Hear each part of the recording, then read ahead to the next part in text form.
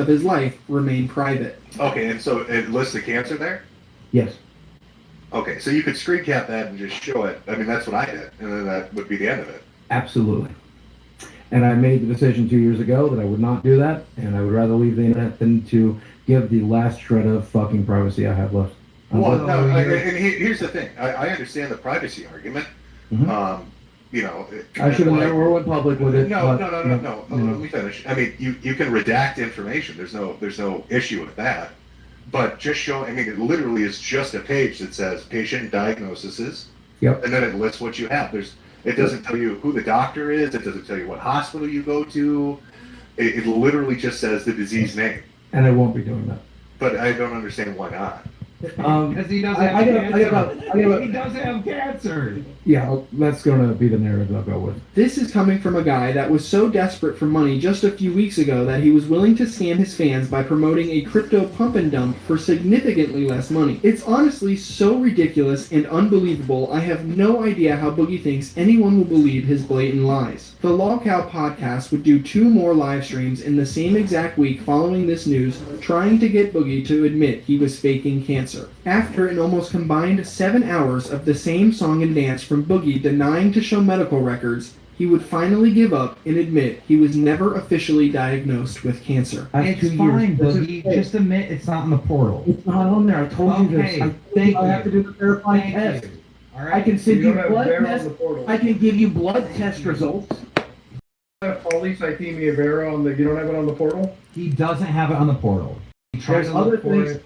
There are other things that are not on the portal that we've talked about. Of course, once Boogie finally confessed to faking his cancer diagnosis, he was immediately forced to address the allegations of him faking his childhood abuse. And as you could guess, Boogie did not take this lightly, blowing up in a spectacular fashion. Why don't you just tell the I audience? don't want to destroy a human life.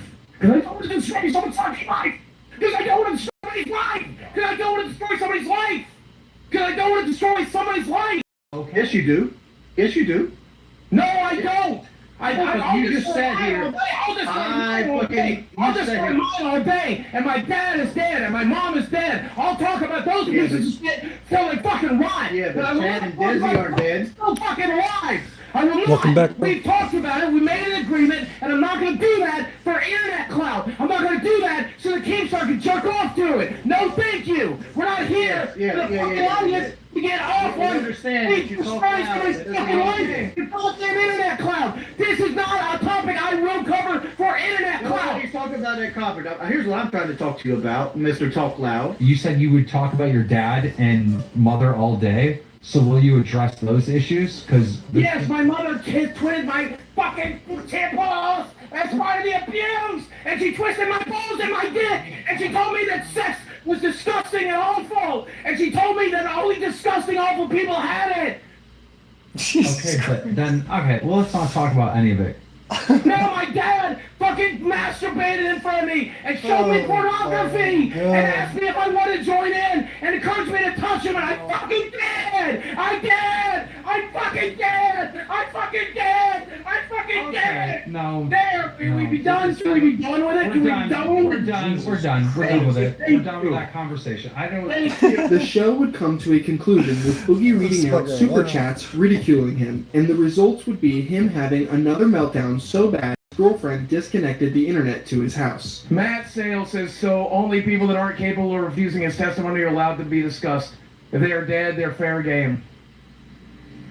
This is why, Dan, I told you I couldn't talk about this, man. You can do This this. is why I told you, no, I can't. I told you I couldn't talk about Boogie, this. you knocked this out of the park. I begged you not to make me talk about this on the show. I begged you. You crushed it. I begged you. I begged you. I begged you, Dan. I begged you. You crushed it. You did very good tonight. He said, I want to This one's crashing out. This is Boogie 2988's well-deserved downfall. Pretty good video so far. I begged you! I begged you! I begged you! Ow.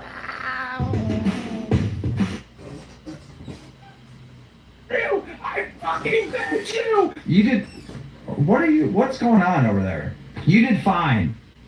I think you broke your computer. She unplugged the internet on me. Hello? While this episode of the show came to a close, the circus that was Boogie on live streams was nowhere near over. Keemstar would eventually let Boogie know that he was going to have to fire him off the show because of everything that has went down. Boogie would be given an ultimatum though. Keemstar told him if he got a tattoo of the word liar on his face, then he could stay on the show. Now, I think it's important to note, Keemstar would never actually fire Boogie. This was his new cash cow. The Lol Cow podcast was making thousands of dollars every night they went live through donations. There's just no way Keem would kill his new project at the height of its popularity. Now, whether Boogie actually believed he was going to be fired, or he's a very serious method actor, is beyond me. However, he would end up getting the face tattoo, live. Wait, is it done? Is it? Is it? Yep, it's done. Holy shit! Oh my god. And we have 24,000 concurrent viewers. Boogie gets liar tattooed to his face after faking cancer. I'm so glad we decided to go bigger. It is so much nicer looking. Yeah, it looks good. It actually looks good. This just goes to show how truly desperate Boogie is to try and win back an audience that almost exclusively hates him. The face tattoo wouldn't be Boogie's only punishment from Keemstar. Throughout the last couple of months, Keem has made Boogie do a variety of things, like picking up garbage on the side of a highway and holding a sign in public that says, "I faked cancer. Hit me," while allowing people to throw water balloons at him. Beat his ass! Beat his ass! I did. Not the face. How the fuck can you guys make me fucking hey, you fake cancer, you fucking bitch. Well then you throw Hit him again! Hit him again! Grandpa, hey, consent before I throw it at you. Consent that I can throw it before I throw it. Throw it at On the daddy. He consents! He consents! Beat his ass! Right in the dick! And now, this is what Boogie has been reduced to. At one point, he was a respected and beloved YouTuber that people enjoyed watching. Now, he is Keemstar's personal jester, doing any kind of weird punishment on livestream to humiliate himself so he can pay his bills. Boogie's fall from grace is honestly not surprising, and I doubt there is any coming back from all of the controversies I have covered. From scamming his fans to faking cancer, this has been the well-deserved downfall of Boogie2988. If you made it to this point in the video, I really appreciate it. Thank you for taking some time out of your day. What did I just watch? What did I watch? Casino skipped another stream tonight. You were right about them. Now, when you say skipped, are you saying that they had one scheduled and they just decided not to do it? I keep telling you guys, it's this simple. If you support me more, think about everything that's happened this year, over the course of this year when you've been supporting me. I have monstrously upgraded my setup. I have bought way more games and played a bigger variety of games than ever before. I've expanded my horizons, adding peripherals and things to this that I've never done. I tried new projects like building Legos and doing all this fun stuff. Legos, bro? What?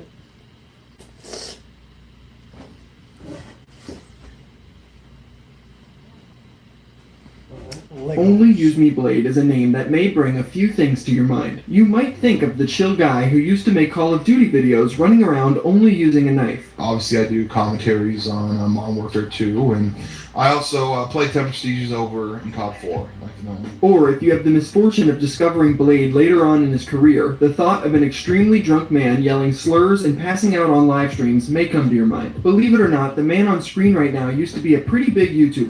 At one point having over 600,000 subscribers before his channel was deleted. How did Blade go from being one of the top creators in the Call of Duty community to a blackout alcoholic every night on live streams? This is the story of Only Use Me Blade's 10 plus years of failures. Brian Rizzo, better known as Only Use Me Blade, was born on December 3rd, 1982, making him currently 41 years old. Only Use Me Blade started creating Call of Duty YouTube videos in 2009. Back in this era of YouTube, Call of Duty gameplay videos were in high demand, and Blade was not like your average player. The thing that made Blade stand out amongst his competition was his playstyle, opting to only use a knife to get kills in the game, hence the name Only Use Me Blade. This is a cool little situation. Oh, sit down. You sit down, and then I saw in the corner, the dude was over there out on the long scrappling thing, and sit down. Another thing that separated him from his peers was the use of a dazzle capture card. So it's no surprise that a combination of HD footage, only using knives, and his laid-back personality would make his channel stand out amongst the rest. Blade even gained a machinima deal, and his videos would be posted on their main channel. And while machinima doesn't exist anymore, at the time they were the #2 most subscribed channel on all of YouTube. So this was a huge opportunity for Blade to get even more eyes on him and eventually catapult him into success. And it was also around this time he would meet a man I'm sure we're all pretty familiar with.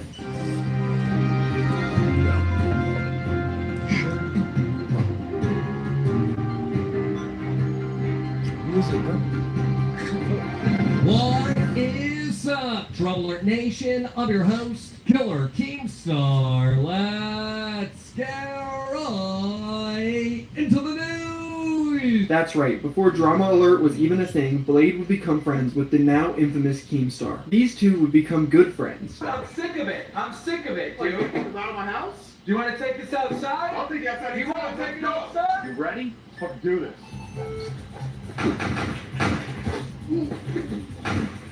Hey, Blake, say hello to my little friend.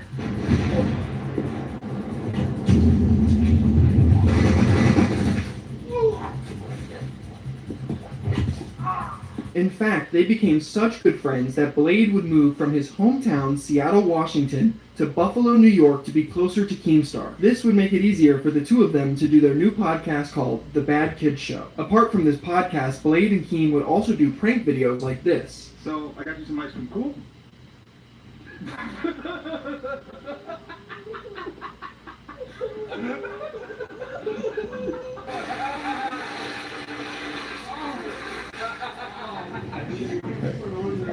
I got this Game Boy Go from here, and when I opened it up, it was like all cracked and stuff. You did get that from here. That's not out yet. Well, I don't know, like I paid like $40 extra for like some early release. And they would also make vlogs documenting things like their trip to the grocery store. So good. It does look good. Snooki would approve.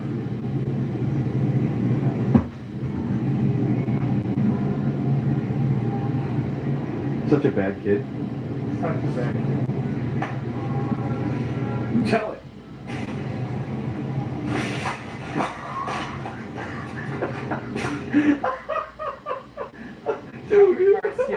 Blade would continue to post his Call of Duty knife montage videos while also making these videos with Keem. Now at this point in Brian's story, everything is going amazing for him. He has a successful YouTube channel, a new best friend, and even a podcast that was successful enough for him to do meet and greets and live shows. So what happened to Blade? How did he manage to throw all of this away? Going into 2012, a game called Minecraft would start to become very popular, and a majority of Call of Duty creators would start making the switch into doing Minecraft Let's Plays. Blade, however, was not one of these people, and continued to stick with his knife-only Call of Duty videos that he had been posting for the last few years. A funny thing Blade decided to do in 2012 was compete in a dance competition for a show called Dance On. My name is Brian. My YouTube channel is called Only Use Me Blade in Seattle, Washington. Been on YouTube for a little over 3 years. The reason for me starting my YouTube channel was I wanted to relive my favorite moments. I currently have a little over 500,000 subscribers, and I have 3 videos with over 1 million views. The reason why I want to do the show is just to kind of show the world that, you know, the stereotypical gamer can actually go out, be active, and dance, and do something besides just being a basement dweller.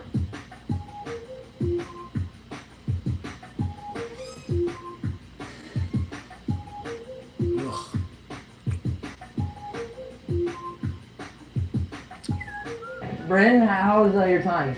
Well, one thing that you guys don't know is that he just quit smoking on Friday.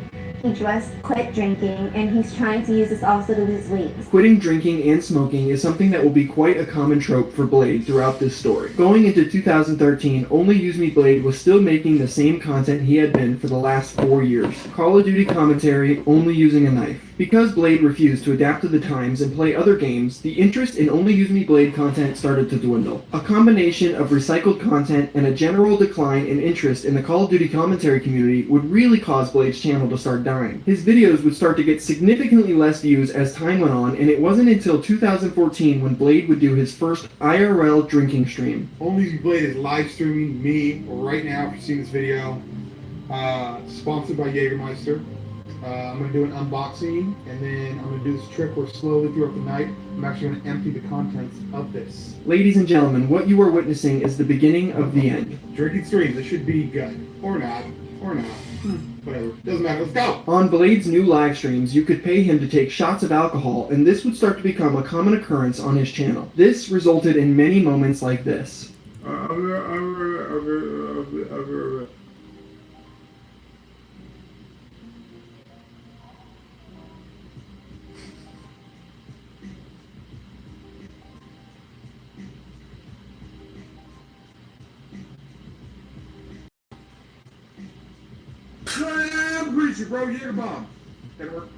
After doing these kind of drinking live streams for over a year, they would really start to catch up with Blade, resulting in him making this video. When I drink, I drink in excess. And most of you guys used to know me as the dude that stabbed people in the night. And lately, over the last year, Yeah, I never watched this channel much.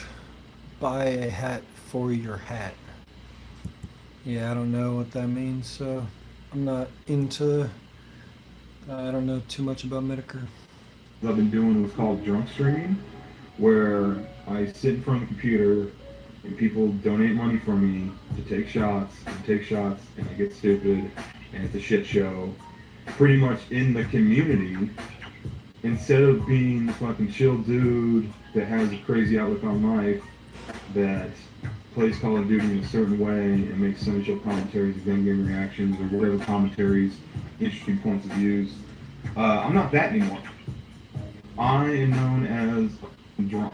What Blade was saying was correct. At one point, he was known as the cool Call of Duty guy that ran around with a knife. But over the course of just 1 year, that image of Blade was replaced by a sloppy, drunk guy who constantly says racial slurs and passes out on live stream. And if you thought being known as the sloppy, racist live streamer was bad, wait until you hear about the next big incident in Only Use Me Blade's story.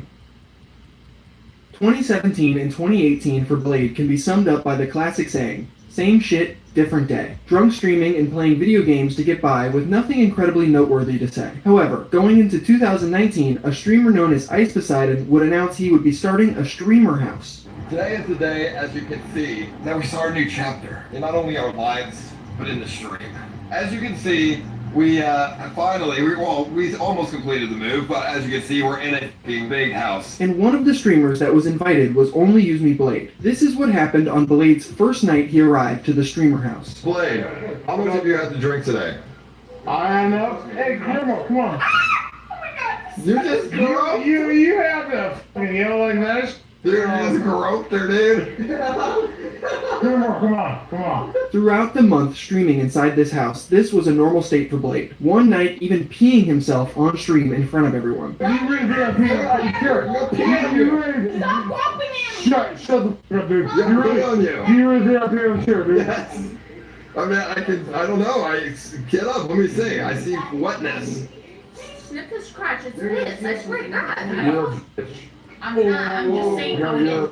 You pissed yourself. No, you're. No, but it's And like. you are a horrible person. I don't like you, and die. This is something that's going to become way too common in this story. Following this, Ice Poseidon would host a makeshift intervention and invite Keemstar to the house for help. Blade, we care about you. We actually do. Hot take, bro. Never heard that one before. You're awesome. Dude, the fucking drinking is, I don't think drinking's like bad, but it's how you are when you're drunk. That's really bad.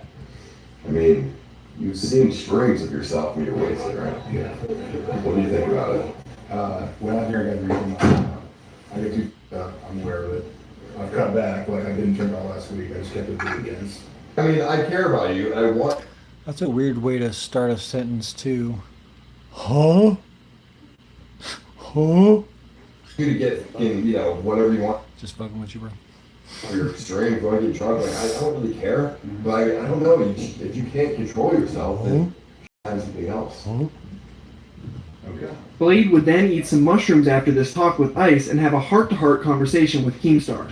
And when I brought you out with Overt, you had to quit drinking, you had to go to the fucking gym, you had to do all these fucking workouts, you had to stop eating junk food, and you did it all. So it's not a matter of you're a weak person, you're a strong person, you have just chosen dumb shit. So I know you can fucking do this, and I know this is a turning point, and I believe in it, and I hope you believe in it too, and I'm fucking happy for you.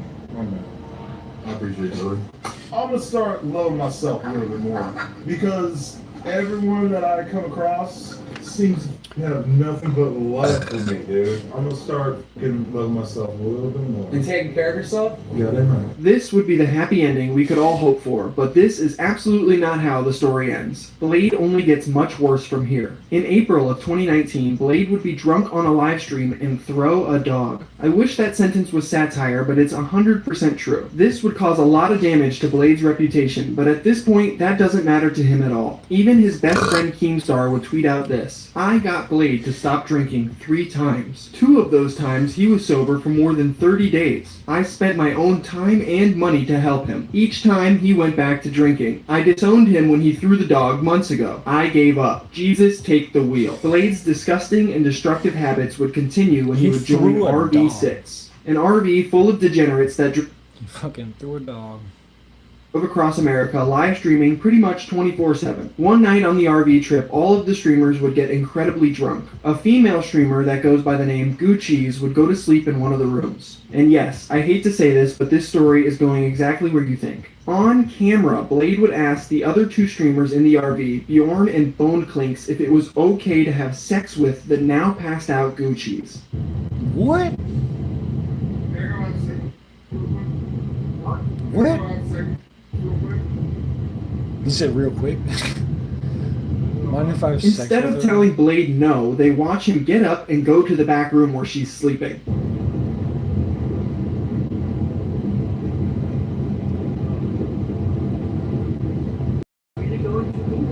Eventually, they pull Blade out of the room before anything happens, but it wouldn't be long before Blade says he has to use the restroom and tries to go back into the bedroom. Bjorn again would pull Blade out when he was aware of what was happening. Blade would make 2 more attempts at going into the bedroom with Gucci's, resulting in him being pulled out again and again. And the last time he comes out of the room, he is in his boxers covering himself with a towel. Eventually, the RV would come to and the live stream would be cut. With tons of heat on his back and more eyes on him than ever, he would go to Reddit of all places and post this: "Ayo, so I voluntarily went to the police. Showed them multiple clips of the situation to clear my name. I'm not on the RV. I'm with Bjorn heading to Kansas City. No charges. Let's get back to streams, not drama. Also, got to get a new phone and set up Stream Elements since Streamlabs is wrongfully banned." Blade would even do a call with Chris Hansen of all people where he would blatantly lie and try and make light of what happened. What's your side of the story here? What happened in that RV?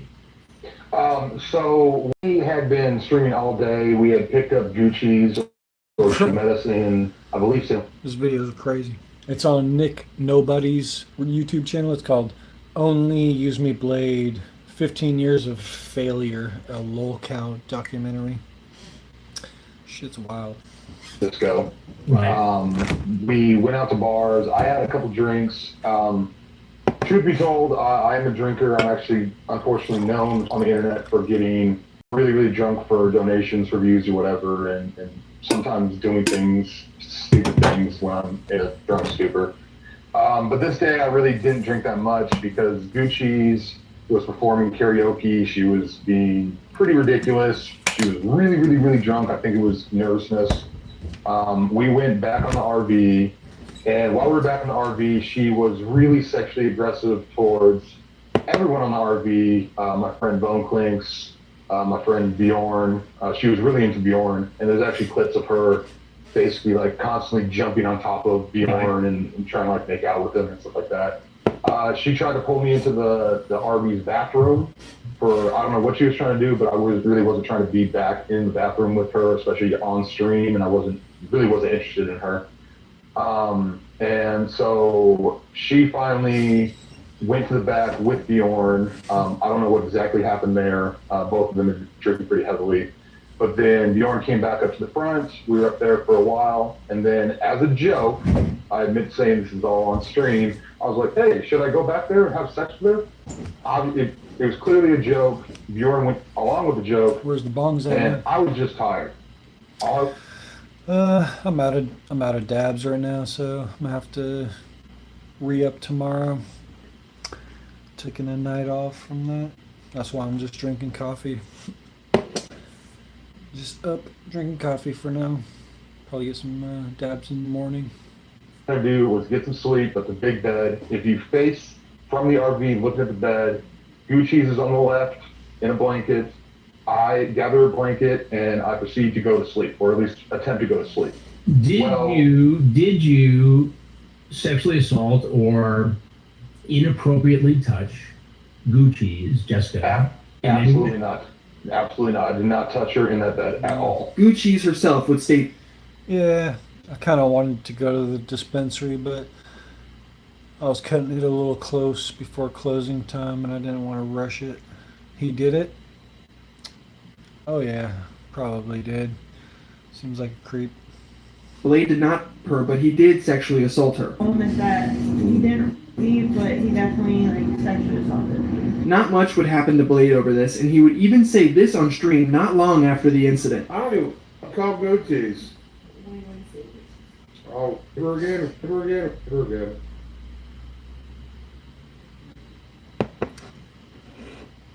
Oh my god, you did not say that shit. Yeah, this guy is a real piece of shit. It may bring you some joy to know some of Blade's health problems around this time. Blade started to develop holes in his legs and his teeth began falling out. I'm not sure exactly what caused his teeth to start falling out, but it's probably from never ever brushing them. And the holes in his legs are probably a condition called diabetic necrosis. This is a complication someone with diabetes gets when their blood sugar is too high. And at one point, Blade even had to go to the hospital for having 2 liters of fluid in his leg. Remember people, health is wealth. Blade would continue to join IP2 streamers' RV road trip streams where he would pretty much be the guy everyone messed with 24/7, especially when he was drunk, constantly peeing himself, getting his face. That's cool, man.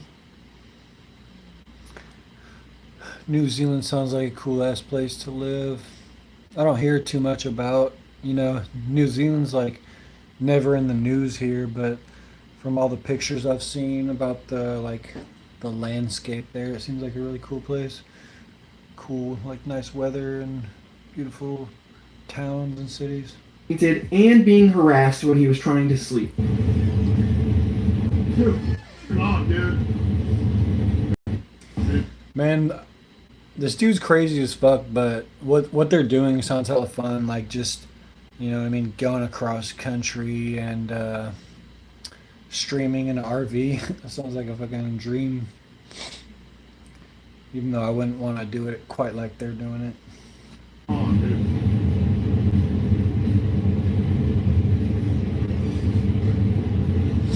Our natural animal is teratoma.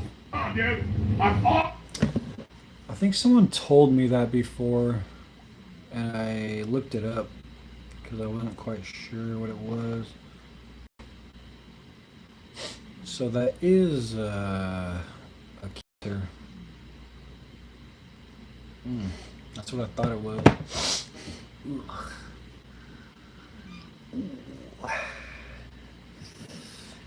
Ow. I'm in. Pray y'all don't catch no cancer, man. Okay, stop. Off, dude. Okay? Come on, dude. Stop, dude. What's up, Roman? True luck? I know, brother. I'll be back. White face, that's white face.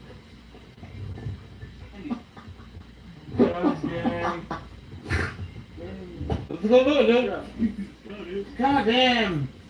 You look stupid. Bremer, hurry up!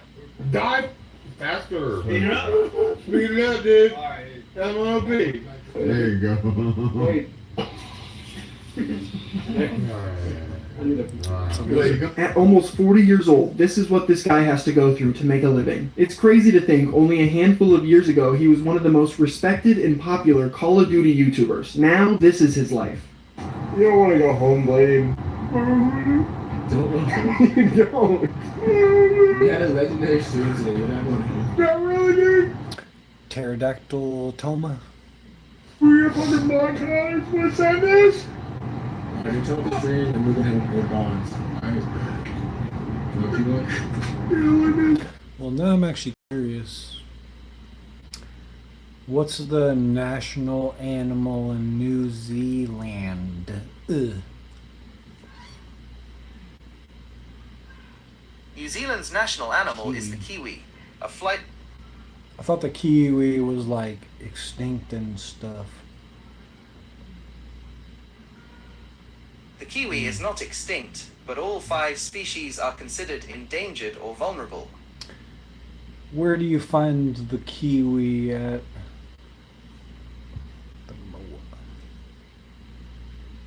Nowhere almost as good. Since kiwis are nocturnal and endangered, the easiest place to see one is in a nocturnal house at a wildlife centre or zoo throughout New Zealand. For the best chance to see them in the wild, you could visit predator-free areas like Stewart Island or Kapiti Island, often on a guided night tour.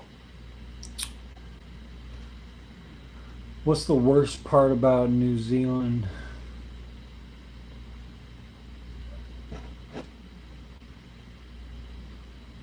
The consensus on the worst parts of New Zealand often centres on 2 main issues. 1. High cost of living and housing affordability. Property and rental prices, especially in major cities, are extremely high relative to wages, which are often lower than in comparable developed countries. But why? 2. Geographical isolation. This leads to more expensive travel, higher costs for imported goods, and a feeling that the country is far removed from the rest of the world for culture and business. Social issues like high rates of domestic violence and youth suicide are also frequently cited as significant, deeply concerning problems. Are you a cannibal?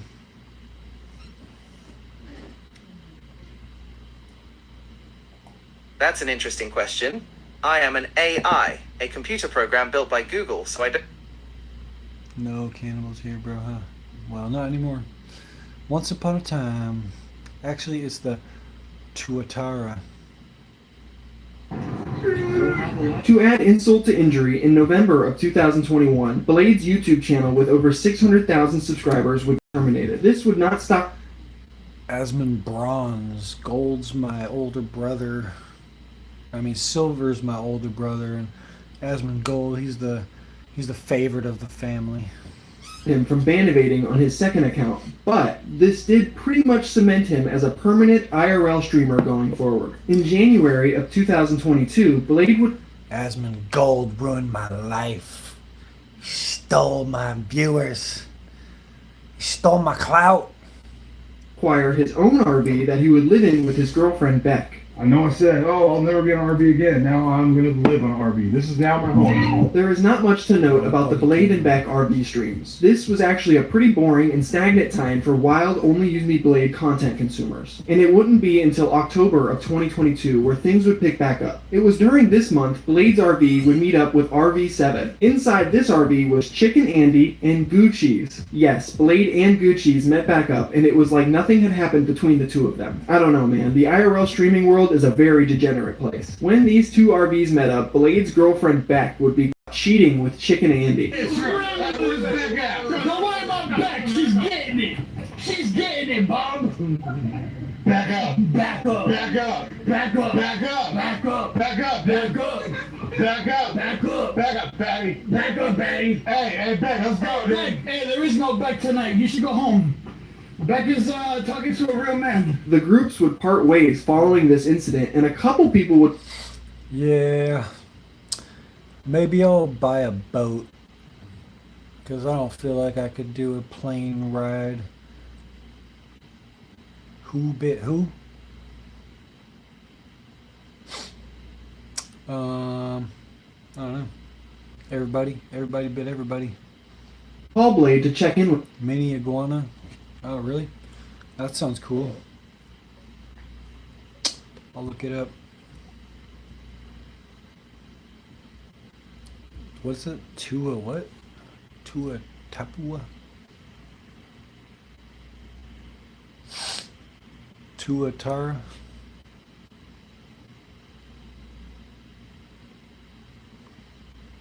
That sounds cool. Sassy, mate. What are you talking about? What are you talking about? Sassy the Sasquatch, man.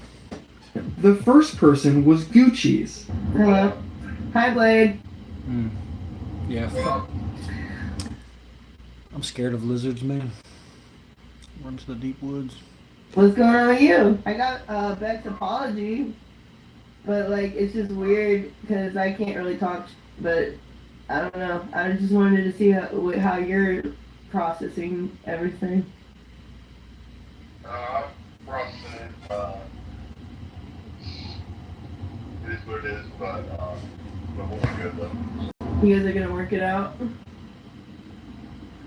already got the did, so.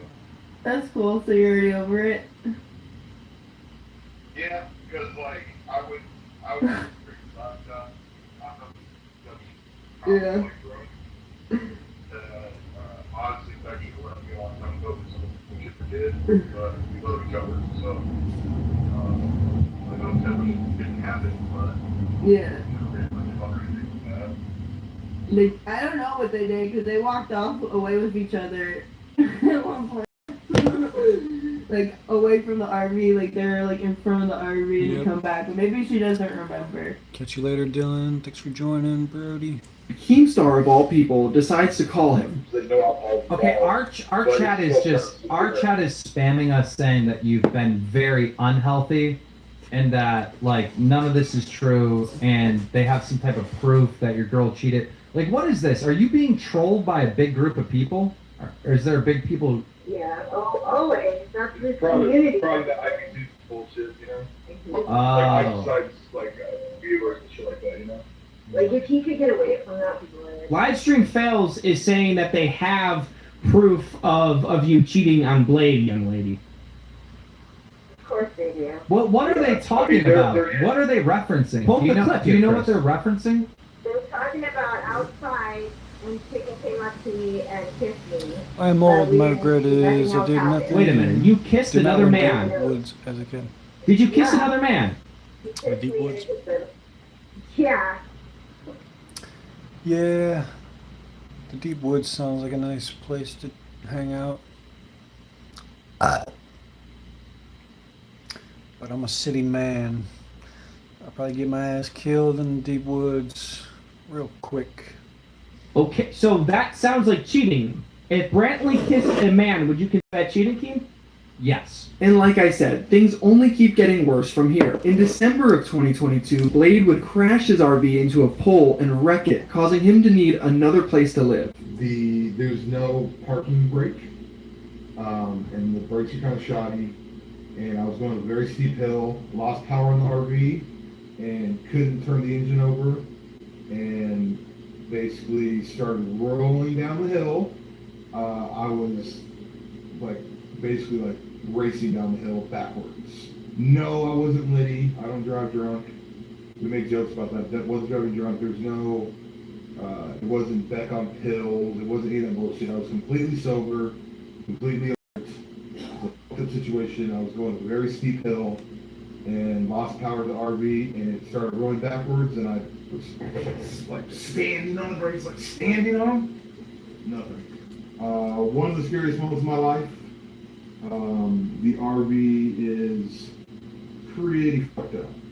Pretty fucked up. It wasn't in perfect condition before this, but it's pretty fucked up. And after couch surfing on more RV streams, sometime in early 2023, Blade would acquire his own home. And for some reason, he decided to turn this home into a streamer house and invite a bunch of degenerate, drug-addicted IP2 streamers over to stay. Almost nothing good came out of this endeavor, and it wouldn't take long for an absolute... That's cool, Adirondack Mountains. I grew up in Washington State. And now I'm in Portland, Oregon, so there's lots of nice nature around us, like deep woods and stuff. But you'll get nice and wet out there on them woods. tragedy to happen. A man named Willie Two Guns would show up to Blades. Willie was a big fan of Blade and was also dating Beck, Blade's now ex-girlfriend. Another fact about Willie is he had congestive heart problems and was ordered by his doctors to do nothing but rest. I love you all. You know that. Willie Do nothing I've but always been rest. positive. I have congestive heart failure. My cardiologist says don't. Well, that's what humans are good at doing, you know. Humans are very. Hey, Andrew. What's up, T? My name's not Andrew. It's Danny. Do anything but rest. He's natural. And relax. But you know what? Yeah, that's what humans do. Is we adapt to pretty much any situation. You know, if you're in a shitty situation, you just adapt. You know. And then you can become complacent in that shitty situation. So I feel like I'm kind of like adapted to the city life and I'm complacent with it, but I would like to go out into the country and adapt and then become complacent out there. If you guys had a deficit deadlift that would hold 14 45-pound plates, I would row that out. However, he did not listen and instead decided to mix a bunch of his medications with a nearly full bottle of Crown Royal while staying at Blade's Streamer House. And this ends about as badly as you expect it to. Willie would go on to pass out standing up and nobody helped him get to a safe place to sleep before he fell. Hey, you good? Listen, hey, you good? We need to get him. Hey, we need to get him laid down before he falls. He's gonna fall down and really hurt himself. He's fine. All right, fine. You say he's fine? It's on you if he falls and he breaks his face. He's the one that wants to stand there. Well, I'm trying to get him to. He's passing out, dude. He's drunk as shit. Unfortunately, the worst thing that could have happened, and Willie fell and hit his head pretty hard. Yeah. No worries, T. Thank you for joining my stream. I barely ever stream on TikTok. So, yeah, this is my favorite effect. This one's really cool. Well, yeah, thank you for joining and saying what's up. I kept telling you he was gonna fall. Now he's on the ground. Now he's where he needs to be, so it worked out. All right. Let's hope he's okay. That's the main thing. I'm trying to roll a cigarette with one hand and it's just. Oh my God. Okay, dude. Instead of immediately calling an ambulance, they proceeded to mess with the unconscious man and even painted his face. And it wasn't until they really couldn't get him up until they decided to call an ambulance for help. This incident would cause Willie to go into a coma for over a month and eventually pass away. And this is how Blade would give a Willie update to his chat. What? They fucking painted this guy's face after he fucking passed out? How do you use it? How do I use what? TikTok? Hell's going down for me, not had a dime since August. Lift those weights. I was once called strongest man in New York State. The effects. You use the effects, you just you gotta click on effects at the bottom and you can switch it up left and right. So yeah, this guy died on, he got drunk and then he died after going into a coma. Every stream for the last month and a half. Never been live. Yeah, I like streaming on TikTok because it has a lot of effects. Like YouTube doesn't have any effects at all. I passed out at my best friend's house and they painted a wiener on my face. Typical. I use hit big lifting old wood chairs. Used to lift old big wooden chairs. Nice. I was in a coma once for 13 days. Damn, bro, that sucks. What are we doing today? Smoking weed. What about you, bro? It's been an ongoing thing where people have been asking for a Willie update. And I promised you that I don't have a Willie update. I didn't have a Willie update. Thank you for the like. And so that's why I never spoke on it. Beck has spoke on it before of what she knows. I'm just gonna be just letting you know. Well, I gotta go to the Dollar Tree tomorrow and get some rubbing alcohol and some toilet paper and pick up some dabs and some food. I thought you had a bottle of Disaronno. I wish, man. You know what the situation is? 2 days ago, Beth found out that Willie actually passed on either the 8th or the 7th, basically 2 weeks ago. So, wow. It's been confirmed. Willie's no longer with us, and it sucks. And 50 each arm. Beck's been a hot mess, and I've been trying to, like, you know. I'll try, man. I don't know what I can do, but. Italian. Yep. So there you go. The final Willie update. Can you leave Willie's family alone? Like, they're literally grieving. They're literally grieving. Leave Willie's family alone, and thank you. So there you go, man. There's the final Willie update. Move on. After a few drinks, he decided to remind his chat about Willie. Was wondering about Willie. What's going on with Willie DOOD? What's going on with Will? What's going on with that? Willie, can we get an update? No. Can we get a Willie update, champ? Willie update? Dude. Willie. Yeah, I didn't do it. I didn't kill him, but that Willie died. That Willie died, and I'll take you with me in my dreams.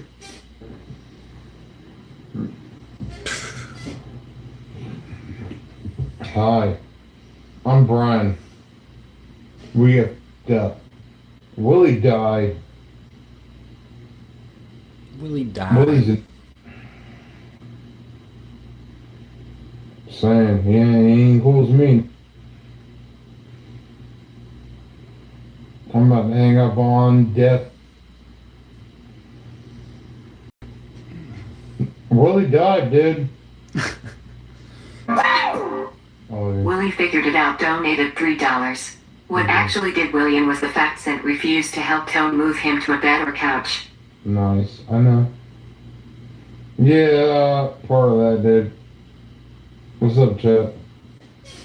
Following the That's crazy. They had a dude die on their stream.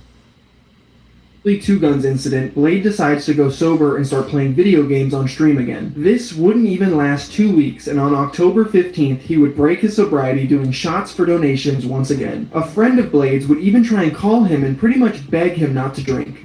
That's right. You should not take that shot, dude, for that $50. Refund it. I'll send you $75. Just stay sober tonight. I'm gonna have some drinks, dude. I appreciate it, but I'm gonna have some drinks. You're doing so good, man. You are doing so good. I'm not making it a habit, dude. I'm just gonna have some drinks and I relax know some you chat say that, but then, next week you're gonna be like a... Alcoholics are people that can't help themselves from drinking. It's a sad story, man. I'm glad I don't have that issue, even though, yeah, I mean, Not making a habit, and you're gonna be right back to dropping N-bombs and getting in trouble again. Oh, I can't drop N-bombs. All right, man. I tried my best, but I'm saying, You know what? I do appreciate you, man. That is a fucking amazing offer. But I'm gonna be chill tonight. I got some weed. We're gonna go. Okay? Let's smoke the weed then. That's all you gotta do. We are gonna smoke the weed. yeah, exactly. Just smoke the weed. Nah, man, I gotta fucking drink a bunch too. Hey, man, I do appreciate you, dude. Thank you. This definitely isn't gonna be a habit. This is just, I'm gonna have some drinks tonight. Appreciate you. All right, Blade. I can't stop you. My man. I'm trying to help you out, but it's not gonna be good for you.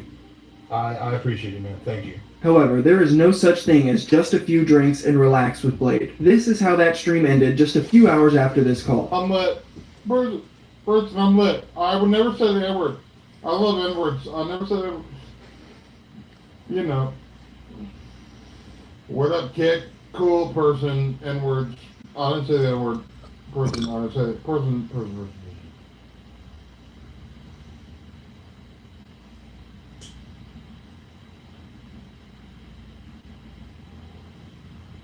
I think I'm good. We should go to, let's try to get a Coke with light ice. Jesus Christ.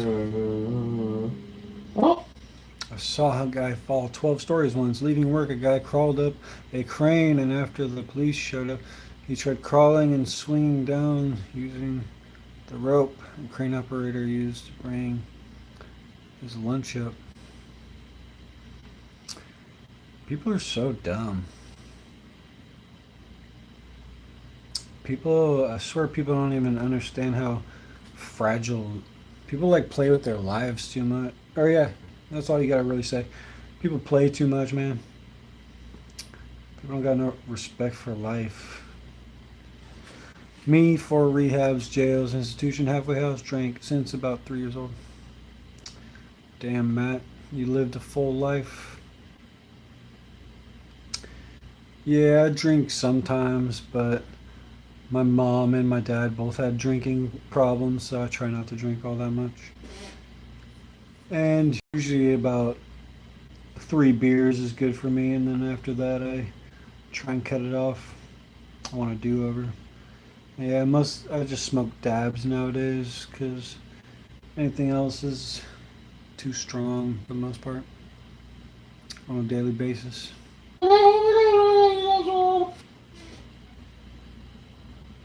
You guys suck. You don't know me. I'm kicking it. I'm eating ribs and big dick goblin and pre-named bitches. Figure it out, dude. Hi. This is all Blade's content has been reduced to at this point. It may be no surprise to you, but Blade's viewers do not want to see him sober. They like to see him at his worst and feel like they have some weird control over Blade. Smokey and Kiwi would interview one of Blade's biggest donators named Big Chungus, and these are some of the things he had to say to give you some insight on the minds of Blade's donators. That Blade is very, very attached to money. And when you give him money, he does things. Tequila. And Nice. I don't believe he's a good person. Now, I will say I am friends with him because, he's not necessarily. What kind of tequila do you like? What brand? I haven't tried too many tequila brands, but I thought Espolon was pretty good, and Jose Cuervo. Anything cheap? Okay. You don't want to go too cheap though, right? Isn't the cheaper the stuff, the worse it is, kind of? I know that that's the way for like vodka. If you get cheap vodka, it's usually a bad thing. I don't know about cheap tequila. Anything that goes down nice with lime and salt. Really bad to me, but I know he's not a good person in the real world, so I give it about a 5th. I don't know. I've never been a fan of the salt. I like lime, but I'd go without the salt.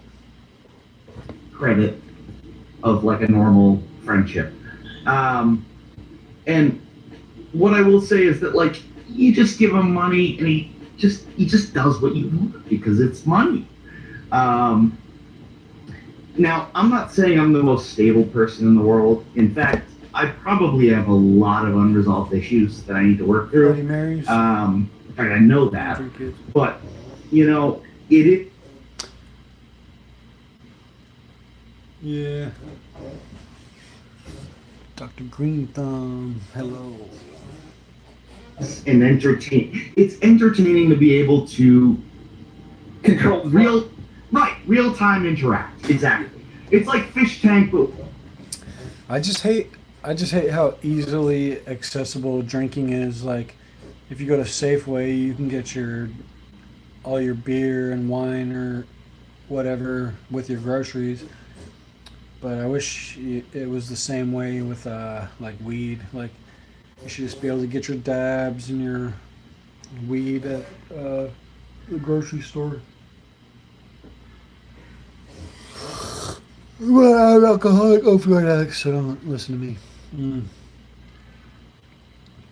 I'll listen to anybody and everybody. But me personally, I just like dabs and occasionally some mushrooms.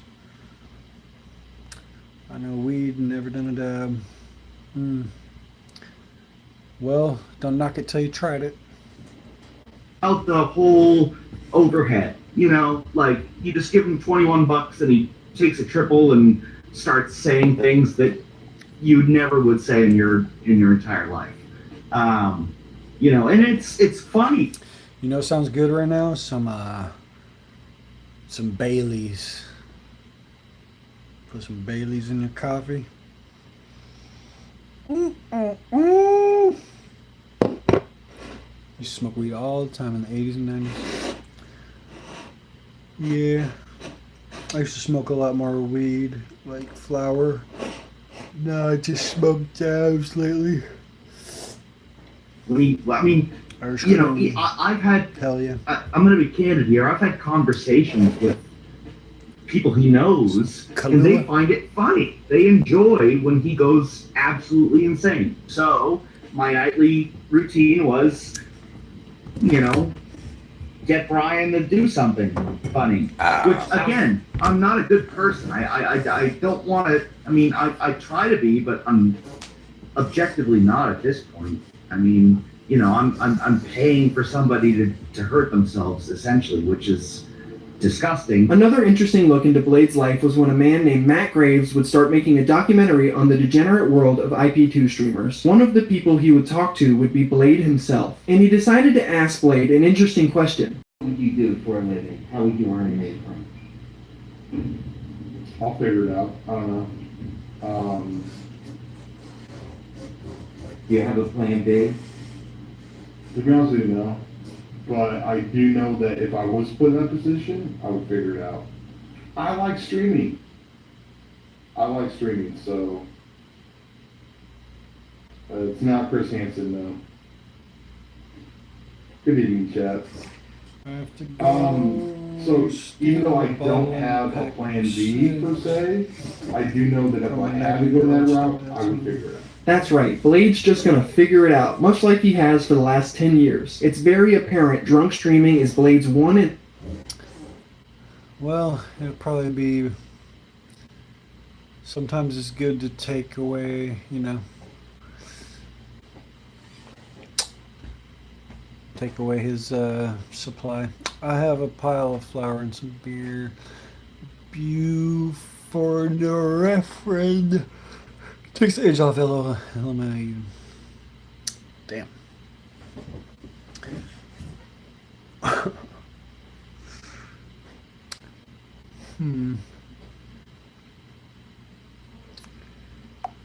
Sounds like a party, bro. So I do good.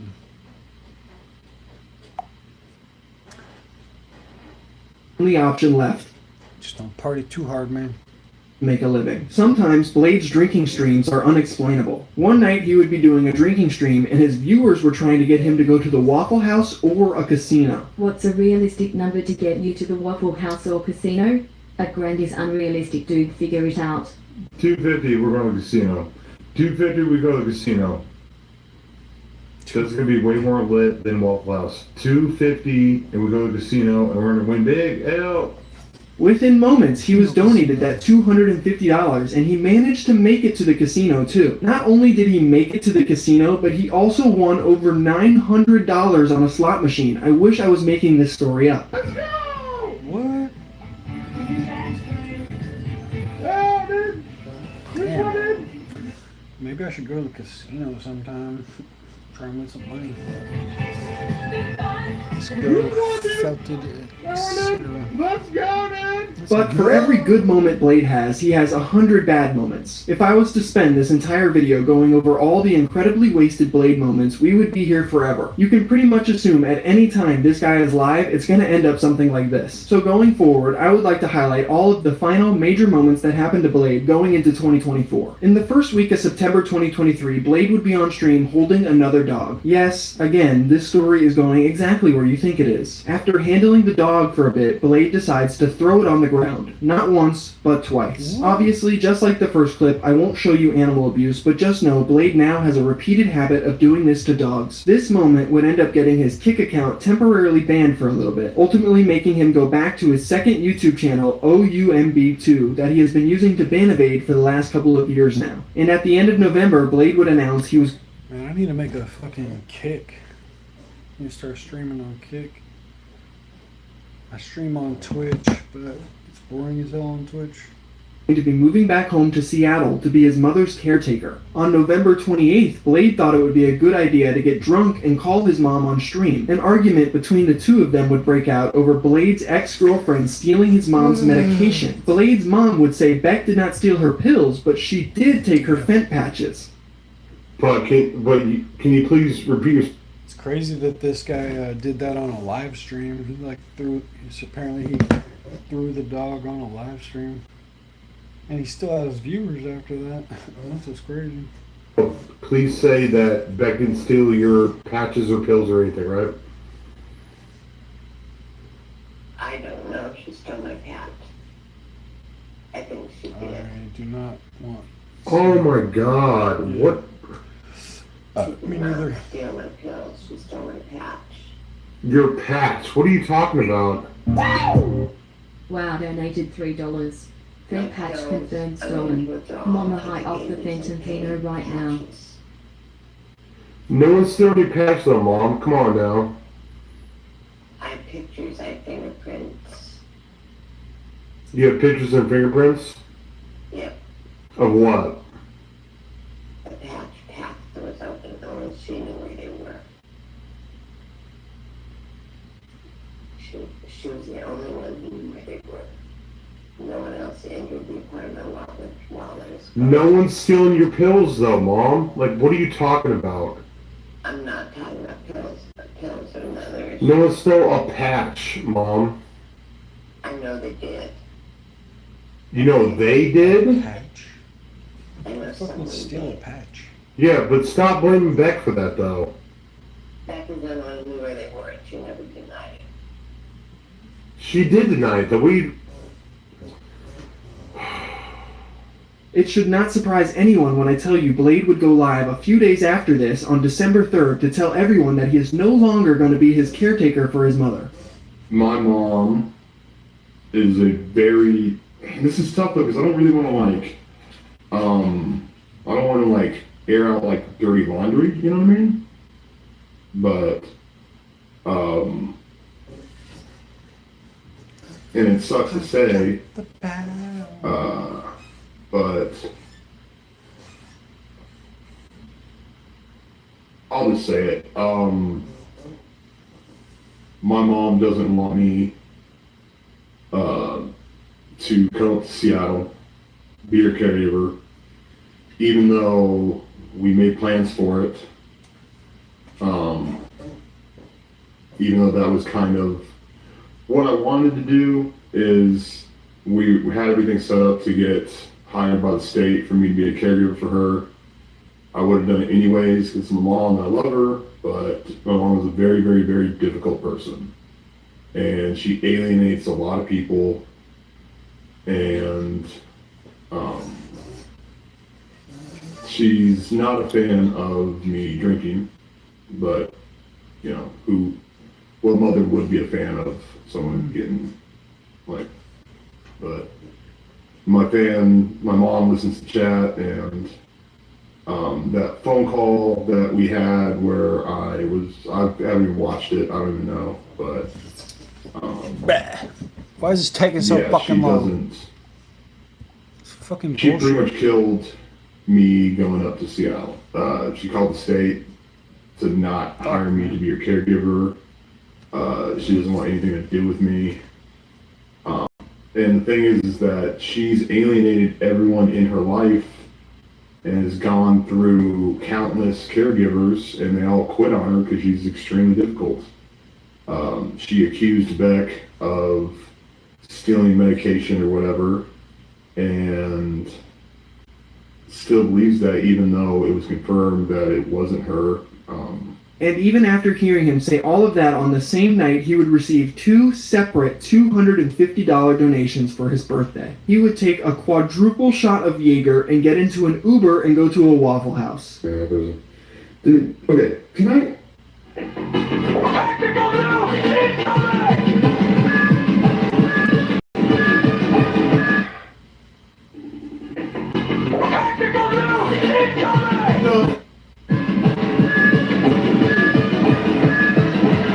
How he is able to accomplish any of this while being totally wasted all the time is beyond me. After his birthday, Blade would begin his couch.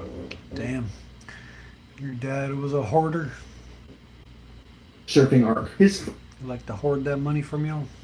first stop would be at one of his viewers' houses named Terry, now nicknamed Scary Terry. Blade had a deal with Terry. He was going to pay him $1,000 to stay in one of his bedrooms until January. And if you ask me, this is where Blade would start his really insane alcohol bender. Every night he would kill multiple bottles of Jaeger, pass out on stream, and even peed the bed.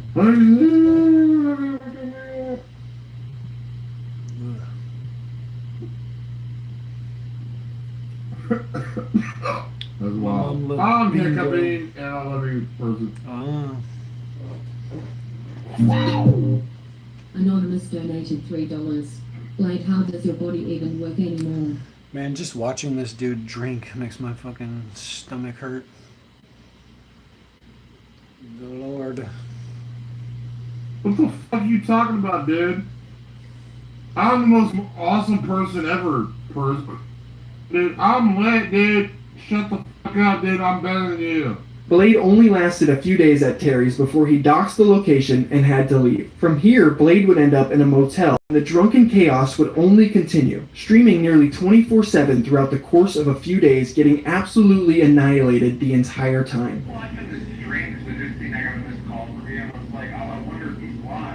Right. Over there, you can barely keep your eyes open. I know, dude. What are you trying to willy tonight? Wow, sir. You trying to willy guns tonight? Is that what you're trying to do? I'm becoming the hype, sir. The only way his motel bender came to a short stop was after he passed out on stream and the police were called on him for a welfare check. On December 20th, Blade would leave the motel and end up in the mountains with a man named Orange. For the first few days, everything was normal between Blade and Orange. They spent the days throwing axes and the nights getting drunk on stream.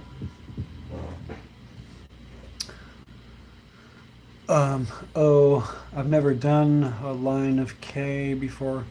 Are you not supposed to take big lines compared to Coke lines? Are you supposed to take smaller lines because it's like more powerful or something like that?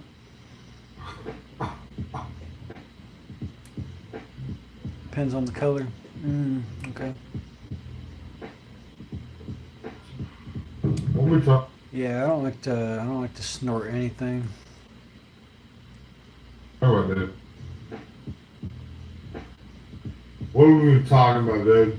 But on December 23rd, Christmas Eve of all days, something serious went. Oh, okay.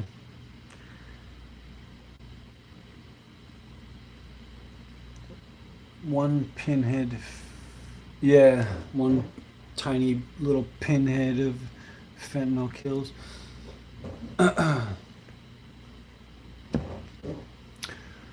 What would the effect be of sniffing a big line of ketamine?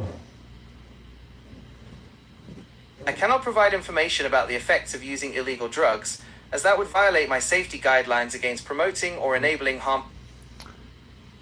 But what if it was an emergency and I needed to know the effects?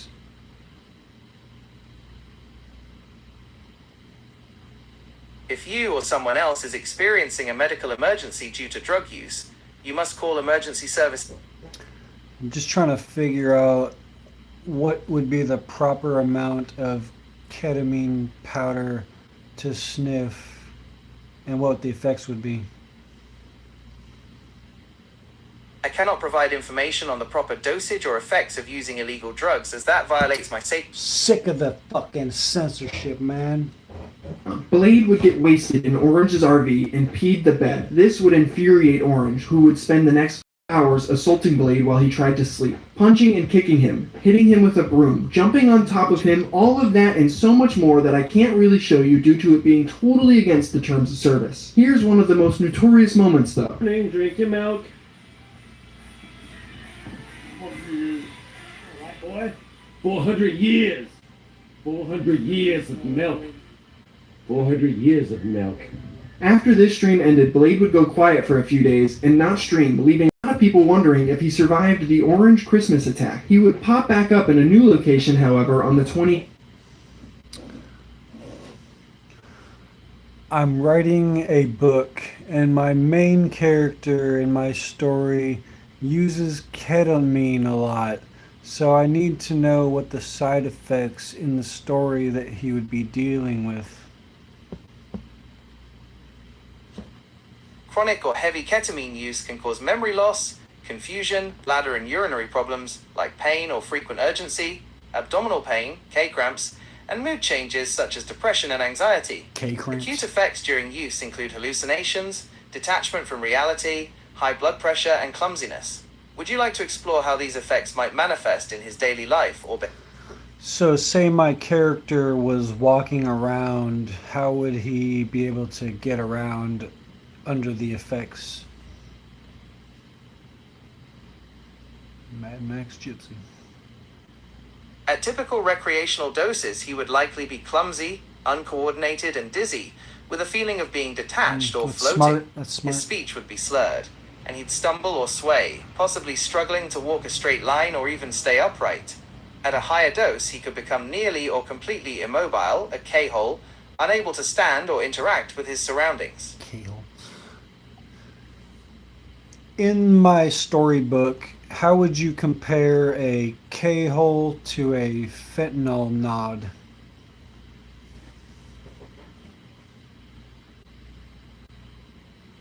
A K-hole is a state of active dissociation.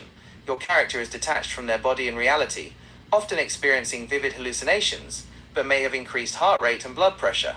A fentanyl nod is a state of sedation and unconsciousness caused by an opioid, where the character would be very relaxed, non-responsive, and have dangerously slowed breathing. In short, K-hole, dissociation, out-of-body, trippy, mental... Dude, why do people take fentanyl? It's such a dumb drug. So you can like feel like you're dying before you actually die? What kind of shit is that? Doesn't sound like a fun drug. You immediately feel like you have 10 fingers on each hand. I had Alice in Wonderland syndrome.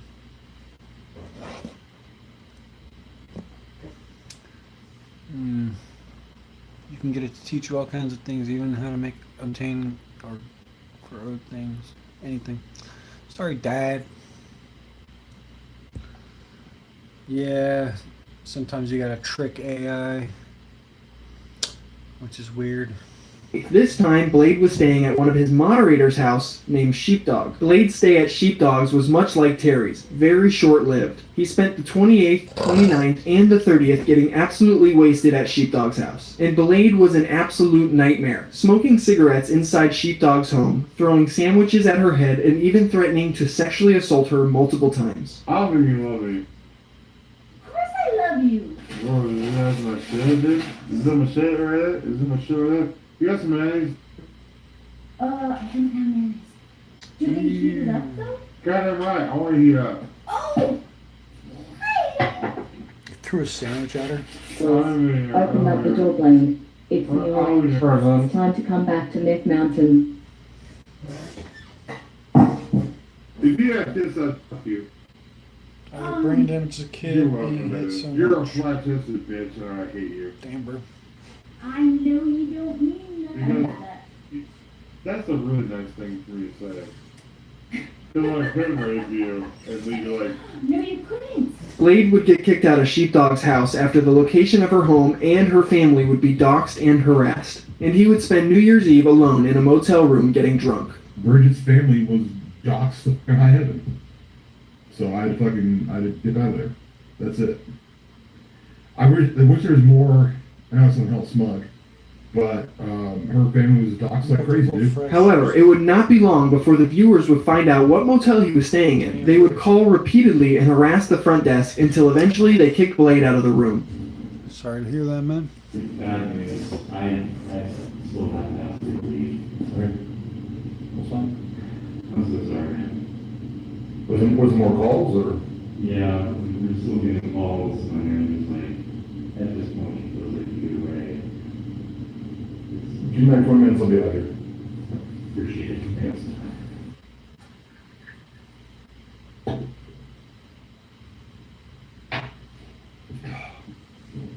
Blade would pack up his stuff and ended up in another motel room moments later where he really started hitting the Jaeger. Oh, I got hell Jaeger. Oh, I got way too much Jaeger. I'm putting the droplets of marijuana in this shit person. We're getting lit, person. Girl, what the fuck? Why is this stuck at 96%? Fucking upload, you piece of shit. Dude, it's New Year's, person. It's New Year's, person. I'm at least thinking about this shit. That's amazing, folks.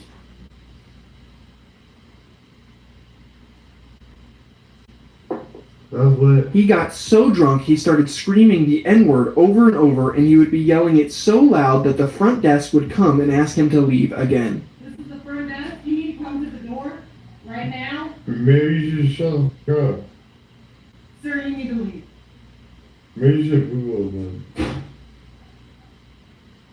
Yes, ma'am. It's the quality, man. Sorry, I'll be there. Well, this is this. Thank you. Hey, she's back. Hey, where are you supposed? Oh, we have a guest who was really in the hotel like completely. Wow. Blade was way too wasted understanding anything that was happening and pretty much passed out on stream until the cops showed up and turned everything off. Ryan. Hey, can you talk to us, Ryan?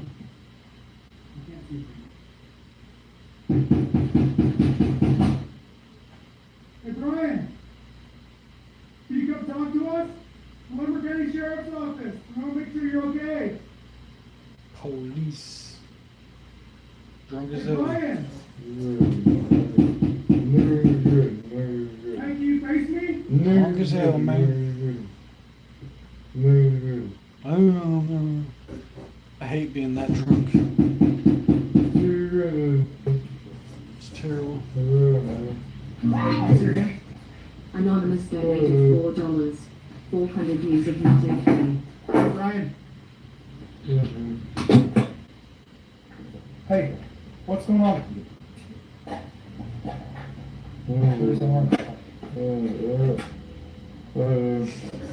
Hey, we have medical on scene. I got shingles when I was 22. Shit was painful as fuck. Damn, bro. What? What the fuck? That does sound painful as hell. Sorry to hear that. Damn, bro. Well, I hope you're doing better now.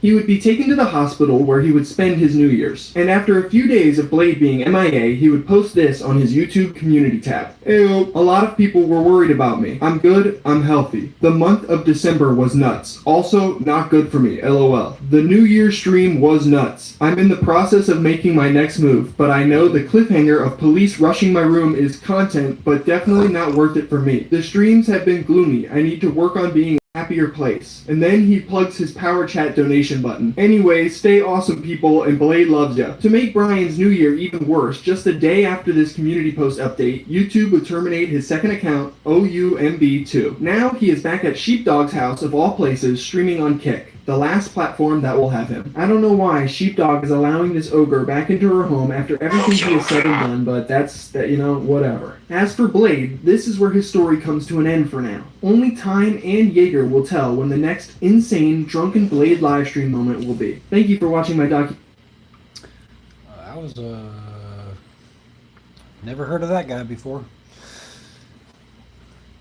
So, interesting to learn about him. The White Bowser is a Predator, a lolcow documentary. The Rise, the Fall, and Return of Dr. Disrespect. The Sad Life of Boogie 2988. A lot of lolcow documentaries. I had an edema, been over a year, recover. Damn, bro. It only affects half of your body. Well, still sucks. Yeah, I feel you, man. Try and stay healthy.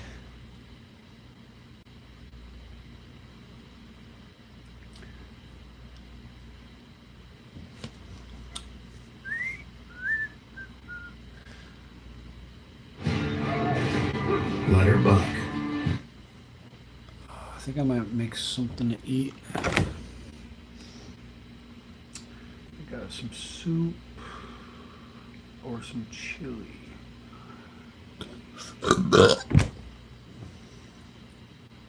Way of life.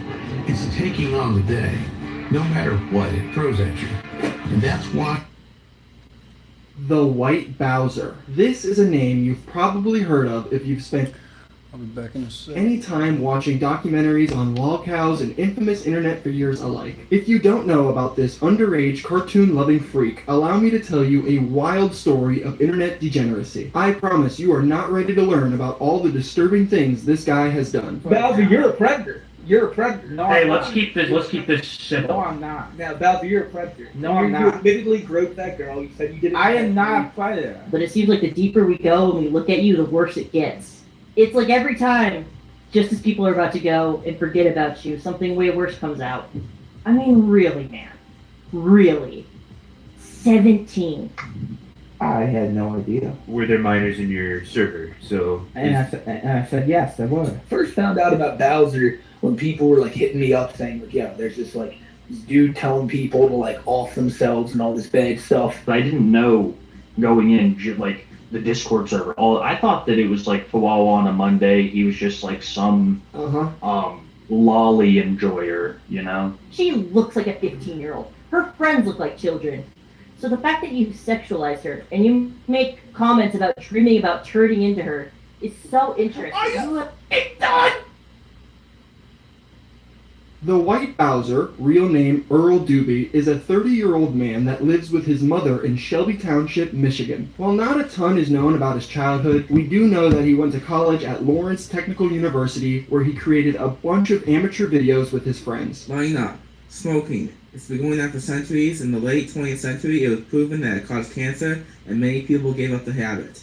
Yet even today, on college campuses just like these, there are still people who continue the potentially deadly habit. There are tons of old videos just like this Earl made archived on his very own website, earldoobie93.com. This website's still up and running today for some reason. It was during his time in college where he would adopt the moniker the White Bowser. I will be using his first name Earl and his nickname White Bowser interchangeably throughout this documentary. At a certain point, Bowser would create his own YouTube channel where he would post a variety of things like his own music. I don't need to conform to being gay for you.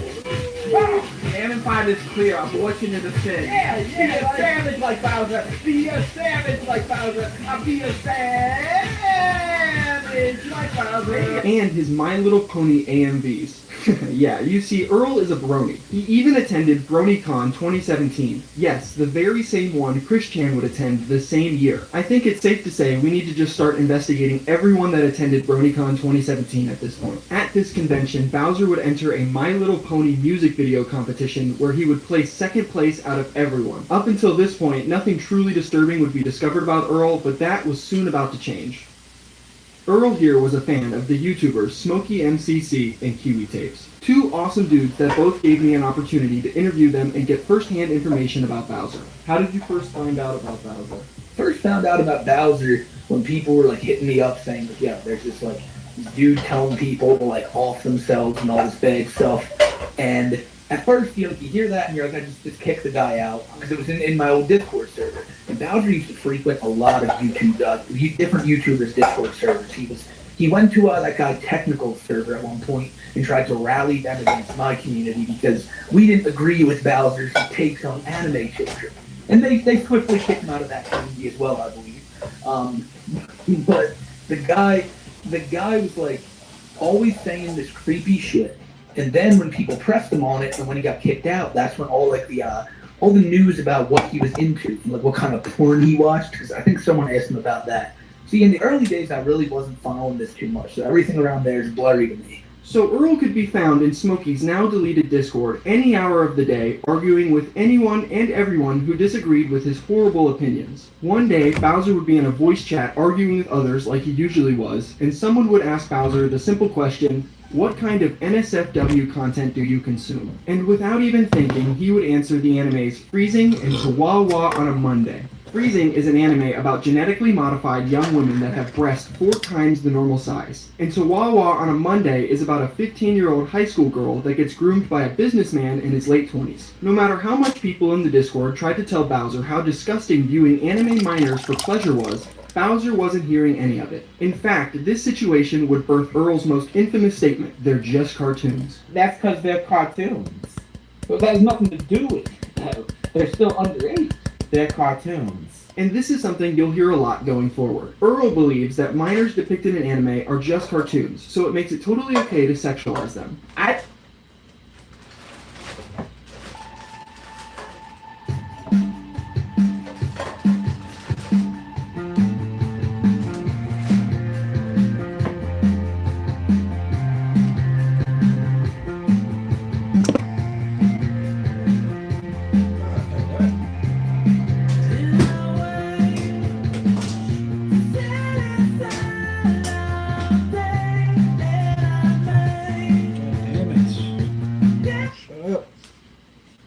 I do not believe that fictional cartoons that do not exist in the real world can be granted humanitarian rights because they do not exist and because matter cannot be created from nothing, you idiots.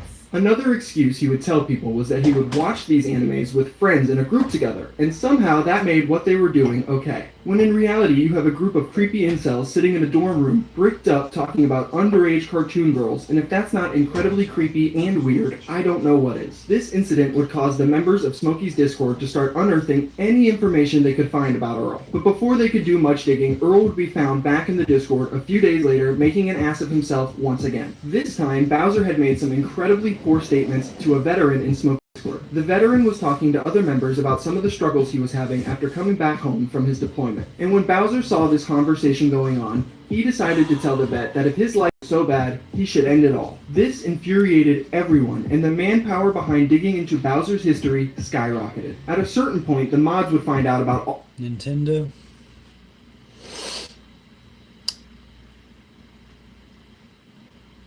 That's a good one. of this, and Bowser would be flat out banned from the server. He would not go out quietly, turning to Twitter to @Smokey and tell him that his mods had unjustly banned him from his Discord server for no reason. And in an effort to further explain things, he would argue with detractors in his replies, and ended up doxing his hometown. With this one piece of information, the Discord investigators were able to find out all of Earl's information. One of the most interesting things they found was a post from his Reddit account titled, "The Day My Life Turned Into an Anime." In this post, he would go on to describe a situation that happened at his work where he sexually assaulted a coworker of his. To make things even worse about this story, it was later discovered that this aforementioned coworker was a minor. Here's an excerpt from the post so you can see how Earl viewed this situation. She turned around faster than lightning and said, "You better hustle." And yes, I'm not even sure that's what she said because I don't remember. Also, when she turned around at breakneck speed, my hand moved from grabbing the back of her shoulder to the front of her chest. And yes, this all happened within the span of 5 seconds. When she stormed off, I was standing in shock with all my coworkers behind me, and they were all looking at me, and all I could say was, I should not have done that. The rest of the night went off very awkwardly. I started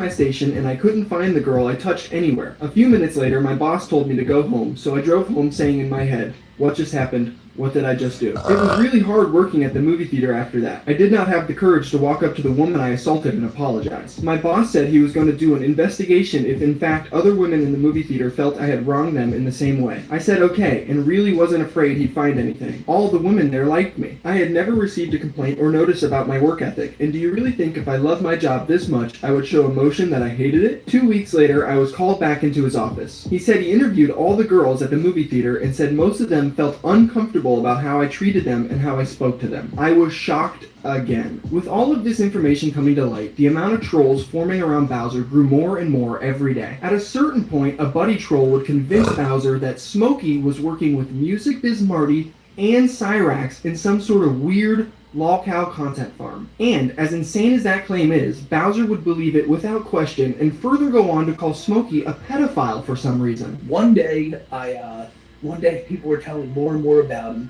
So I finally looked him up, and the first thing I saw was him making a video calling me a pedophile because apparently me, Music Biz Marty, and Cyrax all conspired together in a content farm where we would make money off of Cyrax's rages. And for that reason alone, we were colluding with a pedophile, which therefore made us pedophiles, and that was Bowser's grand plan. What were your first thoughts when Bowser said you were colluding with Cyrax and Marty? Well, it was just like, I just thought it was such an out there theory, but at the same time, it's like, you know what, Bowser? It's like, that kind of makes some sense. You're sitting there seeing Cyrax reach out, you're seeing Marty laugh about it, you're seeing me laugh about it, and I somewhere in his warped mind, that was like, holy shit, these guys all are together in on this, and Cyrax is also rolling in cash right now, when it was like, firstly, most Cyrax things get demonetized anyway and all that, and I think even Cyrax, I don't know if you ever heard him say, Cyrax believes he's worth millions upon millions of dollars in ad revenue.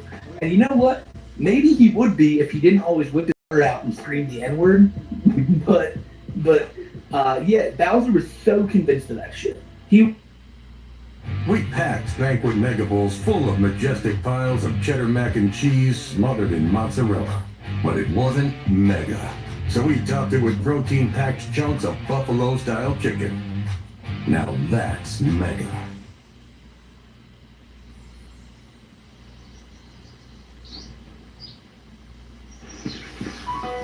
This was an encounter I never saw coming.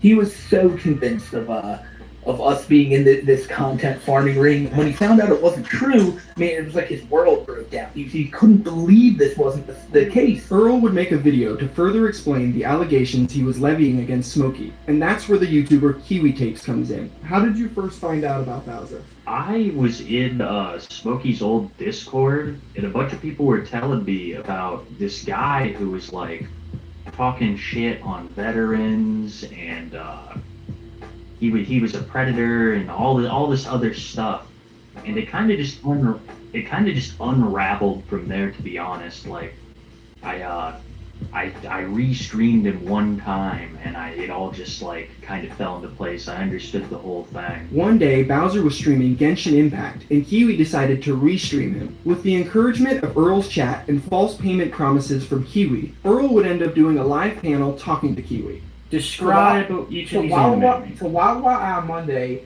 is about, hold on, can you look up if they actually say how old I-Chan is? I don't want that on my search history, bro. Well, that's the thing. They never say how old she is in the anime. They just say she has big tits. What does that have to do with anything, bro? What does that have to do with what we're talking about right now? Because that's the thing. If you're gonna throw out if you're gonna throw out that a random drawing of someone who could be any age has the biggest tits ever, and how can you call that as something that's part of reality? I just wanted you to describe this anime to me, and you're going on about big tits. I'm fine, I'll concentrate. At a certain point, Kiwi would hit Earl with a curveball and bring on the troll that convinced Bowser Smokey was in a content farming ring with Cyrax and Marty. And immediately, the troll would tell Earl that he made it all up. I don't know how White Bowser could believe any of that. Mr. Doobie, are you still there?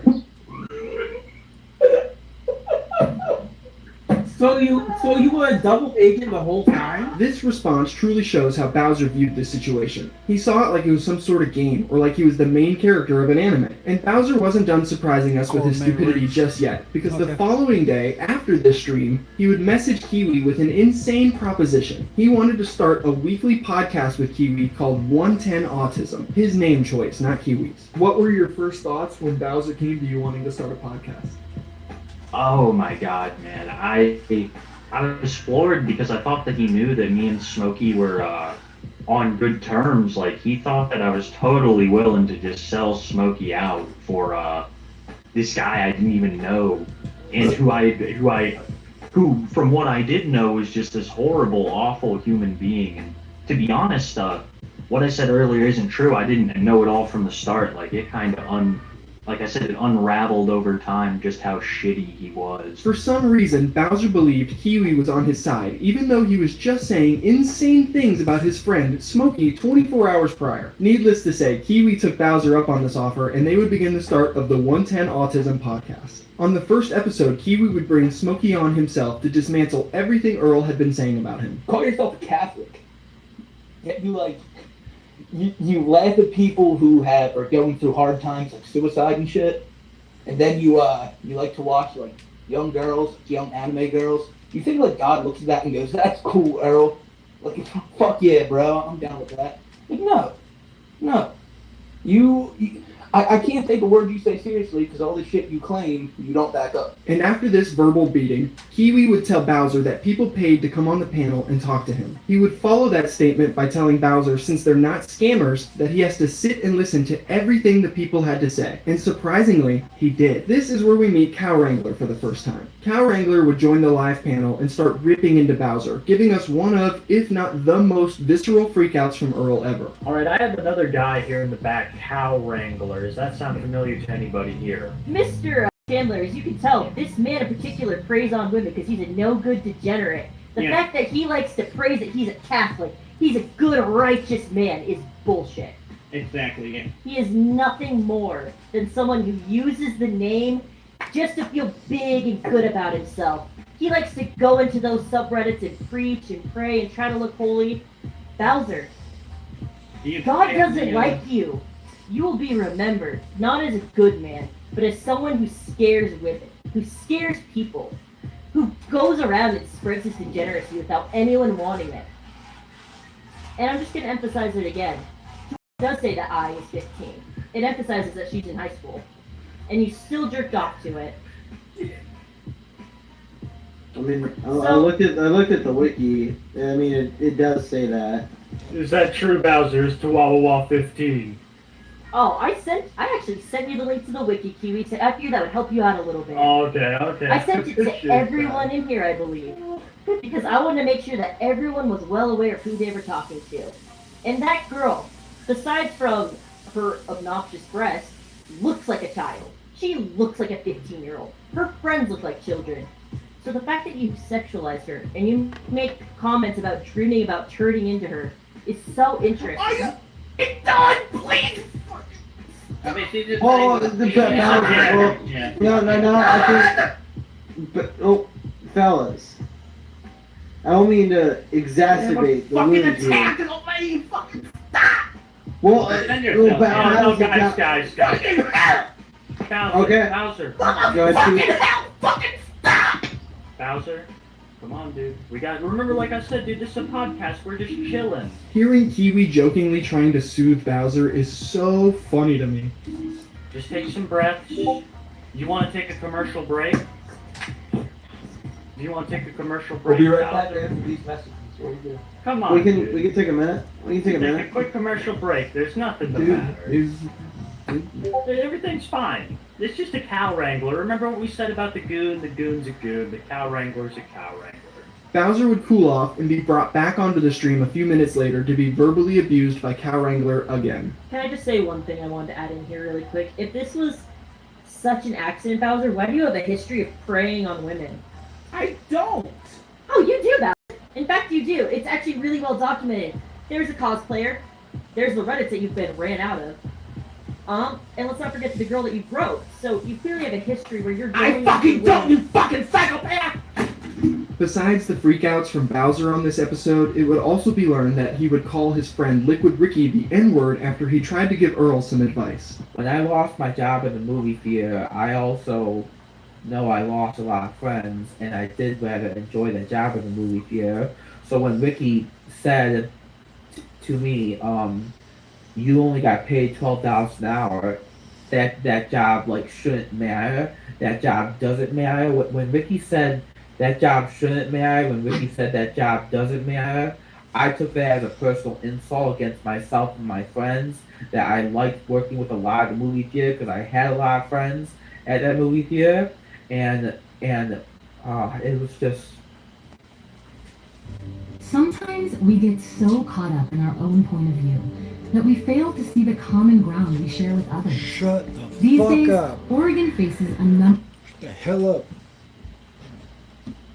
I got so mad at him, so apathetic against me losing my job, and when he seemed apathetic to me losing my job, I lost my shit, and I just said, you're an arrogant N-word because you're apathetic to me losing my job, and that was it. And the first episode of Too High for Stupid would come to an end with Smokey making Bowser freak out once again. All I have to say to Bowser as I leave is, Bowser, you can get as mad about this as you want, you're a predator. I am not a predator. Shut up, I am not a predator. You are not a predator. You are not a predator. You are not a predator. You are not a predator. You are not a predator. You are not a predator. You are not a predator. You are a fucking psychopath. You are a fucking animal. You are a fucking drug addict.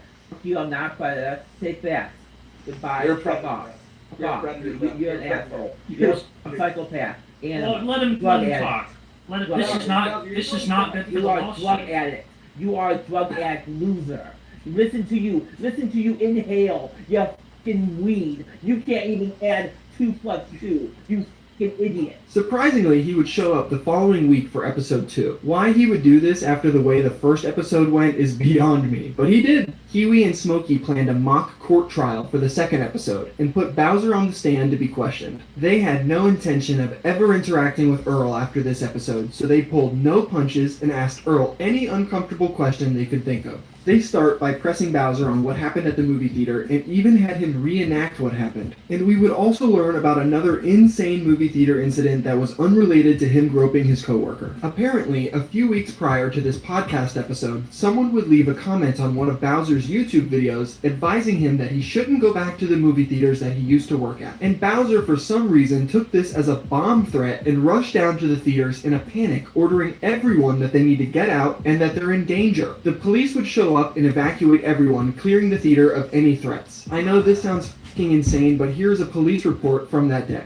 Dispatched to Imogen Theater for threats, CFS. Dispatched advised a white male, Earl David Doobie, went into Imogen Theater and told staff he believed the theater was under threat of attack due to a YouTube comment on his channel. Mike advised there was no threat to the theater at that time. Mike also advised Earl was a past employee who had been terminated over a year ago due to inappropriate behavior with a female employee in which Earl allegedly groped her. Mike explained Earl approached him and other staff of Imogen and said the theater could possibly get shot up or bombed, and he had a YouTube comment which he referenced. Mike informed me that the YouTube comment did not even mention Imogen Theater and was a reference to an early 2000 animated TV show, Homestar Runner. The police even interviewed Earl at the scene, and after explaining why he did what he did, for some reason he decided it was a good idea to start telling the officer about the incident that happened between him and his female co-worker that got him fired. Earl then directly jumped into the situation between him and the employee from over a year ago, which caused him to be terminated, saying he accidentally touched her chest and it was for 10 seconds. 10 seconds. What's this? What?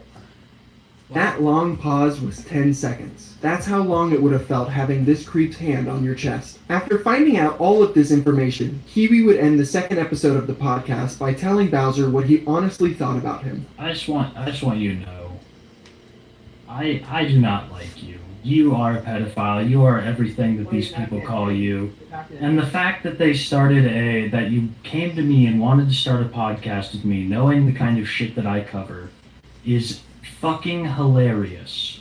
And if you think that you're ever going to talk to me again, or you're going to get anything out of me, well, you're going to be waiting for quite a few Chihuahuas on a Monday. We'll put it like that. I'm never talking to you again. This podcast is never getting another episode. What about payment? Yeah, what about Nothing Kiwi was saying was even remotely getting through that thick skull of Earl's. The whole time Kiwi was talking, Bowser was just concerned about getting paid. After this episode ended, a truly horrifying discovery was made about Earl. It turns out Earl here was the owner of an anime Discord server. This server was full of minors, some as young as 14, and the admins in this server were disgusting. They all went by Daddy, Earl included. His screen name was Daddy Butcher. And Earl would do some deplorable things with the young members in his Discord. For example, if the members would do their homework, Earl would reward them by streaming explicit animes and cartoon porn to them. Another thing Earl did was knowingly use a minor as bait to lure out more potential pedophiles in his server. If you're wondering why I mentioned your age in my Discord server, it is because I wanted to see if I could bait out and catch bad actors. Remember, I am a smart man, 110 IQ for a reason. DM me if anyone in the server grooms you or otherwise. These things are serious crimes, and they would be reported to the proper authorities, however, nothing would be done about it. After finding all this information out, Kiwi and Smokey devised another plan to get Earl back on a live panel to confess more things. And the plan was simple. They were going to tell Earl that they were trolled into thinking he was a pedophile in an attempt for him to forgive them. While he didn't show up for episode 3 of their podcast, episode 4 he finally agreed to come back. Earl was under the guise that Kiwi and Smokey were going to apologize to him and tell everyone that they were wrong about the things that they were saying. No. I'm a very forgiving person. I'll be forgiving. I just want to know who trolled the great Kiwi, because we verified that MF Goon trolled Smokey, but who trolled Kiwi? Bowser, bro, I am I'm genuinely so sorry for calling you a predator, bro. Okay. I'd like to hear that. I am too. I'm sorry for accusing you of having underage kids in your Discord. Okay. I was totally wrong on that one, right? There's no one under 18 in there. I know that for a fact, right? Right, yeah. Right, okay. Okay. What else is there here? And that NetCredit is here to say yes to a personal loan or line of credit, even when other lenders won't. Apply online in minutes and get funds deposited soon.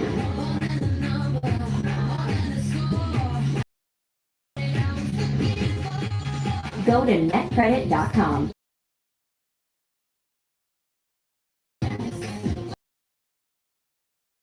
And after about an hour, Earl was convinced, only for Smokey to hit him with the truth.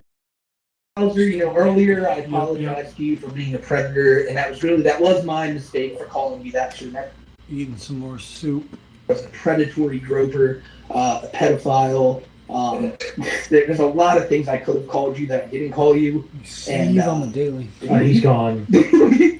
Yeah, I have an older brother. He's pretty chill. As of today, I am blocking you on Discord, and the 110 Autism podcast is ending. I was visited today by a private investigator who had to take a report about how you and the trolls are trying your best to criminalize me. The investigator assured me I did nothing wrong and that you and the trolls have no life and have no idea how the law works. This has officially gone too far. You harass me, that's one thing. You harass the state and the law, that's another thing. Now, the police took a statement from me on the whole situation. If you trolls continue to harass the police, they will open a case against you and Smokey, and you will be prosecuted. Especially Smokey, he has no idea what he is treading into. Lying about accusations that will ruin someone's life, and then bothering and harassing the police about it. I'd like to see what YouTube would say about that to Smokey and your YouTube channels. I am not a pedophile. I am not a child predator. And now that the police are involved because of the trolls, this will be the end of our communication forever. forever. The trolls officially ruined it, Kiwi, and the law is involved now. I was told I did nothing wrong. Case opened and case closed. The case will be reopened if the police keep getting harassed, then you and Smokey can kiss your YouTube careers goodbye. And from there, he would start making apology videos that would have the complete opposite effect of what he was trying to achieve. I'm not afraid anymore. I'm not afraid of you trolls. I'm not afraid of what you could possibly do to me, since I haven't done anything criminal. Yes, I've made mistakes. Yes, I will atone for them.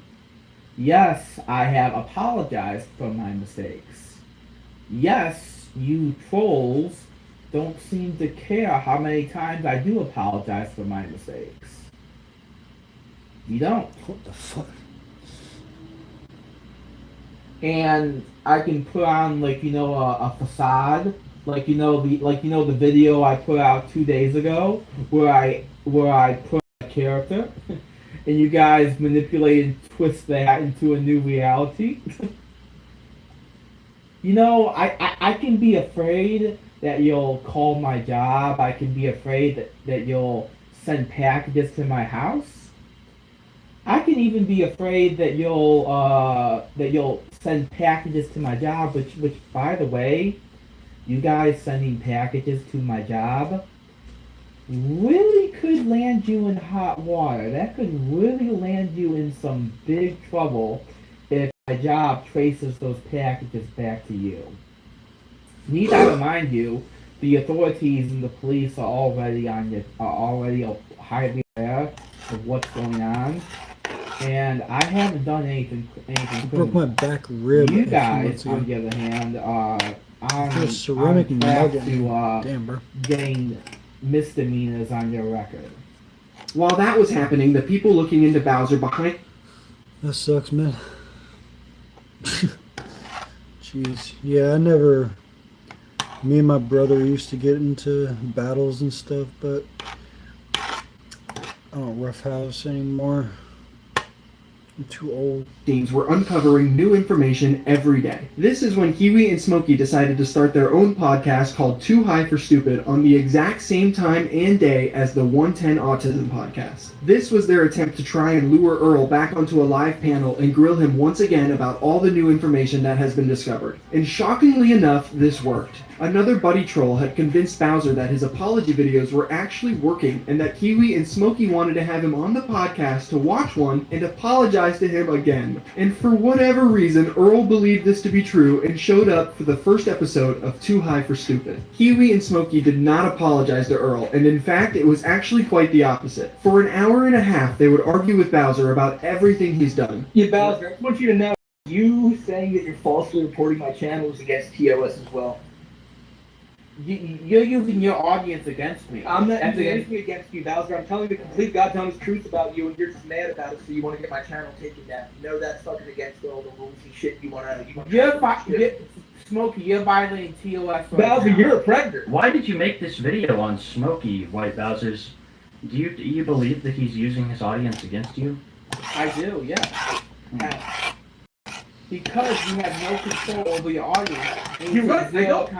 They do what they want to do. You take zero accountability for their actions. Bowser, I'm not responsible for the people who watch my videos' actions. Yes, you are. You cannot enforce and you cannot enforce cyberbullying, Smokey. You cannot enforce. I've told everybody that I don't want nobody to mess with you. Is that good enough? Because what do you want me to do if someone looks at that video and says, "Man, this Bowser guy is a fucking creep," and they just decide, "Hey, I'm gonna write this White Bowser and say something mean to him"? That's not right. That you can't blame me for that. Okay. If I'm not full of shit, Bowser. Yes, you are. You are full of shit. Bowser, You are full of shit. I am not a pedophile. I am not a predator. I do not have to deal with your crap. You sick, depraved, degenerate. I'm leaving. I'm leaving. And just like always, this resulted in Earl storming off in a fit of rage. From here on, Bowser would do his best to avoid directly interacting with Kiwi and Smokey. However, he was talking to other people trying to explain his case. Yeah, when I was younger, my brother kind of like fucked up my neck in a wrestling accident. I'm not sure if it got broke or what, but for a while it was like hard to lift. So I was like walking around with like a crooked neck for a while. And my neck hasn't been 100% since then. And I also broke my knee like a few years ago. Well, that's the only things I ever broke. These knock on wood. people would be the Black Bowser or Froggy Donut. He would reach out to Earl claiming he was an internet reporter wanting to talk about Earl's situation. Without any questions, Earl agreed to speak with him, and this is where we discover even more disgusting information. My question was from the beginning, were there minors in your server? So. And I said yes, there were. Alright, alright.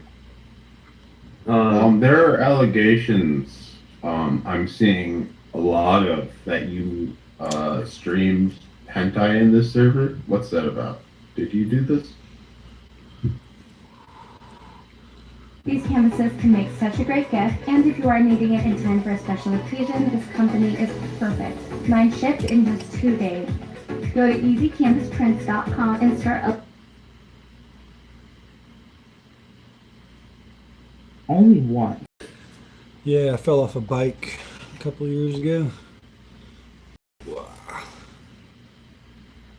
Still got this scar. But I got all my mobility back and stuff. Just gotta be careful now.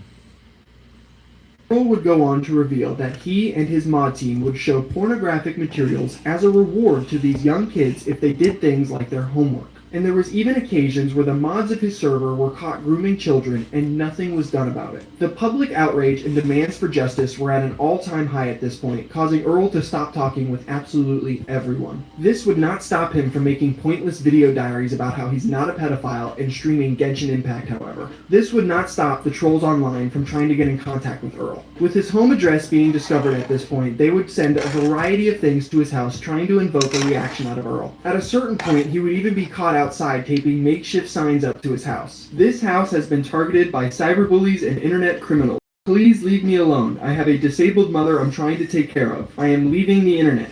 Earl Doobie. One of the funniest things that was sent to Earl was a clown for his birthday. The clown was instructed to live stream the entire thing, leaving us with this interaction caught on film. Bowser's mom would answer the door and quickly shut it in the clown's face. This interaction would cause Earl to unblock both Kiwi and Smokey and send them this long-winded message before ultimately blocking them once again. Hey look, I've come to deliver a message. The same one to Smokey and Kiwi. Your people are coming to my house now. People or strangers with face paint and worse coming to my house and harassing my mother. This is no longer funny anymore. It is no longer a prank. Real people are in danger here. I don't think you want blood on your hands. You are internet trolls clearly, but you don't want people dead, do you? My mother was lucky enough that they only had a cell phone on them this time. Next time, they could have a gun or knife on them. Next time, my mother might have her life put in danger when they are at my front door. This is a warning, so listen closely. I have told the police to make frequent checks at my house crossroads. If people show up at my door again just to scare me, then they will be arrested and they will be prosecuted. And if you are found to be in league with them, then you will be punished severely. This all started with your false accusations about pedophilia, Smokey. Now I have made mistakes. Groped a woman by accident. I showed hentai to teenagers. Yeah, I know it's messed up. You can call me a degenerate all you want for that. But once my mother's life is put in danger, you cross the line. I have never groomed kids, and I have never preyed upon minors, and I am not a pedophile. And now that my mother is being harassed by your gang, I am done playing around. So if you don't want people to get hurt, or worse, realize this. This is no longer funny, and it is no longer some sort of sick prank. My life and my mother's life was put in danger yesterday. If you have any sort of conscience, you will end this charade and stop this madness. I know you're an asshole, and my psychiatrist and I agree you're a dipshit, but you do not want people's blood on your hands. I have my doubts, but if you are full-blown psychopaths, then I still don't think you would want this. And I do not want my mother's life or house put in danger. Now please, for your own sakes, come forward, tell the truth, and stop putting my life and my mother's life in danger. Earl would in fact be visited by the police, and would go on to dox the officer that paid him a visit, which is totally unsurprising at this point. Bowser was beginning to crack from all the pressure being put on him from people online, and was willing to do just about anything to get it to stop. He would make his infamous apology video where he doxed the coworker he had groped at the movie theater. Bless me, O internet, for I have sinned. This is the white Bowser here, and I'm showing up for confession on the internet.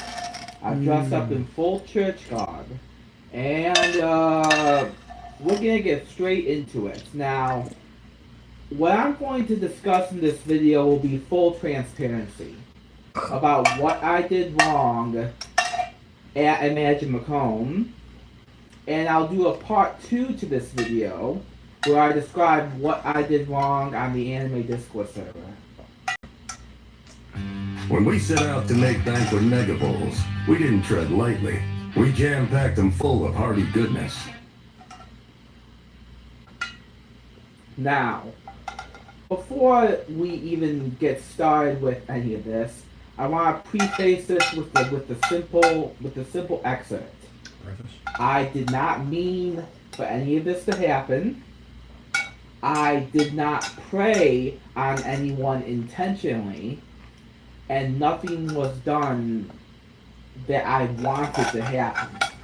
Now, did I make mistakes? Yes, of course I made mistakes. Will I man up for them and confess to you what my mistakes were? Yes, right now I will confess to you what my mistakes were. I dressed up in confession uniform because I am doing a YouTuber apology, I guess you could say. But what I realized is that this apology video won't matter. There's still gonna be assholes online who don't care about the apology. There's gonna be I've said this time and time again how I've received forgiveness for my actions, but still doesn't matter to assholes on the internet. They don't care. You don't care that I received forgiveness for what I did. So, don't know really why I'm doing this video, but still gotta fess up for what I did. Still gotta confess my sins. So, I will now confess my sins. On June 24th, 2021, Nick called everyone in the theater. He called everyone over in the theater to the corner of the Are you concerned with EBT? To have a meeting. Are you concerned with EBT not having any money this month? I keep hearing that everyone is going to start looting. Well, I'm not black.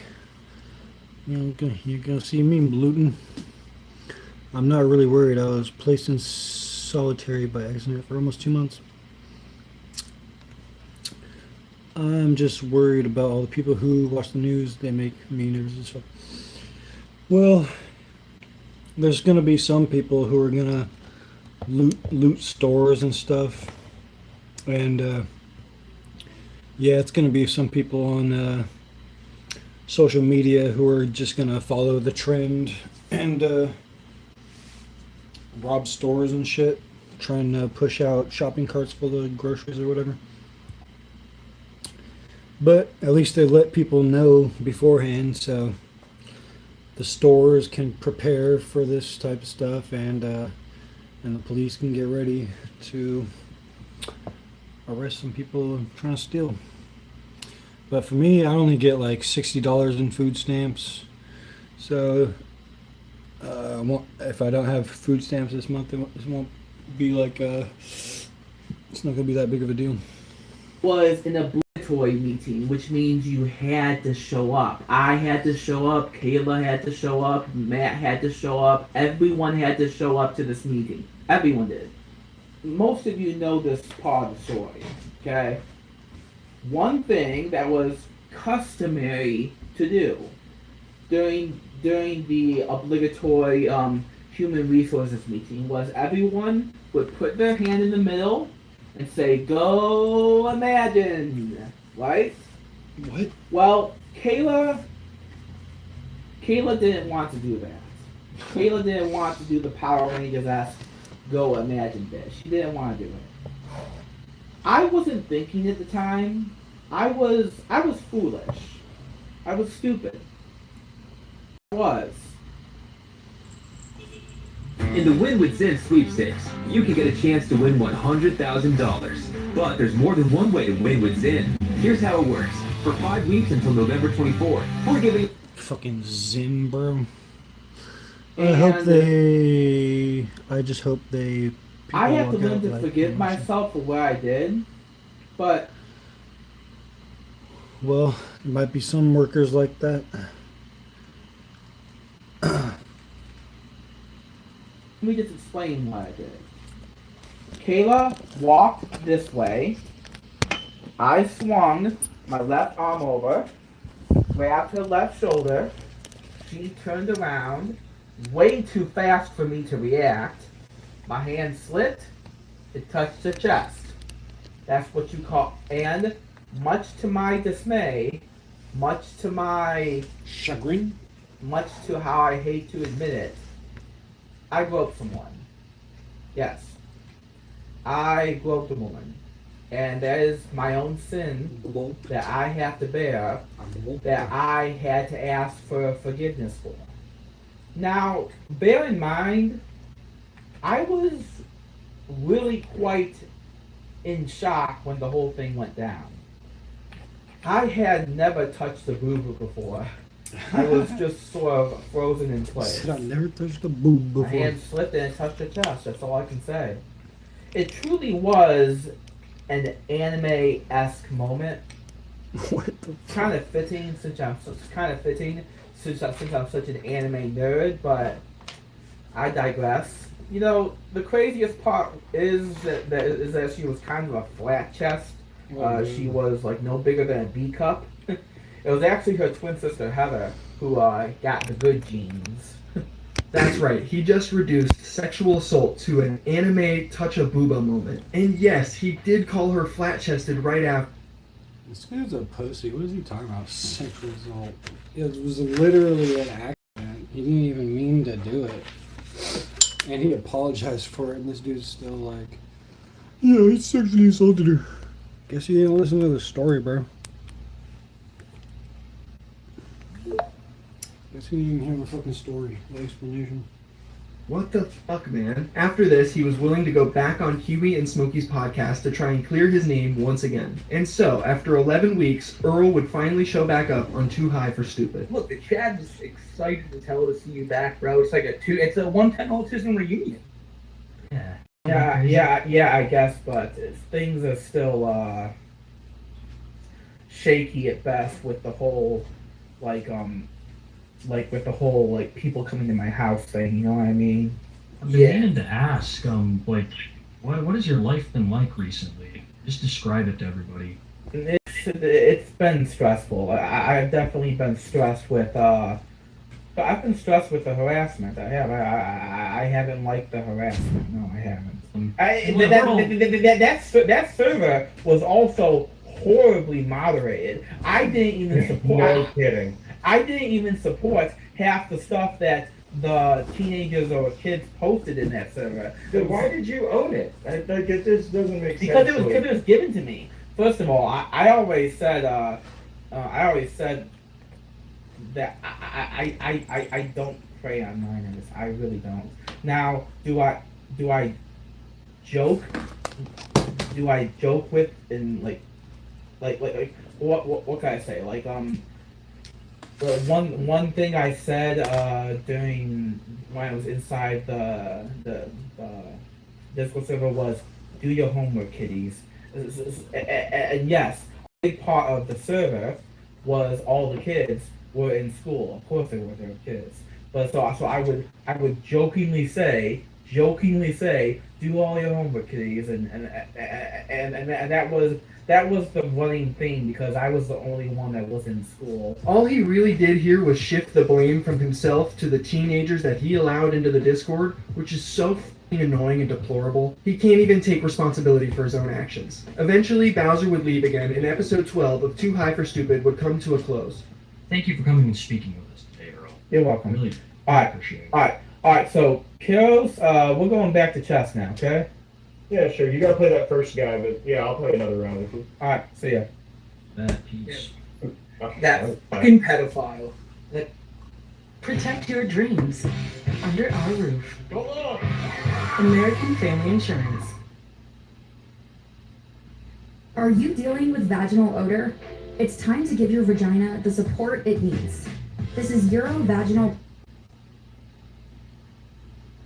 Like, oh my god. A few days after this, someone investigating Earl would get in contact with the coworker he had groped at the movie theater. Because Bowser had doxed this woman a week prior, it made it very easy for the internet to track her down and make contact with her. Nice going, Earl. While talking to Bowser's victim, she disclosed that at the time of the movie theater incident, she was still a minor, and the discovery of this information would have Earl so scared that he would practically beg Smokey and Kiwi to come back on the podcast to try and apologize and explain himself again. I was lied to on multiple occasions. If you guys all remember, the twin sister of the sister who the accidental groping that I did on one of the girls, her twin sister lied to me on multiple occasions about her age. And I can't say for certain if she did this because she was infatuated with me or not. You guys might remember I let you guys pick new DSP trizits, right? Like a flight of beers and stuff like that. It's all been change and improvement because you guys have supported me. I want you to think about how different in the last 1 year things have been since all that time before it when I was basically broke. Okay? Now I want you to think about how much has actually changed with Kino Casino since people shower them with money. Because with them, when they get rewarded, there's no effort put in. It's like, oh, it's vacation time. Oh, it's time for another side project on Patreon or whatever the fuck it's called. Gumroad. The fuck cares about Gumroad? You know, there's more and more shit. To that, what?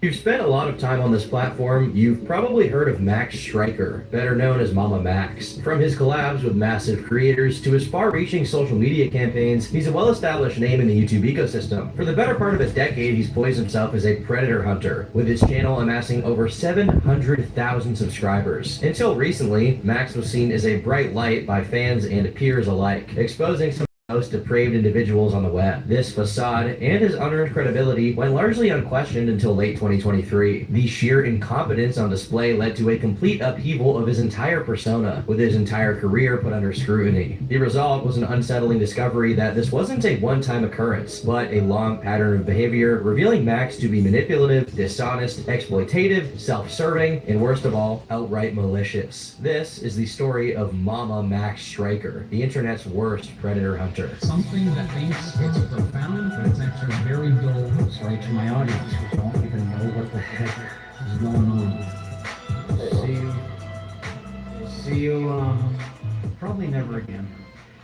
While Max is known nowadays as a creep hunter, he originally began in a completely different niche. Max was initially aligned with the commentary community, uploading to a channel he created in 2010 named Sexy Pants. He was inspired by the success of people like Leafy is Here and H3H3 Productions, who made it look easy. The people that inspired me to make my channel, I kind of hate having to bring this up because it's people that I currently don't like anymore. Like people like Leafy were like the ones that made me get on my channel because I saw how fast he was growing from doing something so simple, like he's just talking, and I was like, oh right, that's pretty cool, I want to do that. And you know, like others like Pyrocynical and Grade A Under A, H3H3, even Don't Hug Me I'm Scared, like kind of inspired me. In late 2015, Max began a series called YouTube Hell, which brought his earliest success on the platform. These were comedic, often nonsensical edits about other drama channels. While no re-uploads exist, a mere look at his banner at the time gives a taste of his sense of humor. I mean really, it's his face next to Filthy Frank, Leafy, and good old Adolf.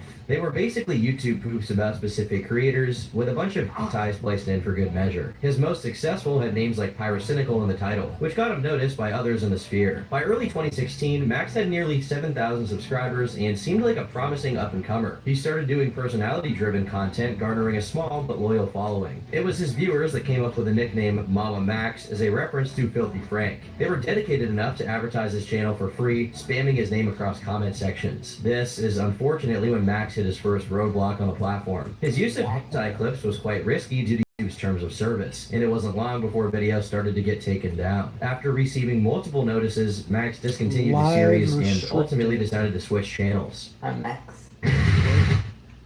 Could you use up to $800? Find it at BioLife. Up to $800 is waiting for you. Just donate plasma, get paid for each donation the same day, then treat yourself and treat your friends. Schedule your appointment today.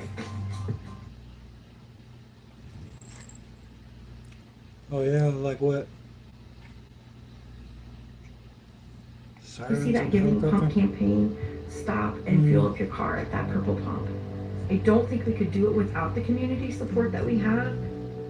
It's a simple way to give back to. Get 'em, boys. The Mama Max channel was created on May 23rd, 2016. It would be home to a new series called Life Sucks, in which Max narrated over animations drawn by his sister. Max's content was evolving, Chicago. motivated by a desire to learn the art of filmmaking. This was a means to that end at a time when he was unable to afford a camera. They were an outlet for Max to vent his frustrations of the world in all of their misanthropic glory. Rant about subjects like money, jobs, friends, loneliness, and even terrorism. They even contained personal stories that gave a glimpse into his real life and past. He'd vent about how awful his family was and his experience with heartbreak. Let me tell you a story. Max was going through a sudden breakup with an Australian girl he was with for 2 years after she found someone else. She went by Twigs or something. Every day, depression with his brain, and everything seemed so pointless. His emo diatribes were often bookended with attempts at inspirational monologues. But you better not let anything stop you. Especially not these f***ing reasons to betray you. Do not let them stop you. They chose you because you are good. And now that they've left you, it's time for you to transition from good to great. From great to greater. From greater to greatest. You will be the greatest. Now, in retrospect, many dismiss these videos as incel story times. They're not wrong, like, at all, but Max's approach, in which he spoke about these issues unfiltered, resonated with people. It was effective in creating deep, long-lasting parasocial relationships. Max's appeal was that he was an outcast, and willing to expose himself in ways no normal person would. His stated goal was actually to help others who were suffering with depression, getting praise from both viewers and other creators. He appeared on podcasts, started his own podcast, and later installments had guests like Thomas the Alien and Corpse Husband. I can do something that I don't really like talking about. I go to bed soon too. I can suck my own dick. By late 2016, he amassed 10,000 subscribers and only grew exponentially from there. He passed the 100K milestone in April of 2017, celebrating with a video of his friends and collaborators roasting him. This growth continued throughout 2018, reaching 200,000 subs by the end of the year. This is around when the series ran dry, with the last episode uploaded that March. Max's channel began underperforming, and he had to get another job. He grew embarrassed of the series and would end up privating all but his last installment. I've not abandoned you, and the content is not gone. It's just on hiatus. I had to get another job, so I don't have enough time to make them anymore. Also, they started to get boring to make because I felt like I was uploading the same thing every week, and I felt like they all sucked to where when I look back at them I cringe, and also of course because they weren't doing so well.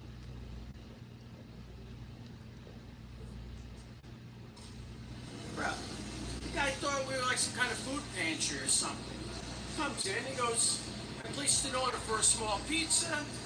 No problem. I say, here you go. I say, you need anything else? He goes, no. I said, $10.99. He pays me. He goes, oh, you guys got red flakes? I said, yeah, sure. Put it on the box. It must be a cultural thing because they all ask for red flakes. Give it to him. Then he goes, you got paper plates? Yeah, give him paper plates. You got napkins? Plastic cups? Guy didn't even order soda. Asked for plastic cups. Plastic cups. You need anything else? How about garlic? So, all right, this guy wants to buy like a Costco membership or something. I say, here you go. I put it on the box. I go, $4.99. He goes, $4.99 for what? He goes, I already paid. I said, yeah, you paid for the pizza. You didn't pay for the whole damn Costco membership. You just bought the, we're not Walmart. So he got upset. I said, pal, when they stop charging me, I'll stop charging you. But I pay for these things. These things ain't free, man. I mean, am I wrong? Right? So they got upset. Next time he knows. Hey Frank, why did that customer leave? Sounds like he's wrong. This is when Max made a bizarre pivot. Have you ever that played was Clock also a return Tower? to It's a form. sweet Anti-reviews. SNES game. And then, my channel started dying, and I started Mhm. getting depressed making that kind of content. No, I don't think I played that one. Can do a 180 and make Thai reviews. Max began making Thai reviews for his own amusement, with much of the humor coming from the sheer absurdity of it all. Many of these amount to reaction videos with some creative editing here and there. There isn't very much to say about these, other than that he was once again skirting the lines of the platform. Today, we're going to be watching Cherry and Gals. It is an anime that is about a sister who's her prepubescent brother with her friend. That is, except for the last and only hentai review that is public to this day. The video begins with Max getting tissues and a lotion while reading a poem that he had written himself about spanking the monkey. I want to touch and feel. I want to know it's real. To actually have control of the wheel. I don't want to just sit and watch as I rub and grip my crotch. This is before devolving into a style more familiar with fans of his later content. We packed banquet mega bowls full of majestic piles of cheddar mac and cheese smothered in mozzarella. But it wasn't mega. So we topped it with protein-packed chunks of buffalo-style chicken.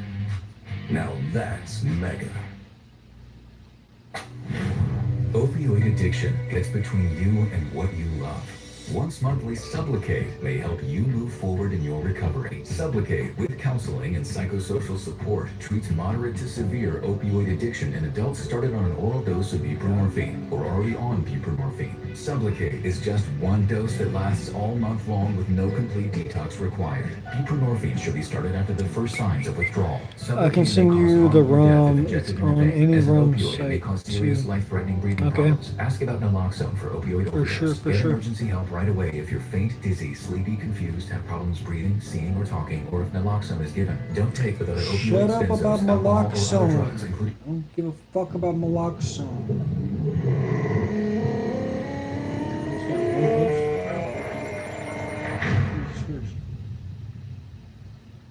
Max's channel was about to evolve, with this video serving as a transition to video game content. Even though he enjoyed making hentai reviews, it wasn't as fulfilling as the content he made to help people. I'm hoping to make this a series where I make documentaries about the impact of video games on people's lives. So if you are in the Dallas-Fort Worth area and you have a game that pretty much saved your life and you have a story that you want to tell, just send me an email. It was a sign of what was to come, with Max creating videos about Halo, Dead Space, and the Elder Scrolls. They contained a lot of original footage, as Max experimented more and more using voice filters on his narration. It had marginal success, with only one managing to crack 100,000 views. But they set the stage for the... How many springs does an official bowl have in it? How many springs? It doesn't have any springs in it. Well, how does it bounce then? It's air. There's air in the ball. Well, there's air in this room. How come this room ain't bouncing?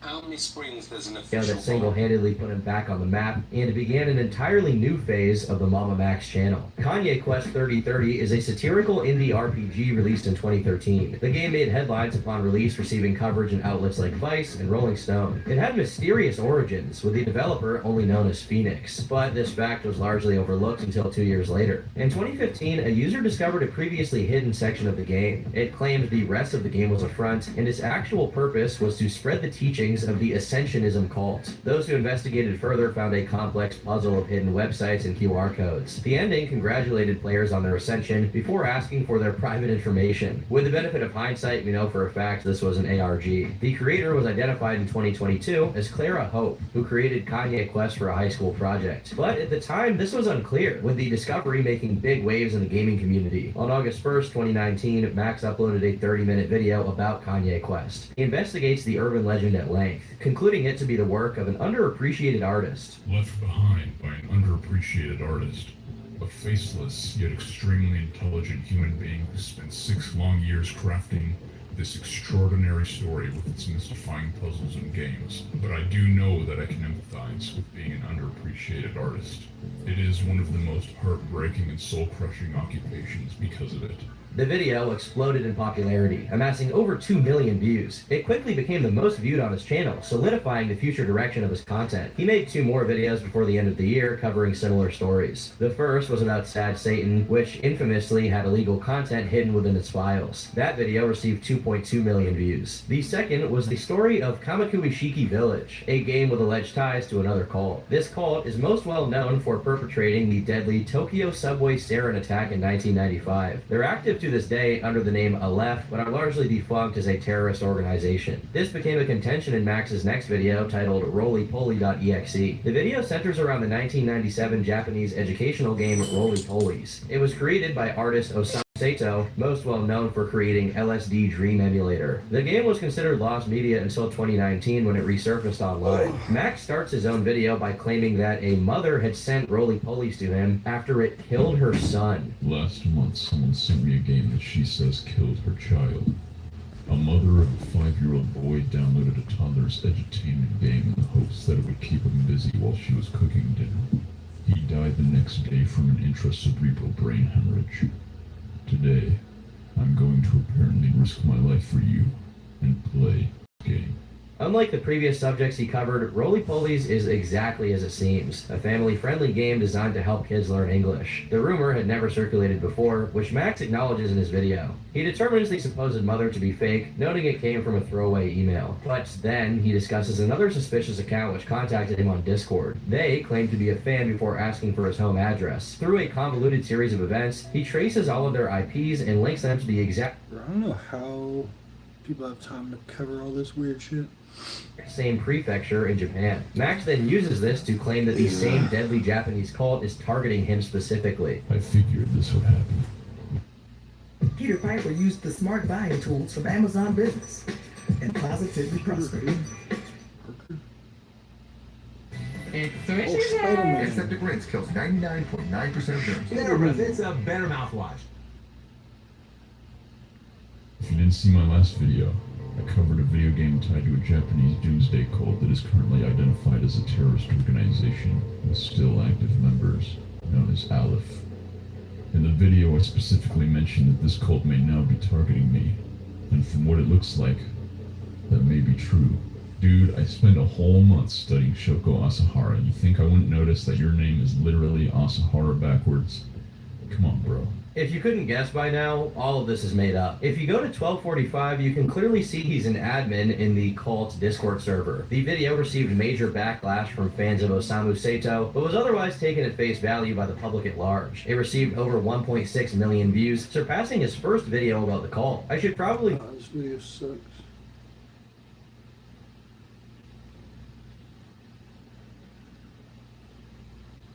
Another shit video. What major thing have they done in the last year? Name one.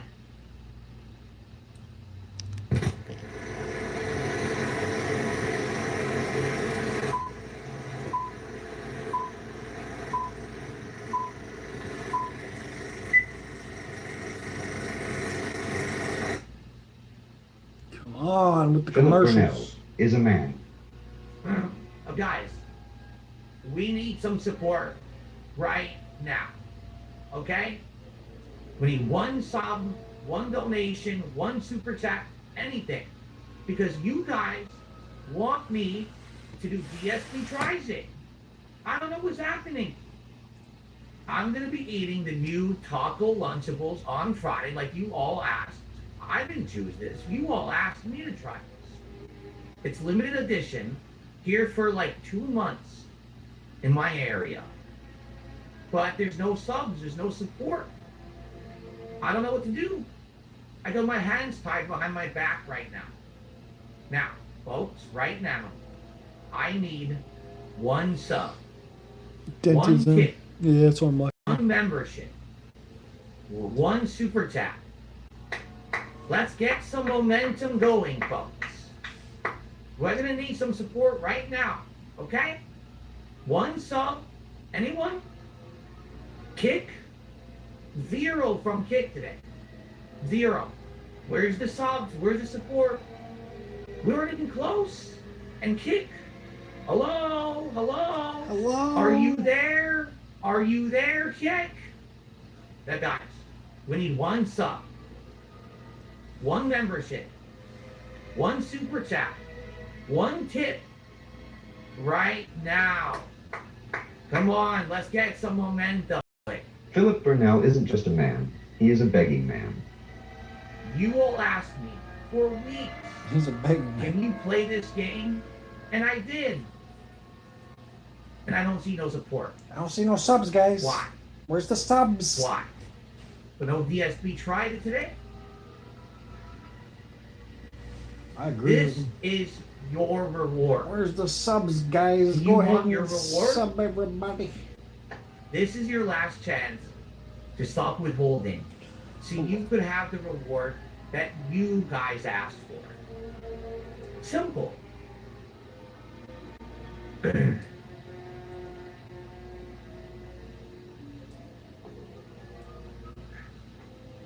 Really?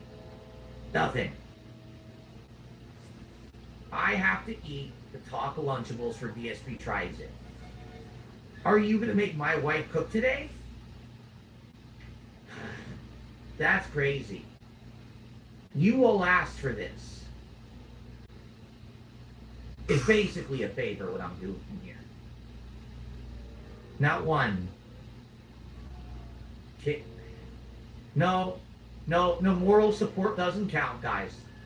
Now, stop it with that. Yeah. Alright, this is a few minutes left, guys. The clock is ticking. I don't know what to say.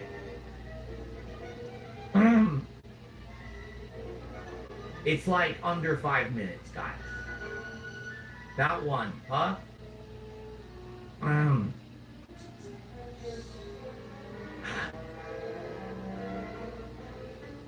Look, I want the taco Lunchables, and my wife doesn't want to cook, nor do I want her to cook. You shouldn't want her to cook because you asked me to do the taco Lunchables. What, I've you're been gonna sit in my following fridge now? Worski for well over a decade. Him and Ashton, aka PPP, teaming up has been the greatest thing to hit serious. the sector serious. ever. Wow. A man for whom each day is the same day. An unending hamster I don't know nothing about that, but I'm sure I'll learn in due time. wheel torture of his own creation. For $2, Posh's wife of Renton 220 Real says, "Why are you such a broke, irrelevant loser? With only 174 viewers, you fell off, bro." First of all, thanks for the $2. Smart. Damn, smart. Secondly, I shouldn't have to even explain to myself these people because they're dunces and mouth jewelers. Alright? I got 175 on YouTube and 80 on Kick. If you add up all of the illegal streams, all the criminal activity out there, okay? I have thousands and thousands of views. And sadly, those views, the credit, the super chats, don't go in my pocket. Now, if I wanted to, I could take every penny from these detractors. I could take their houses. They're lucky I'm not doing it. It's just because I'm successful and I'm making a living doing this that I'm not going to waste my time. But I am cataloging everything. I'm recording every time you're restreaming me. Every penny you make. I know about it. And that, I have it on a list. And you detractors, you better hope I keep making money. Right? Because the moment I don't make money anymore, Bro forgot to put the screen on behind him, so we have. I talked to 3 lawyers this week alone. And they said I have something here. In Mr. Burnell's world, every moment is scheduled for maximum monetization, and any deviance from the sacred schedule is death. To beg daily is his life. To change is impossible. Remember, guys, this... Yeah, that's the worst thing you want to do is become known for begging. There's this one guy called, what's his name? Steel Toe. You ever heard of Steel Toe? He's like a professional beggar too. He's just always begging for fucking tips and shit. Last text. I mean it. I really have to go. Anyone out there? Now, guys, tomorrow at 2:30 is the Level 1 podcast. All right, we'll return. I mean, I don't know what's happening today. I'm trying to think, but I did everything right today. Not one tip. It's the 2 minutes left, guys. No one. Folks, 2:30 p.m. tomorrow, new Level 1 podcast. Talking all gaming news. And tomorrow is a big day. It is the Luigi's Mansion 4 launch day. One of the biggest franchises in Nintendo history. But no support today. It doesn't bode well. And remember, I have to already remove Minecraft from the rotation, and Truck Simulator is hanging on by a thread. That's not good, folks. We are $27 away from the goal. Let's get some momentum. Right here, guys. We're still one tip. Yeah, that guy's so annoying. Bro just ate that. Yeah. They cover Steel Toe on the Uncle Rico show, which is where I heard about him. Shit. One super chat. One anything. Oh. Guys, I want you right now to donate. I'm going to hold my finger up here until we get some support. I'm not putting my finger down until we get one super chat. Who's there? One tip. I have Discord name. a lot of stamina. Philip Burnell, A Portrait of Autism at Work.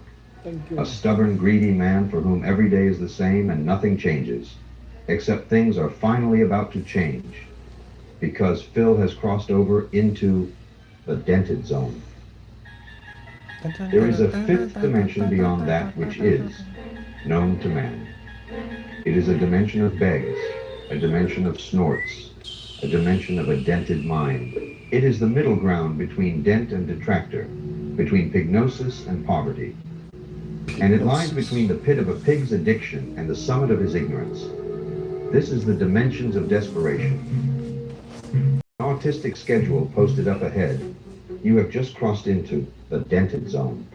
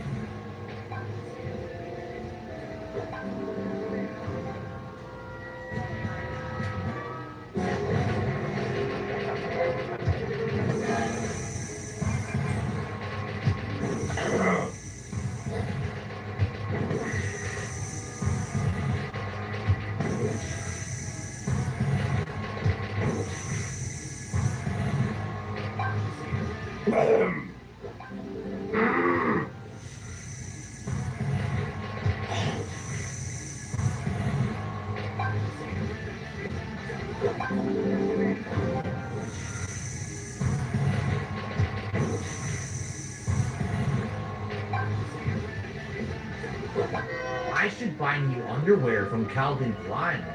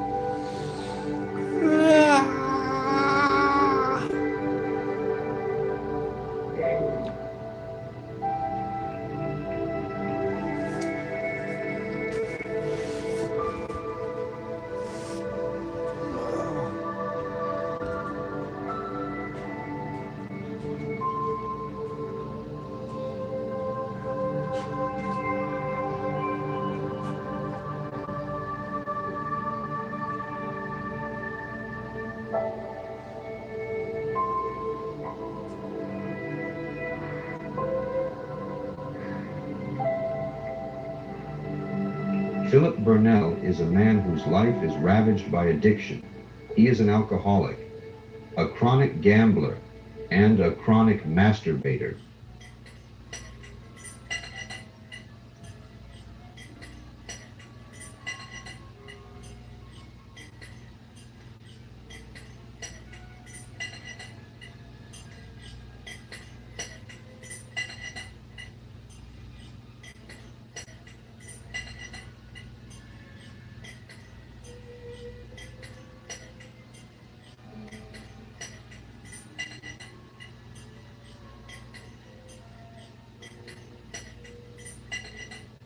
So, Kat, how do you like the gourmet breakfast snack pizza, huh?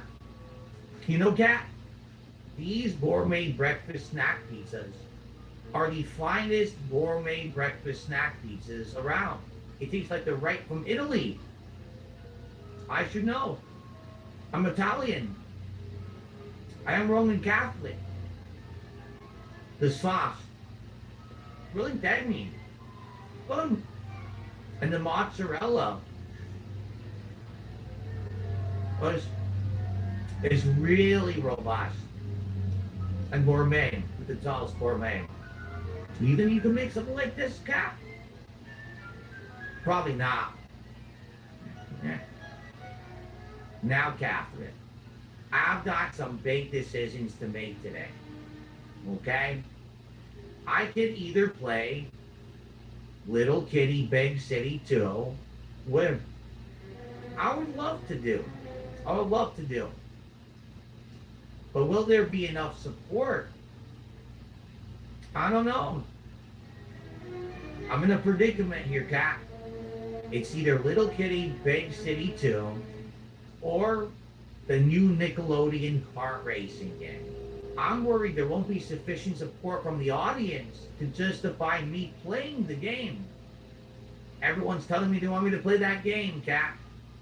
And I can't tell if it's just detractors trying to destroy my business, my success, everything I've built over the last 18 years, or if they're authentic suggestions, trying to encourage a fun party-like atmosphere in the stream.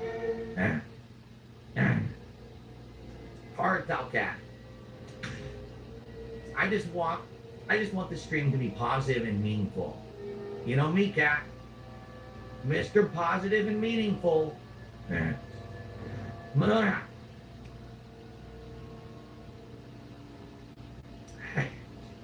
As you know, Catherine, today's my day off.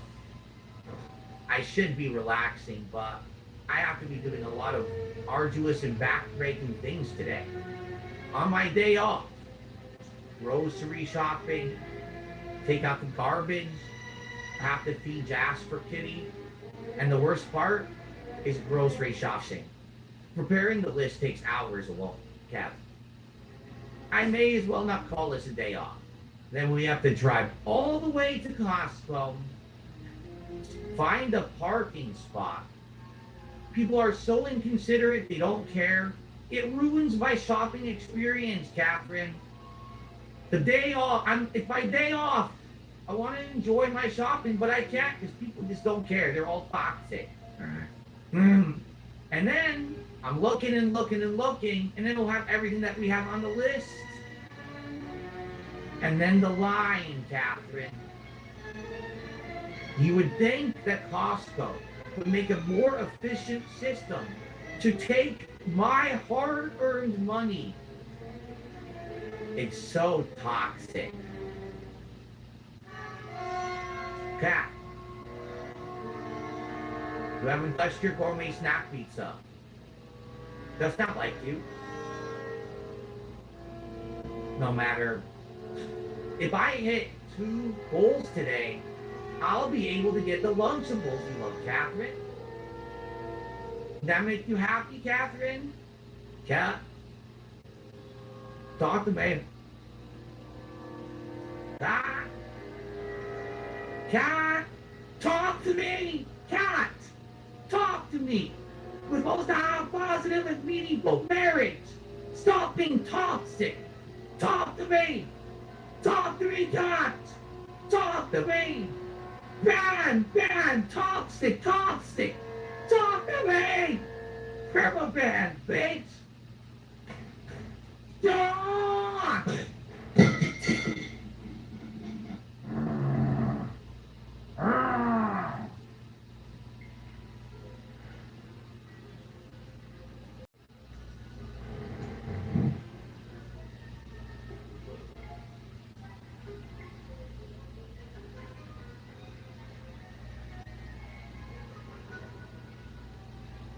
Every day is like Groundhog's Day.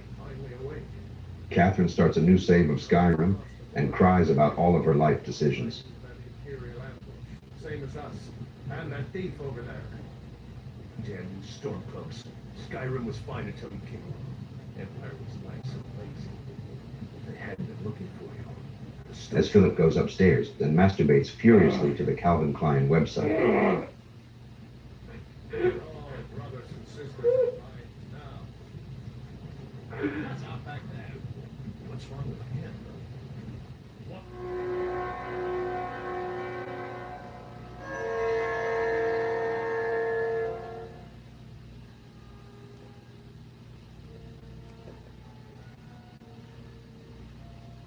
What if that person over there is a detractor? What if that old lady's a detractor? Anyone here could be a detractor. They could hurt me, or my family, or worse yet, my business.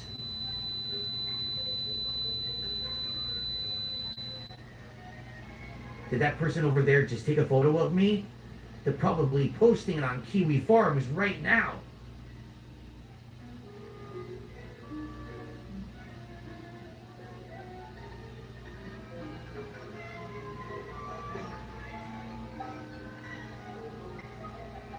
What if I was followed? I have to move quickly.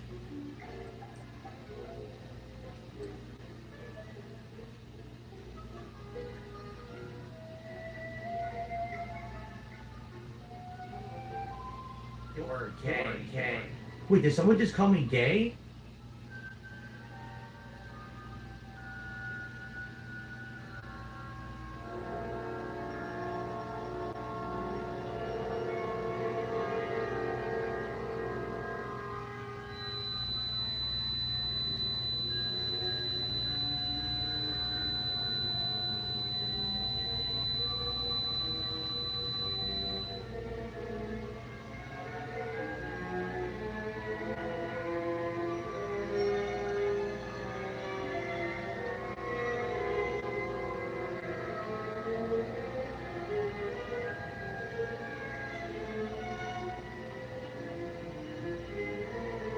Do I get the Hellman's mayonnaise or the Miracle Whip?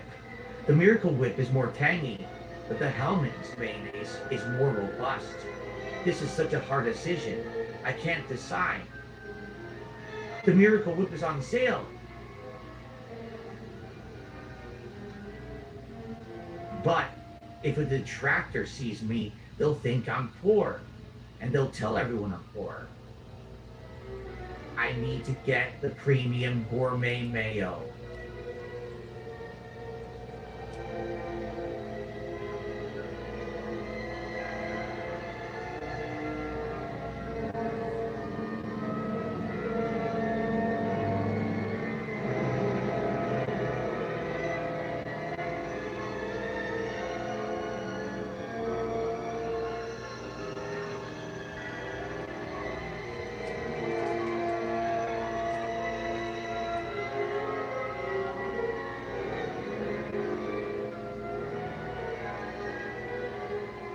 I'm a mature and responsible adult. I've completed all the meaningful shopping I need for my household. 10 lottery tickets, please.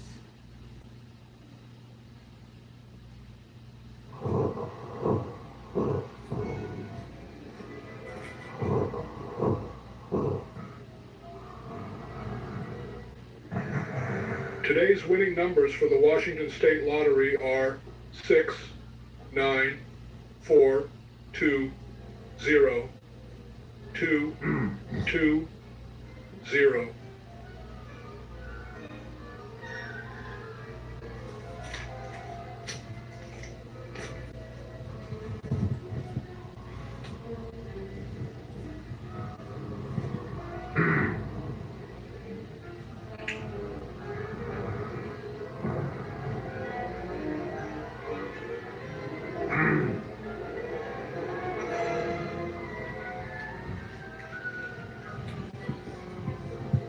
Philip Burnell is a man who doesn't win quite easily.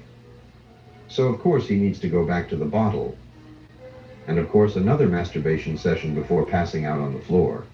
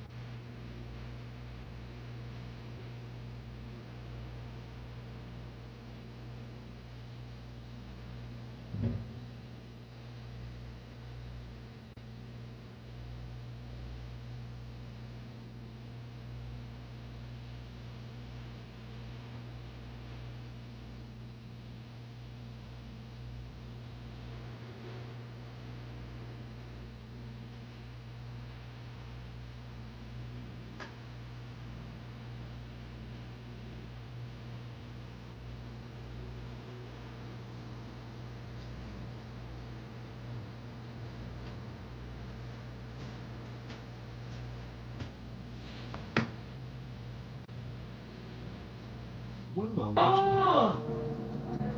Oh! Fuck!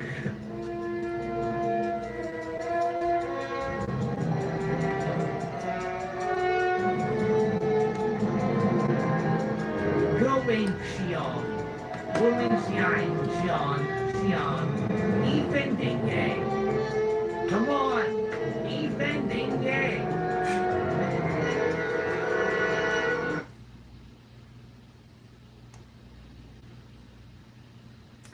I got a bicycle.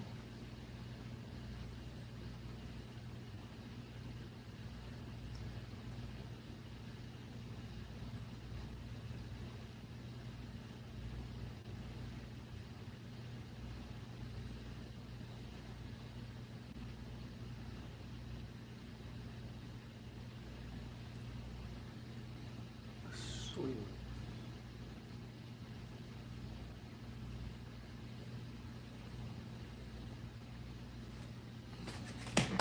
There's a moment every person knows. When you're lying in bed at night and suddenly the weight of everything you're carrying feels too heavy for your chest. When loneliness sits so close, it has its own heartbeat. If you're listening to this right now, you know that moment intimately. And if it feels right, tell me where you're listening from. Because what I'm about to share has traveled across continents and centuries, to reach you tonight. Oh, my kid. 2,500 years ago, a prince walked away from everything he knew because he couldn't bear watching people suffer. Oh, my kid. What he discovered in the silence changed everything we know about healing, depression, and loneliness naturally. These aren't just teachings. They're 12 keys that unlock something you've always carried within you. No therapist bills. No side effects. Just gentle, ancient wisdom that works on your timeline, not the world's. Find your quietest space right now. Maybe grab something soft to hold. Because teaching number 6 is going to completely reframe everything you believe about being broken. And here's what no one tells you. Your pain isn't random. It's been guiding you toward this exact moment of healing. Let's discover why together. Why together? Why together? What if I told you that your deepest pain is actually trying to heal you? Not in some abstract philosophical way, but literally, practically, like medicine working through your system right now. I know that might sound impossible when you're in the thick of it. Placebo effect type of When thing. depression feels like a heavy blanket you can't throw off. When loneliness echoes in every room you enter. But stay with me here, because what I'm about to share could change everything. There's a universal human experience that transcends age, culture, and circumstance. It's the moment when life strips away something we thought we needed to be okay.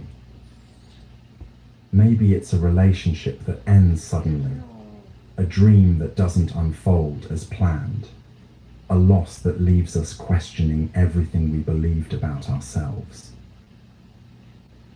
In those moments, we feel broken, like something fundamental has gone wrong with our lives. But what if those moments aren't breakdowns at all? What if they're breakthroughs in disguise? This is what the Buddha discovered 2,500 years ago under that Bodhi tree. He looked directly at suffering and saw something extraordinary. It wasn't punishment. It was information. The Buddha said, pain is inevitable, but suffering is optional. What he meant was this: life will bring challenges, losses, disappointments. That's the pain, unavoidable, human, natural. But suffering, that's what happens when we resist the pain, when we make it mean something about our worth, when we let it convince us we're broken. Think about how your body heals a cut. It doesn't judge the wound or feel ashamed of being injured. It simply begins the natural process of healing, sending white blood cells, forming new tissue, gradually closing the gap. Your emotional being has this same innate wisdom. But we've been taught to fear our pain, to numb it, to push it away as quickly as possible. We've learned to see depression as a malfunction rather than a message. Loneliness as a flaw rather than a call toward authentic connection. What if we've had it backwards this whole time? Your body knows how to heal cuts without your conscious intervention. Your heart knows how to heal wounds the same way, naturally, organically, if you let it. But first, you have to stop fighting the healing process. Consider the person who loses something they thought defined them. In the forced stillness that follows, they often discover something profound. Their suffering wasn't random, It had been pointing them toward a life that actually fits their heart. Sometimes, what we call our worst moments become the doorways to everything we've been searching for. This is the first noble truth the Buddha taught. Life contains suffering. But he didn't say this to depress us. He said it to liberate us. Because once you stop being surprised by difficulty, once you stop taking it personally, you can begin to listen to what it's teaching you. Suffering isn't punishment, it's enrollment in wisdom school. And the curriculum is always perfectly designed for what you need to learn. The loneliness you feel, it might be showing you how much you've been hiding your true self to fit in. The depression weighing on your chest, it could be your spirit's way of saying, this life doesn't fit who you really are. Your pain is not your enemy. It's your teacher. And like any good teacher, it keeps showing up until you learn the lesson. But here's what's beautiful about natural healing. You don't have to figure it all out at once. You don't need to analyze every feeling or solve every problem tonight. You just need to stop running from what you're experiencing and start listening to it. When you feel that familiar ache rising in your chest, instead of immediately reaching for a distraction, try this. Place your hand over your heart. Take 3 slow breaths and ask gently, what are you trying to tell me? Don't demand an answer. Don't force clarity. Just listen with the same compassion you'd offer a dear friend who was hurting. Because that's exactly what you're doing, befriending your own pain. The Buddha also taught that everything has Buddha nature, the innate capacity for awakening and wisdom. That includes your suffering. Hidden within every painful experience is a seed of understanding that can transform not just your circumstances, but your entire relationship with life. Throughout history, the greatest transformations have often emerged from the deepest struggles. Not because struggle is necessary for growth, but because struggle has a way of stripping away everything false, everything we think we need to be okay. And in that stripping away, what remains is often more real, more authentic, more aligned with who we truly are. Your suffering is not evidence that something is wrong with you. It's evidence that you're alive, feeling, growing. It's proof that you haven't numbed yourself to the point of spiritual sleep. Think of a broken bone. It hurts terribly when it's healing, but that pain is actually the bone growing back stronger than it was before. Your emotional healing works the same way. The intensity you feel isn't damage, it's regeneration. This doesn't mean you should seek out suffering or glorify pain. It means when suffering arrives, and it will, because you're human, you can meet it differently. With curiosity instead of resistance, with gentleness instead of judgment, with trust that your heart knows how to heal, just like your body knows how to mend a cut. There's an ancient story about a farmer whose horse ran away.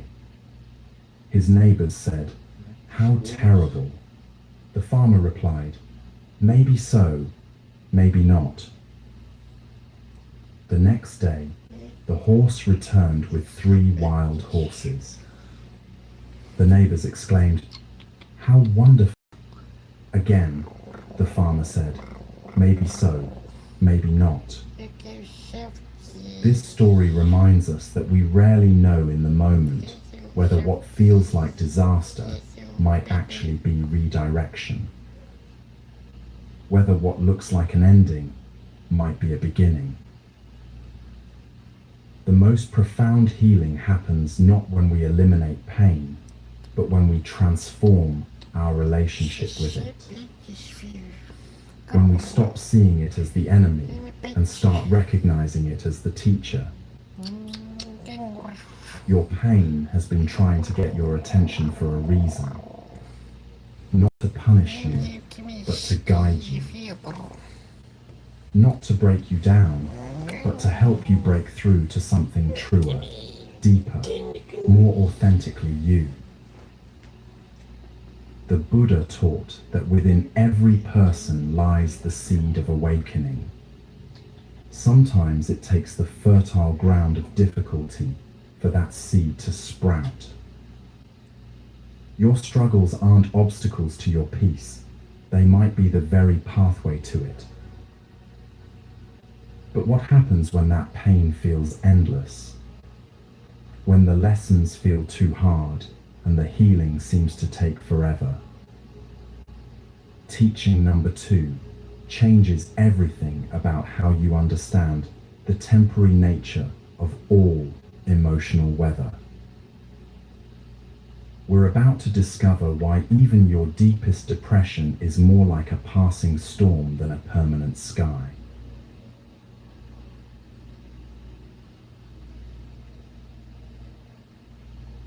Depression told you it's permanent.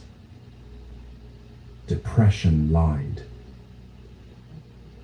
Right now, wherever you are, take a moment to step outside mentally and look up at the sky. If you can't see it, imagine it. Notice how it stretches endlessly in every direction, vast and open, and always there. Now notice the weather. Maybe there are clouds today, thick grey ones that block the sun, or light wispy ones drifting slowly across the blue. Perhaps it's storming where you are, with rain drumming against windows and thunder rolling in the distance. Or maybe it's perfectly clear, sunlight streaming down without obstruction. Here's what's important to understand. The weather is not the sky. The clouds, no matter how dark, cannot damage the sky. The storm, no matter how fierce, cannot diminish the sky's vastness.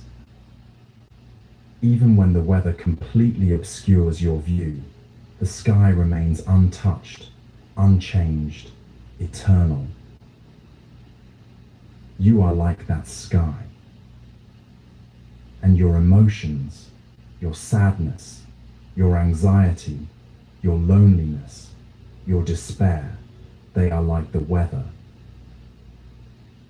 This isn't just a pretty metaphor. This is one of the most liberating truths the Buddha ever taught, and it can change your life in the next few minutes if you really hear it. The Buddha called this teaching impermanence, anicca, in the ancient language.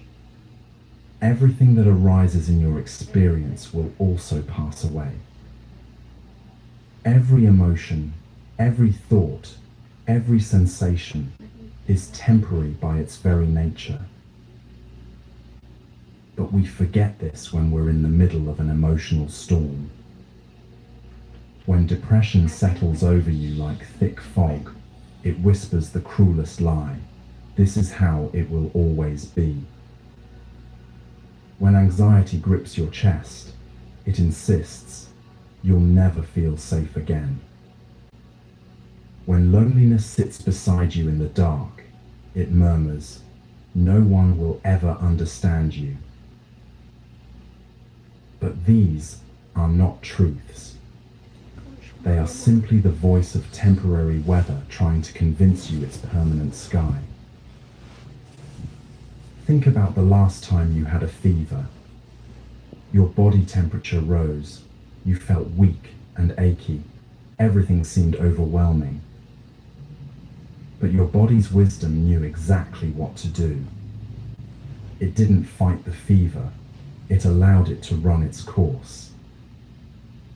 And naturally, organically, without any force or effort on your part, the fever broke.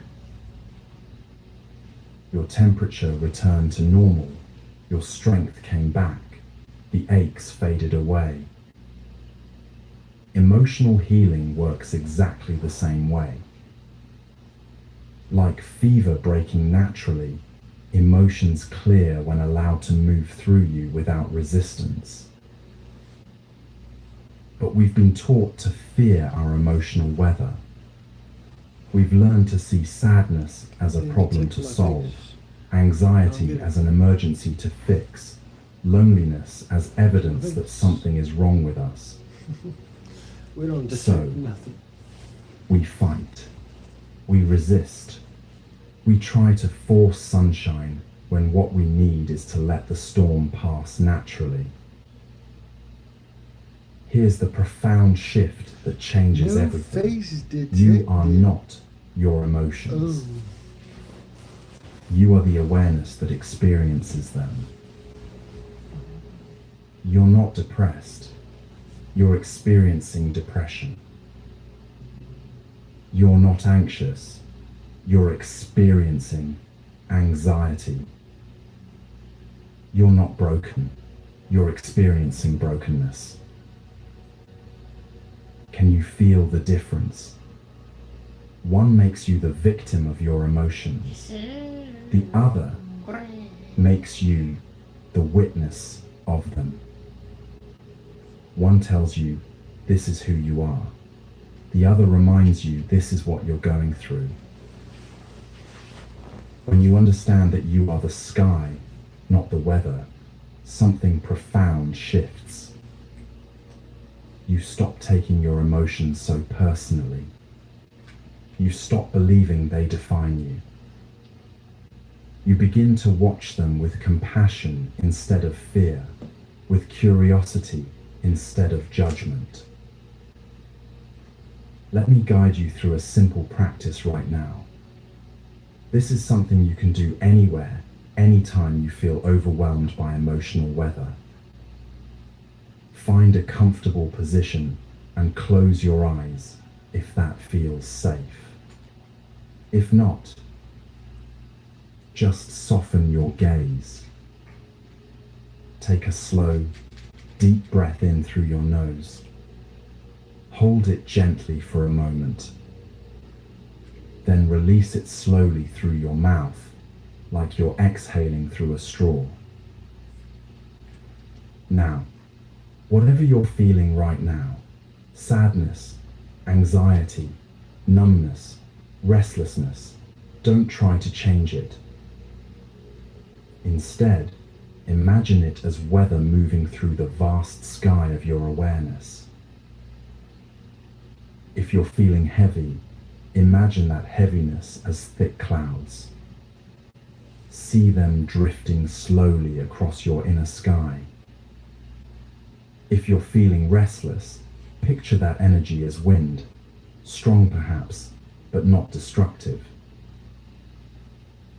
If you're feeling nothing at all, visualize that numbness as a gentle, quiet snow falling softly. Breathe with whatever weather is here. Don't fight it. Don't try to blow the clouds away. Just be the sky that holds it all with infinite space and patience. Notice that no matter what weather is present, you, the awareness watching it, remain calm, spacious, untouched. The clouds cannot hurt the sky. The storm cannot diminish its vastness. And your emotions, no matter how intense, cannot damage the essential you. Stay here for a few more breaths. In, out, watching, allowing, being the sky. Anyone else feeling this shift right now? This gentle remembering that you are so much vaster than whatever you're experiencing. Drop a comment if this is landing for you. There's something powerful about recognizing we're all learning to be the sky together. The Buddha taught this truth through his own experience. Even after his awakening, he still experienced the full range of human emotions. He felt sadness when loved ones died. He experienced physical pain when he was ill.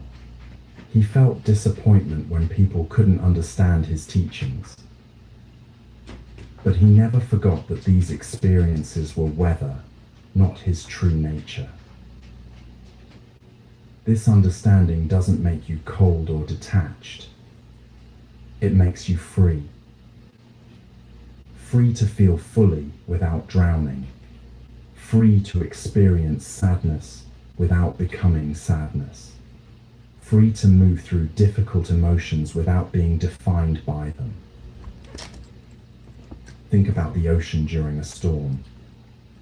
The surface might be churning with massive waves, chaotic and violent.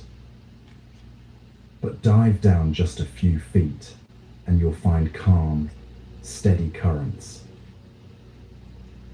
Go deeper still, and there's profound stillness, untouched by whatever chaos might be happening above. Your emotional storms happen at the surface, but deeper within you, there's always calm, always stillness, always peace.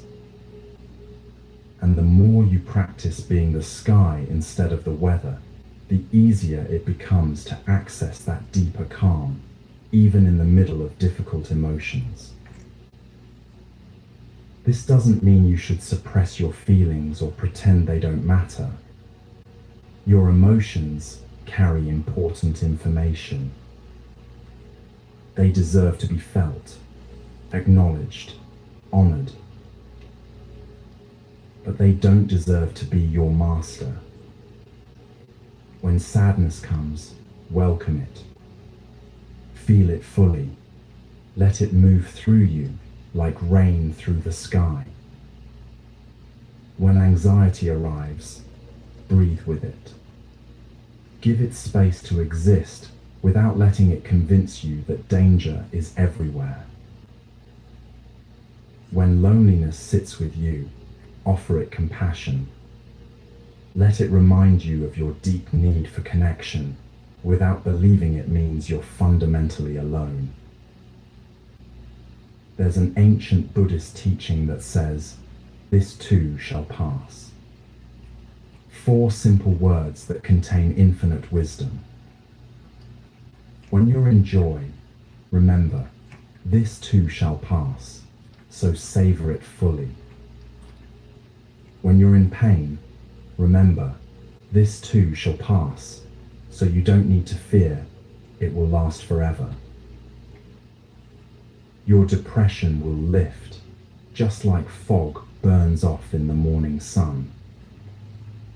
Your anxiety will settle, just like choppy waters smooth out after a storm. Your loneliness will ease, just like winter always gives way to spring. But you don't have to wait for the weather to change to feel peace. Peace is always available in your recognition that you are the sky, vast, open, unchanging, no matter what temporary conditions are moving through you. The next time you feel overwhelmed by emotion, try this simple shift in language. Instead of saying, "I am sad," say, "Sadness is visiting me." Instead of, "I am anxious," try, anxiety is moving through me. Instead of, I am depressed, practice, depression is here, right now. This isn't just semantics. It's a fundamental shift in identity that can transform your entire experience of difficult emotions. You stop being the victim of your inner weather and become the compassionate witness of it. What the hell are you Speaking of things that feel permanent but aren't, there's another experience that often convinces us we're fundamentally alone in the world. But what if loneliness isn't actually the problem we think it is? What if it's been trying to guide us towards something beautiful all along? Teaching number 3 reveals the hidden gift waiting inside your My loneliness computer's moments. breathing so hard. Danger is everywhere. Busting makes me feel good. Loneliness isn't Chance of being emptiness, felt is always it's possible. spaciousness, waiting to be filled. I know that might sound impossible when you're sitting in that familiar ache. When silence feels so heavy, it has its own weight. When you're surrounded by people, but still feel like you're speaking a language no one understands. Bitch, I am speaking a language. But what if everything you've been told about loneliness is backwards? Yeah. What if the very thing you've been trying to escape is actually trying to lead you home? It is sometimes. There's a profound difference between being alone and being lonely. Oh, yeah, sure. And understanding this difference can transform one of your most painful experiences into one of your most sacred. 2,500 years ago, a young prince made a choice that puzzled everyone around him. He had everything: wealth, comfort, people who would cater to his every need. Yet, he walked away from it all to sit alone in the forest. For 6 years, he lived in solitude, not because he was running from people, but because he was seeking something deeper than human connection could provide. In that profound aloneness, he discovered something extraordinary. The peace he'd been searching for wasn't hidden in crowded palaces or busy marketplaces. It was waiting in the silence within himself. This wasn't antisocial behavior or depression. This was the recognition that before you can truly connect with others, you must first learn to be genuinely present with yourself. Nature understands this principle intimately. Seeds germinate in the dark silence of soil.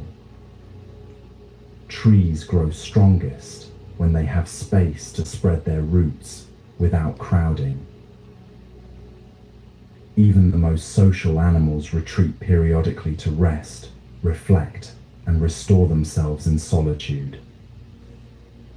Nature heals in silence, and so do human hearts.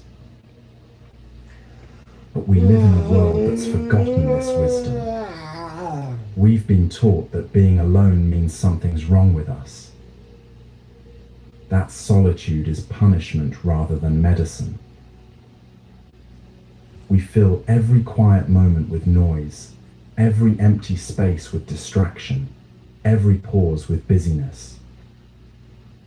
And then we wonder why we feel so disconnected, even when we're never actually alone. The loneliness you feel isn't a sign that you're broken or unwanted. It's your inner wisdom calling you back to yourself. It's an invitation to come home to the one relationship that will never leave you, the relationship with your own presence. What is the research? Think about what loneliness actually feels like in your body. Talk to you later. There's often a hollow sensation in your chest, isn't there? A sense of space that feels empty, aching to be filled. But what if that space isn't empty at all? What if it's spacious? I read some kind of guideline. There's a profound difference between emptiness and spaciousness. Emptiness feels lacking, desperate, hungry. Spaciousness feels open, peaceful, full of potential. The same physical sensation can be experienced in completely different ways, depending on how you relate to it. When you're feeling lonely, instead of immediately reaching for your phone or planning your next social interaction, try this. Sit quietly with that sensation in your chest. Breathe into it gently. Instead of calling it emptiness, call it spaciousness. Instead of seeing it as something that needs to be filled from the outside, recognize it as room for your own presence to expand. The cure for loneliness isn't more people, it's more presence. This is one of the most counterintuitive truths you'll ever hear, but it's also one of the most liberating.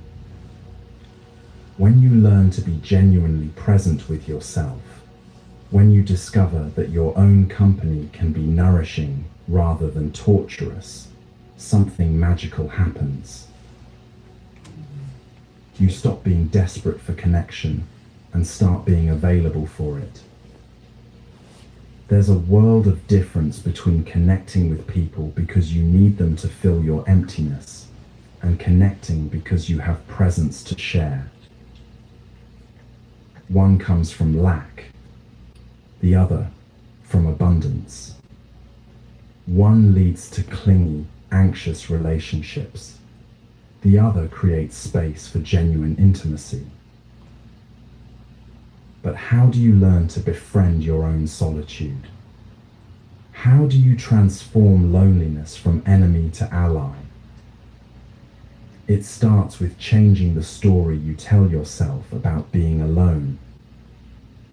Instead of, "No one wants to be with me," try, "I'm learning to enjoy my own company." Instead of, "I'm so lonely," practice, "I'm discovering what it means to be present with myself." Here's a gentle practice you can try right now. The next time you find yourself alone, instead of immediately reaching for entertainment or distraction, pause. Look around the space you're in as if you're seeing it for the first time. Notice 5 things you can see. Really see them, not just glance at them. Notice 4 things you can touch: the texture of your clothes, the temperature of the air on your skin. Notice 3 things you can hear. Maybe it's traffic outside, or the hum of appliances, or the sound of your own breathing.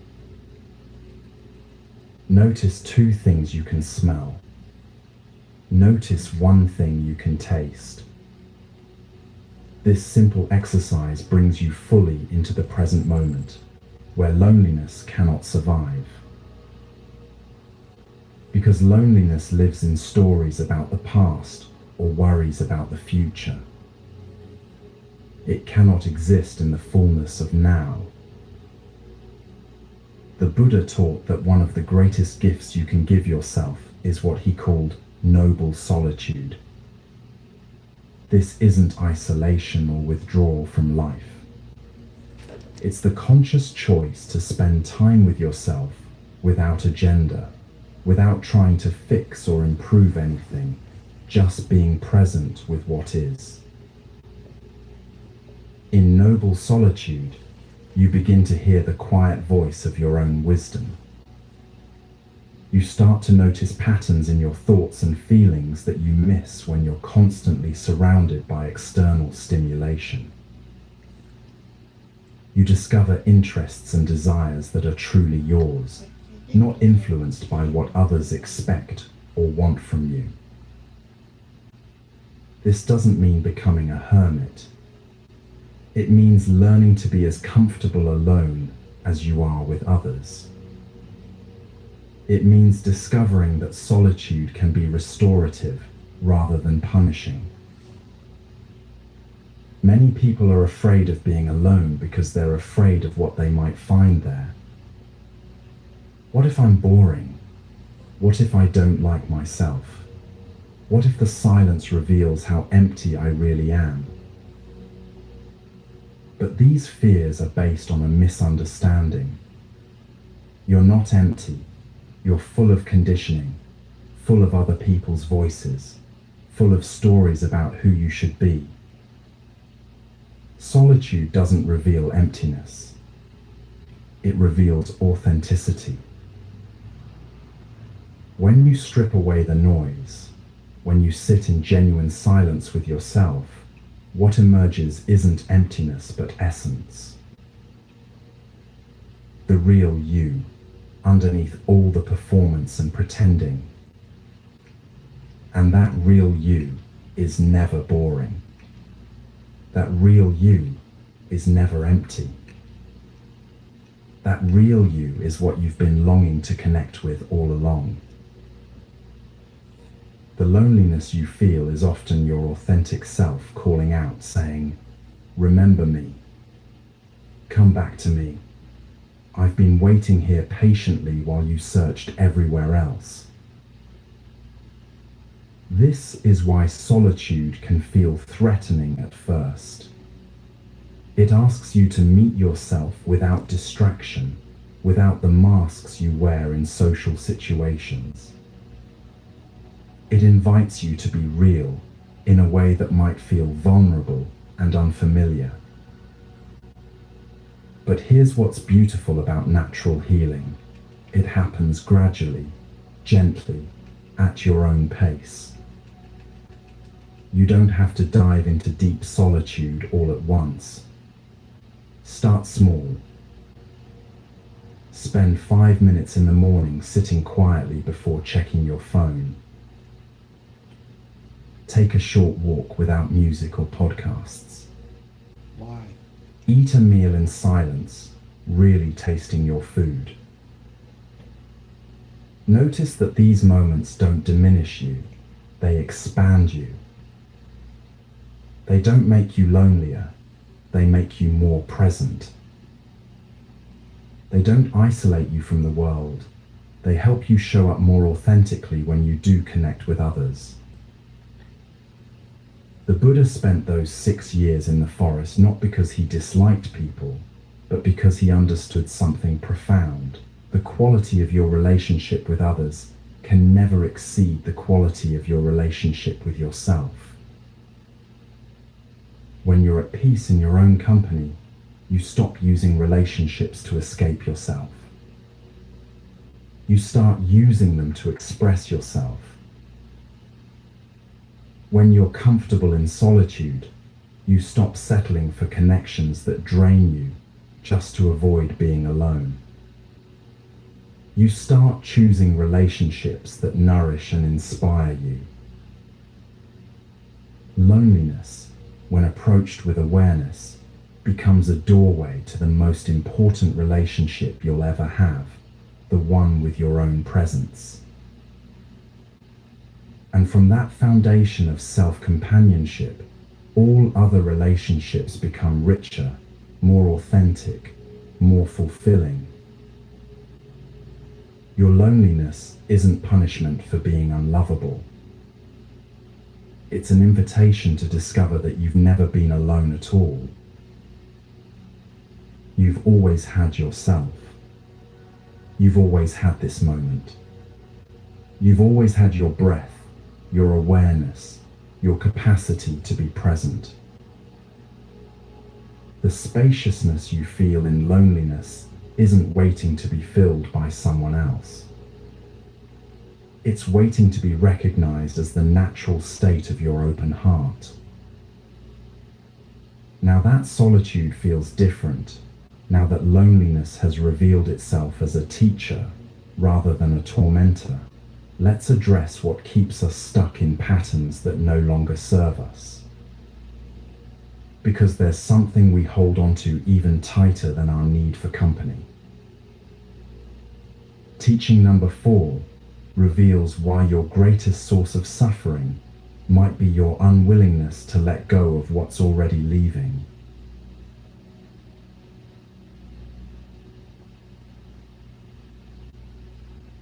You're not holding on because you're strong.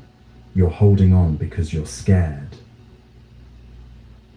There's a difference, though it might not feel like one, when your fingers are wrapped so tightly around something that's already slipping away. When your heart is clinging to a relationship that's clearly ending. When your mind is replaying a conversation from last week, trying to change words that have already been spoken. When you're gripping an identity that no longer fits who you're becoming. The Buddha discovered something profound about human suffering. Most of it doesn't come from what happens to us. It comes from our relationship to what happens to us. Specifically, our desperate need to hold on to what is naturally designed to flow. Imagine you're holding a rope. On the other end, life is pulling, gently at first, then with increasing force. The rope represents everything you think you need to be okay.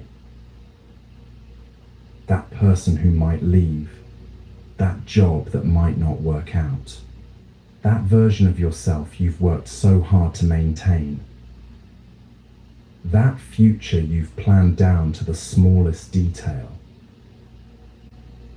As life pulls the rope in a different direction, you grip tighter. Your knuckles turn white. Your palms begin to burn. The harder you hold on, the more it hurts. But you tell yourself, this pain means you care. That loosening your grip would mean giving up. That letting go equals failure. Here's what you don't realize. The rope burn isn't coming from life pulling the rope away. It's coming from your refusal to release your grip. In autumn, trees perform one of nature's most beautiful acts of letting go. They don't cling to their leaves out of fear that winter will be too harsh. They don't hold on because they're attached to how beautiful they looked in summer. They simply release what no longer serves them, trusting that this apparent loss is actually preparation for new growth. Trees shed leaves naturally, and we can shed attachments with the same organic wisdom. But we've forgotten how to let go gracefully. We've been taught that holding on means strength, that persistence always pays off, that quitting is for losers. So we grip and grasp and strain against the natural flow of life until we're exhausted, bitter, and convinced that the universe is working against us. The truth is more gentle and more liberating than you might imagine. Letting go isn't loss, it's liberation. This doesn't mean becoming passive or giving up on things that matter to you. It means learning the difference between holding and strangling, between commitment and attachment, between love and possession.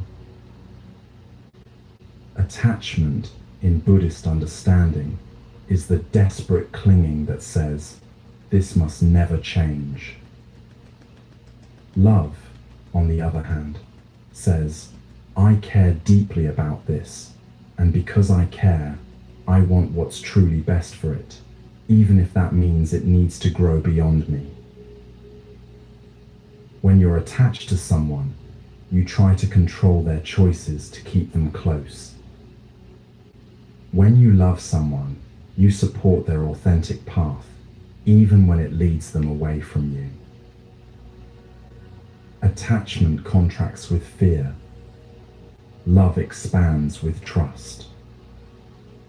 The same principle applies to everything you think you need to be happy. Your career, your health, your plans, your image of yourself. When you hold these things with attachment, you suffer whenever they change. But when you hold them with appreciation instead of desperation, you can engage fully while remaining free. Here's a gentle practice that can transform your relationship with letting go. Think of something you're currently holding on to that might be ready to release.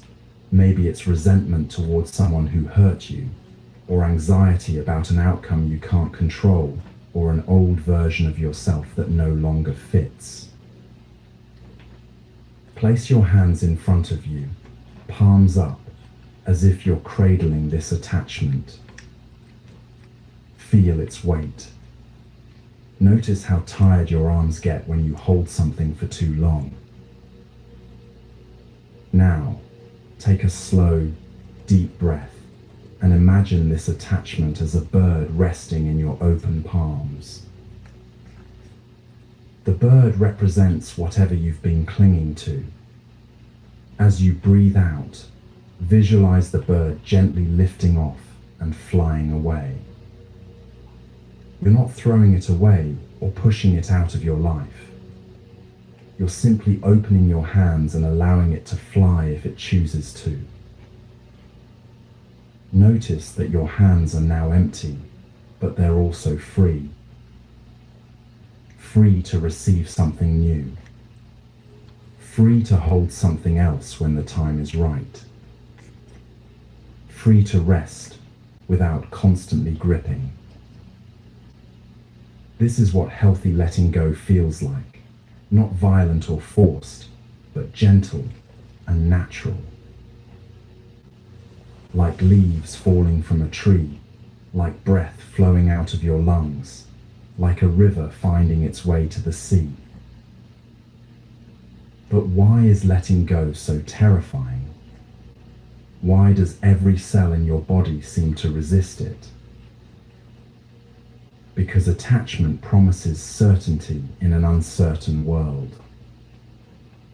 It whispers, if you can just control this one thing, you'll be safe. But this is an illusion. The only certainty in life is change itself. The only security comes from learning to dance with uncertainty rather than fight it. Think about water flowing down a mountain. It doesn't struggle against the rocks in its path. It flows around them. It doesn't try to push the riverbank wider. It follows the natural course. It doesn't resist the pull of gravity. It surrenders to it and finds its power in that surrender.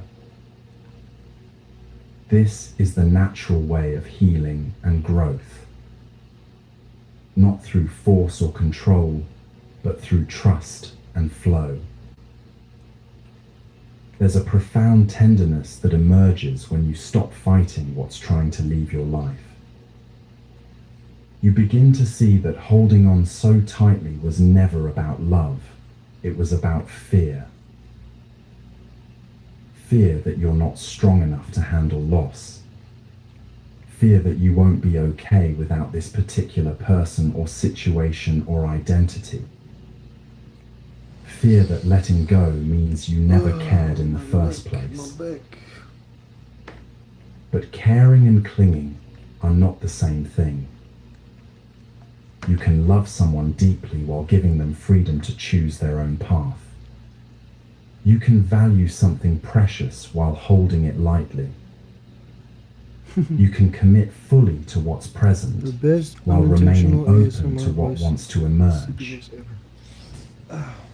When you practice letting go, you're not becoming cold or indifferent. You're becoming wise. You're learning to trust the natural intelligence of life itself, the same intelligence that grows your hair and heals your cuts and beats your heart without any conscious effort from you. This intelligence knows when it's time for things to change. It knows when relationships have run their course, when chapters need to end, when old skins need to be shed for new growth to happen. Fighting this natural process is like trying to stop the seasons from changing, exhausting, and ultimately futile. But here's what happens when you align with life's rhythm instead of resisting it. Space opens up. Space. Possibility appears. Oh, yeah. Energy that was tied up in holding on becomes available for new experiences. Yeah, right. Every ending contains a beginning. Liar. Every loss creates room for something different to enter. Deceiver. But you can't receive the new gift while your hands are still gripping the old one. Oh, yeah, yeah, yeah. Letting go is not about not caring. It's about caring so much that you want truth more than comfort, growth more than security, love more than possession. Oh, yeah. It's about trusting that you are resilient enough to handle whatever comes next. And you are. I'll take the possession. More resilient than you know. Stronger than your attachments. Vaster than your need to control. The Buddha taught that all suffering comes from attachment to the impermanent. But he also taught that liberation comes from recognizing the impermanence and learning to flow with it rather than fight it. Yeah. This doesn't happen overnight. Hit the flag, Letting bitch. go is a practice, not a one-time event. Some days you'll grip tightly out of habit or fear. Other days you'll remember to open your hands and trust the process. Trust the process. Both are part of the journey. Be patient with yourself as you learn this new way of being. Be gentle with the parts of you that are afraid to let go. They've been trying to protect you in the only way they know how. Yeah, right. When we release our death grip on how we think life should unfold, we create space for something magical to happen. We discover that peace doesn't come from getting what we want. It comes from wanting what is. And what is, in this very moment, is always enough when we're not demanding it be different. Next, we'll explore where true peace actually lives, and it's closer than you think. Oh, yeah? Yeah, right, motherfucker. Peace isn't hiding in your future, it's been waiting in your breath. Motherfucker. Right now, as you listen to these words, peace is available to you. Yeah, right. Not when you finish this audio, not when you solve your problems, not when you feel better or figure everything out. Right here, in this moment, as air moves gently in and out of your lungs. But your mind has convinced you otherwise, hasn't it? Yep. It's told you that peace is something you earn, No, they something didn't. you achieve, No, wrong. something waiting at the end of a very long to-do list. No, wrong. Your mind has been a time traveler, Liar. pulling you into yesterday's regrets or tomorrow's worries, anywhere but the only place life is actually happening. Son of a lying bitch. Here's a truth that might surprise you. Your mind can only create suffering when it's somewhere other than now. Son of a lying bitch. Anxiety lives in tomorrow. It feeds on what-if scenarios and imagined disasters that haven't happened and may never happen. Depression lives in yesterday. It dwells on what went wrong, Bobby? what was lost, what can never be changed. but peace. Peace lives in now. Every cell in your body regenerates in the present moment, and so does peace. Not through thinking about peace or planning for peace, but through arriving here, wherever here is for you, right now. Take a moment to notice where you are. Really notice, as if you're seeing this space for the first time. Feel the surface beneath you. Is it soft, firm, warm, cool? Listen to the sounds around you without trying to label or judge them. Maybe there's traffic outside, or the hum of electricity, or the sound of your own heartbeat if you listen closely enough. Feel the air against your skin. Notice the temperature, the subtle movement of air currents you might normally ignore. This is presence. This is the medicine your anxious mind has been desperately seeking everywhere except where it actually lives. The Buddha spent years studying with different teachers, practicing extreme disciplines, searching for enlightenment in elaborate techniques and complex philosophies. But his awakening came in the simplest possible way, by sitting still and being completely present with what was happening in that moment. Under the Bodhi tree, he stopped trying to get somewhere else and finally arrived where he had always been. This is the profound healing available to you right now. Not through changing your circumstances, not through fixing your past or controlling your future, but through fully inhabiting this moment. Let me guide you through a simple practice that can shift your entire nervous system in just a few minutes. It's something you can do anywhere, anytime you feel pulled away from peace. Find something warm to drink if you can. Tea, coffee, even a glass of warm water. If you don't have anything warm nearby, that's perfectly fine. Just imagine holding a warm cup in your hands. First, before you take a sip, simply hold the cup and feel its warmth. Notice how the heat travels through the ceramic or glass into your palms. She's a flyer. Let your fingers wrap around the cup, No. feeling each point of contact. I won't. This is your anchor to the present moment. Now bring the cup close to your face. No. Breathe in the steam and notice any scent. Maybe it's the earthy richness of tea, the roasted warmth of coffee, or simply the clean smell of warm water.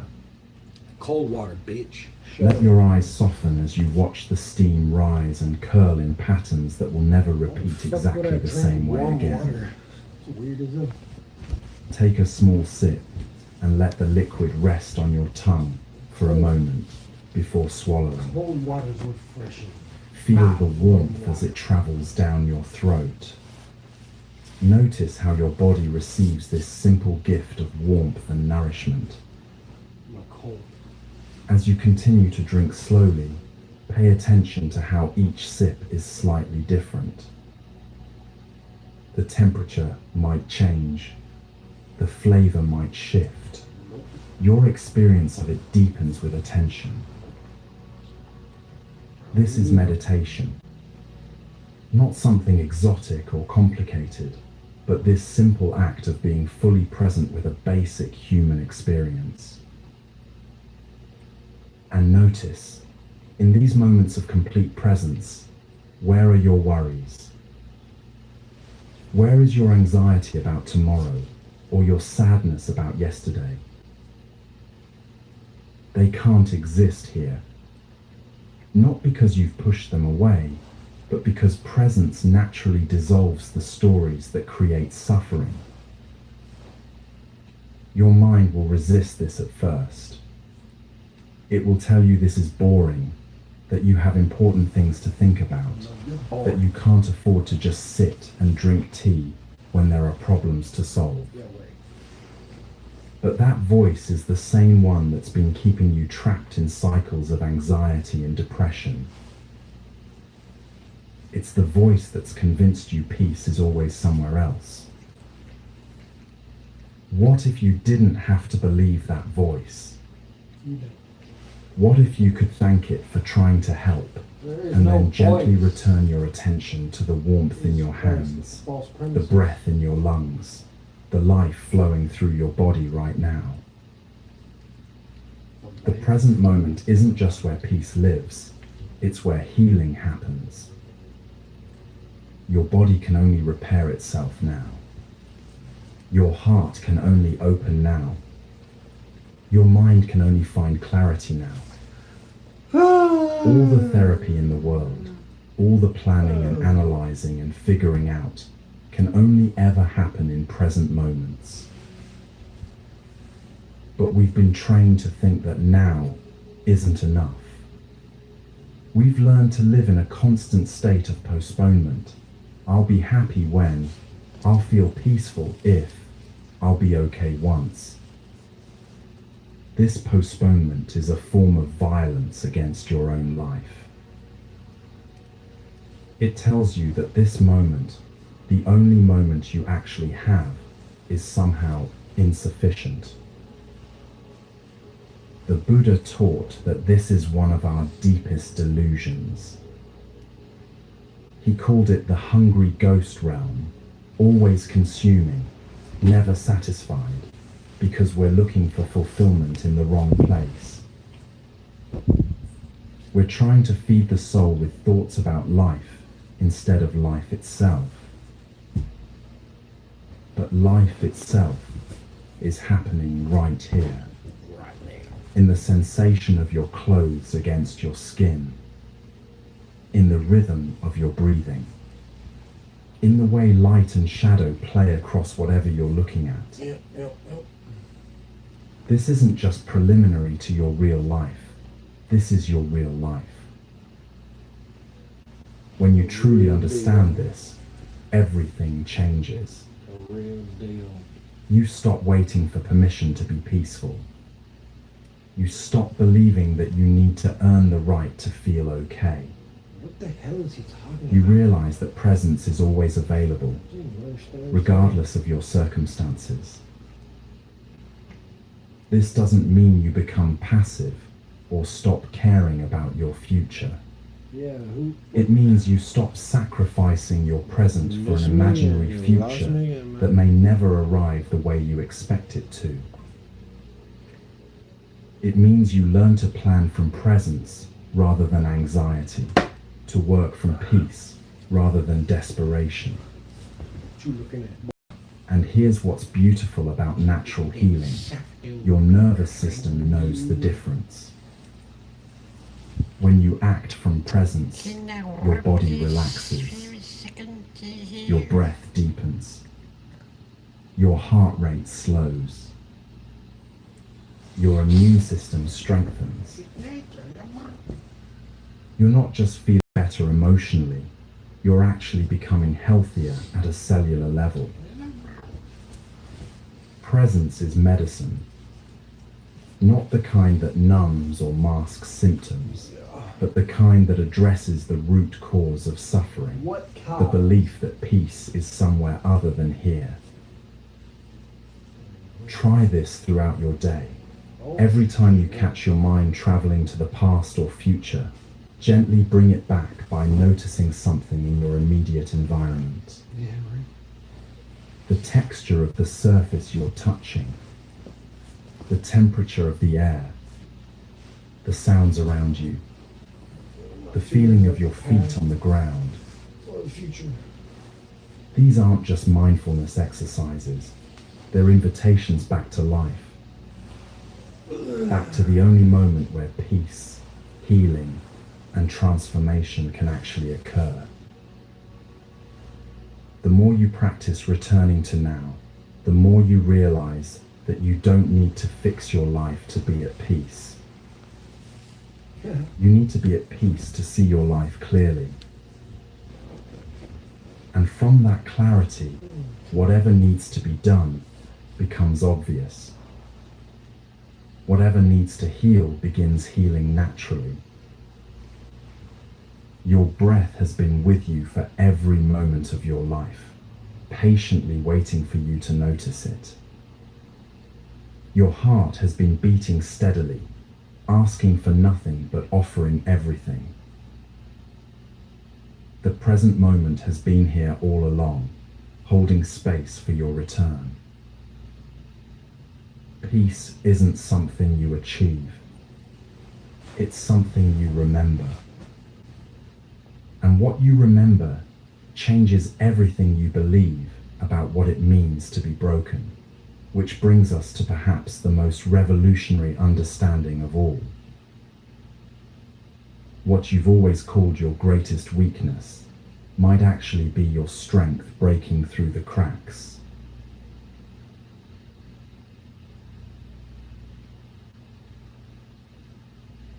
What you call falling apart is actually falling together. I know that sounds impossible when you're lying awake at 3 in the morning, feeling like every piece of your life is scattered across the floor. When you look in the mirror and see someone you barely recognize, when the person you used to be feels like a stranger, and the person you're becoming feels terrifyingly unclear. But what if everything you've been taught about brokenness is backwards? What if the moments when you feel most shattered are actually the moments when you're becoming most whole? There's a flower that grows in the muddiest, darkest waters you can imagine. Its roots reach deep into thick, black mud that would suffocate most plants. For months, this seed sits in absolute darkness, surrounded by decay and debris, with no sign that anything beautiful could ever emerge from such conditions. But then, something miraculous happens. A tiny shoot pushes through the mud, feeling its way blindly upward through murky water. It doesn't know where it's going. It can't see the surface. It only knows it must rise. When it finally breaks through the water's surface, something extraordinary unfolds. Petal by petal, the lotus opens into one of the most perfect flowers nature has ever created. Pure white petals that seem to glow with their own light. Not despite the mud it grew from, but because of it. The mud didn't contaminate the lotus. The mud nourished it. You are that lotus.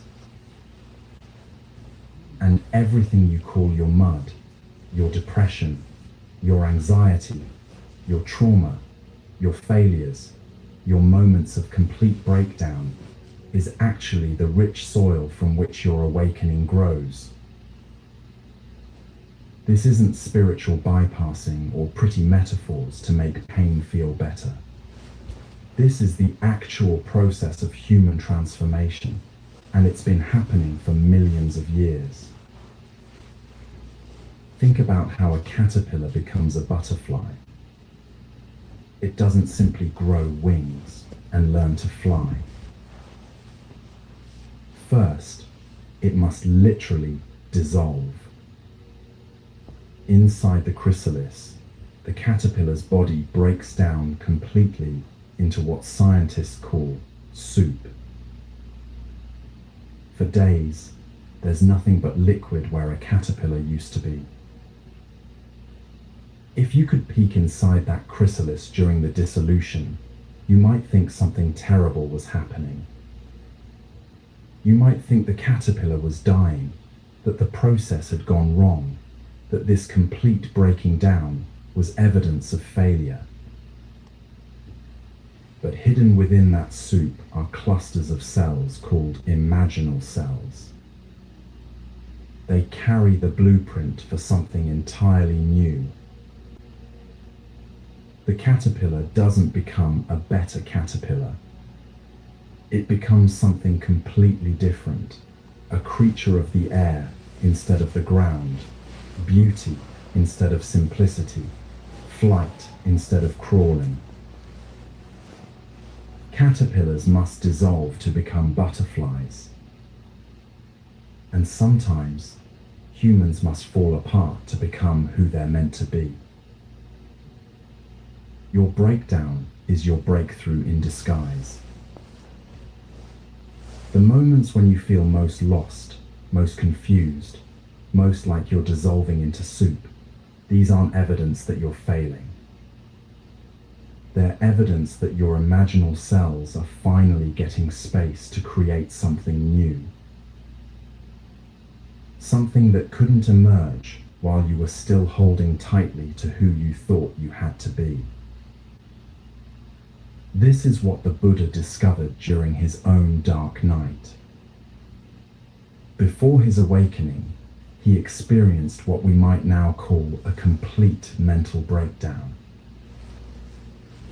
He left everything familiar, spent years in extreme practices that nearly killed him, and finally sat under a tree feeling like he had failed at everything he'd ever tried.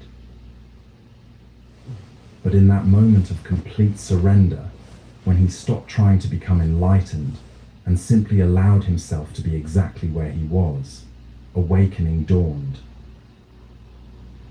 Not because he had fixed himself, but because he had finally stopped fighting the breaking open that was trying to happen. There's an ancient Japanese art called kintsugi, where broken pottery is repaired with gold. Instead of hiding the cracks or throwing away the broken pieces, artisans highlight the fractures with precious metal. The result is more beautiful than the original, more valuable, more treasured. The cracks become the most beautiful part. Your cracks, the places where life has broken you open, these aren't flaws to be hidden. They're where the light gets in. They're where your true beauty shows through. They're proof that you've lived, felt deeply, cared enough to be vulnerable to pain. And here's what nobody tells you about the breaking open process. It's not random. Your nervous system, your psyche, your entire being has an innate wisdom about what needs to break down for what wants to emerge. The identity that's crumbling, it was probably built on other people's expectations anyway. The relationship that's ending, it may have stopped nourishing your authentic growth long ago. The career that's not working, perhaps your heart has been trying to tell you it's time for something that actually fits who you're becoming. Your breakdown isn't happening to you. It's happening for you. But I know it doesn't feel that way when you're in the middle of it. When you can't sleep because your mind won't stop racing. When you look at your life and nothing makes sense anymore. When you feel like everyone else has figured out how to be human and you're still struggling with the basics. Here's what I want you to know. You're not behind. You're not failing. You're not doing life wrong. You're exactly where you need to be for your unique awakening to unfold. Some people awaken gradually, like a slow sunrise. Others awaken suddenly, like lightning illuminating a dark landscape. But many of us awaken through breaking, through the slow or sudden dissolution of everything we thought we needed to be okay. This breaking is not punishment. It's not evidence that you're weak or damaged or beyond repair. It's the most natural process in the universe, the way consciousness evolves, the way wisdom emerges, the way love learns to express itself more fully through human experience. Think about how a seed breaks open underground. If you could hear it happening, it might sound violent, the hard shell cracking, the tender shoot forcing its way through. But this isn't destruction. This is birth. The seed doesn't break because something is wrong with it. It breaks because something is finally ready to grow. You are breaking open because something in you is ready to grow. Something that couldn't emerge while you were still contained in your old shell. Something more authentic, more aligned, more truly you than you've ever been able to be before. The depression that feels so heavy, it might be your psyche's way of slowing you down enough to listen to what your heart has been trying to tell you. The anxiety that won't stop, it could be excitement about who you're becoming, filtered through old patterns of fear.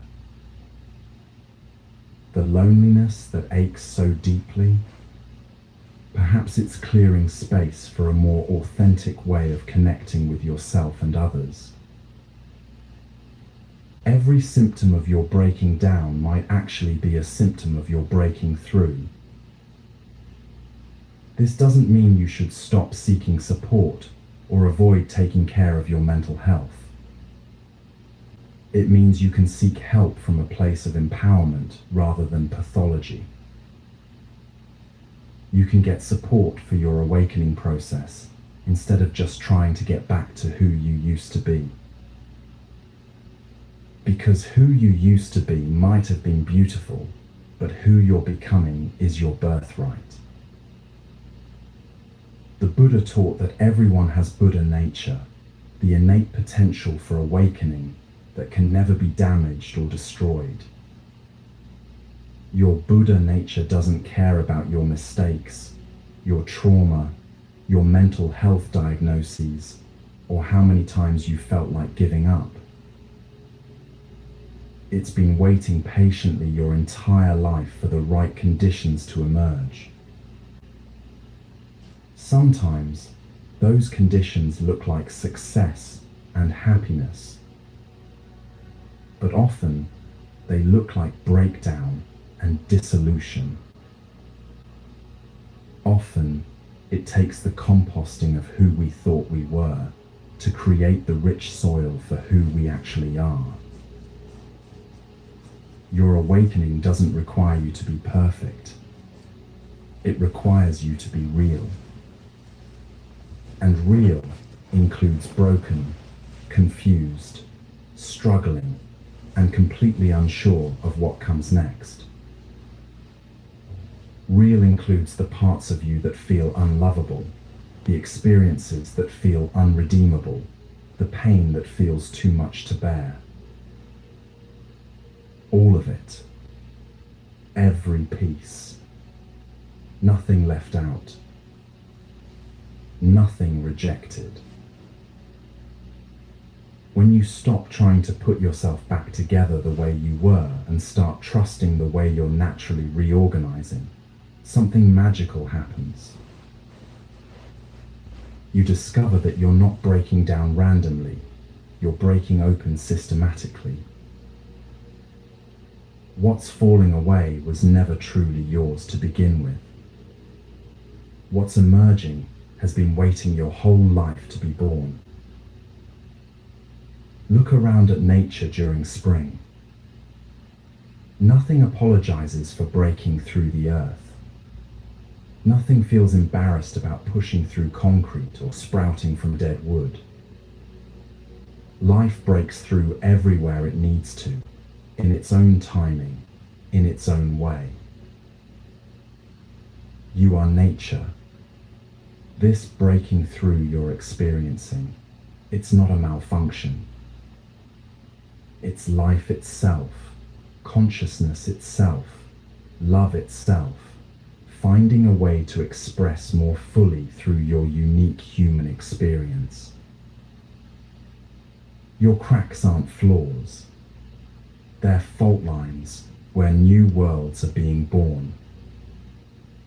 Your breakdown isn't evidence of weakness. It's evidence that you're brave enough to let something old die so something new can live. This awakening process reveals something you've always had, but may have forgotten, an unbreakable core that remains steady no matter what storms pass through your life. A peace that doesn't depend on circumstances. A love that includes even your most difficult moments. A strength that grows not from avoiding brokenness, but from learning to be whole within it. You're not falling apart. You're falling into truth. And that truth is about to show you something extraordinary about where real love begins.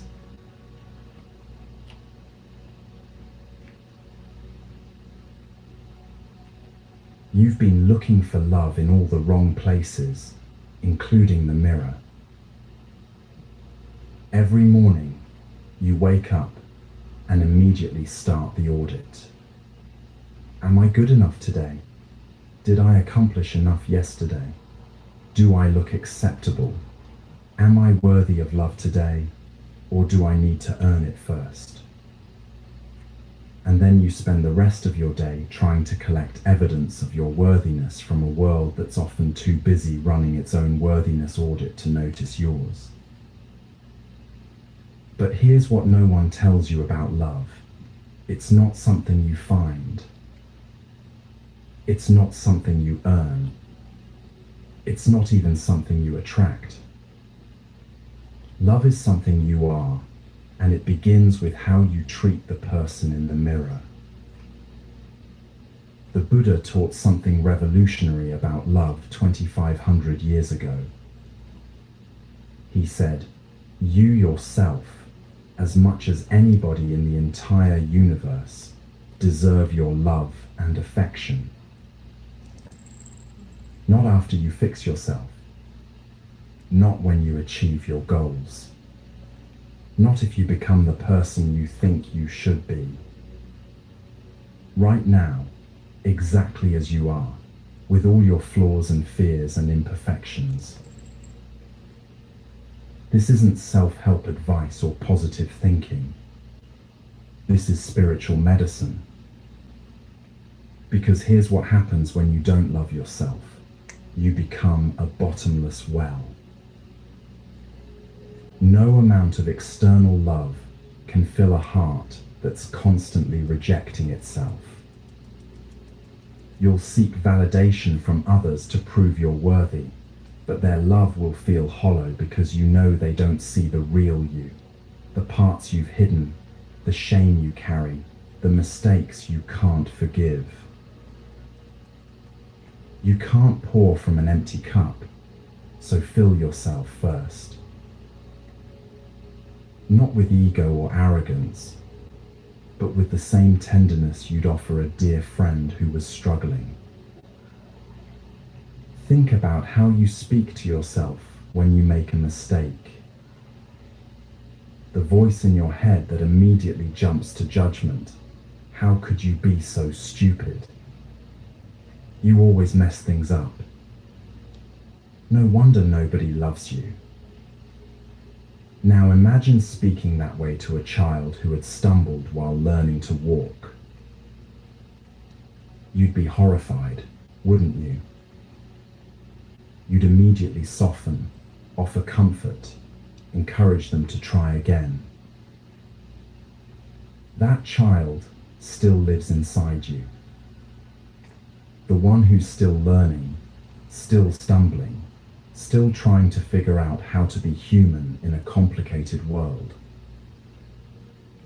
And that child deserves the same compassion you'd offer any other child who was doing their best. Self-compassion isn't weakness. It's the foundation that everything else builds on. When you learn to be kind to yourself, you stop needing others to validate your worth. When you fill your own cup with love, you can offer authentic love to others instead of seeking it desperately. When you heal the relationship with yourself, every other relationship in your life transforms. But how do you love someone you've been criticizing for years? How do you offer compassion to the person who knows all your worst thoughts and secret failures? The same way you'd love anyone else, one gentle moment at a time. Let me guide you through an ancient practice that can begin healing this relationship right now. This is called metta meditation, or loving kindness meditation, and it's been transforming hearts for thousands of years. Find a comfortable position and close your eyes if that feels safe, or just soften your gaze downward. Place one hand on your chest, over your heart. Feel the steady rhythm of your heartbeat, this heart that's been with you every moment of your life, never asking for anything, always giving. Take a slow, deep breath and imagine sending love directly to your own heart. Start with these simple phrases, saying them silently to yourself with as much genuine warmth as you can muster. May I be happy. Let those words settle into your heart like warm honey. May I be healthy. Feel the wish for your own well-being. May I be safe.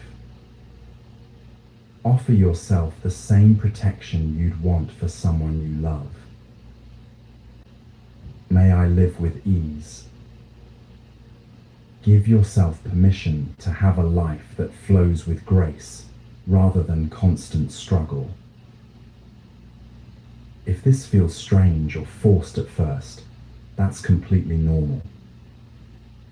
You might notice resistance, a voice that says you don't deserve these good wishes. That's just old conditioning talking. Keep going anyway.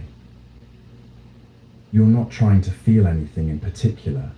You're just planting seeds of kindness in the soil of your own heart. Repeat these phrases several more times.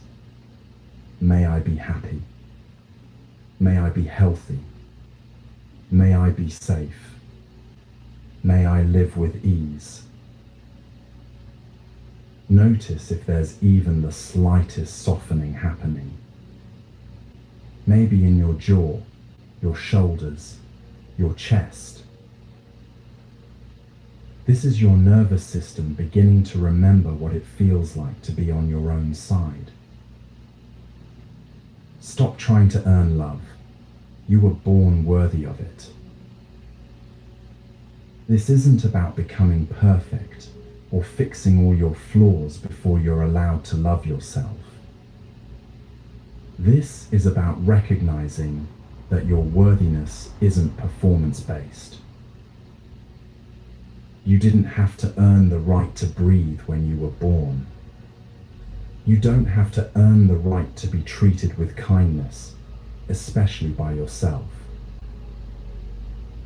Think about the people you love most in your life. Do you love them because they never make mistakes? Do you withdraw your love when they're struggling or having a bad day? Of course not.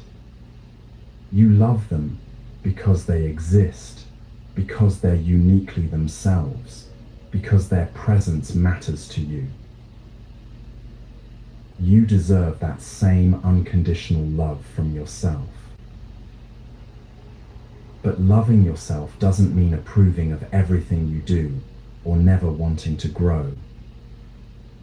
It means treating yourself with the same basic kindness you'd offer a good friend.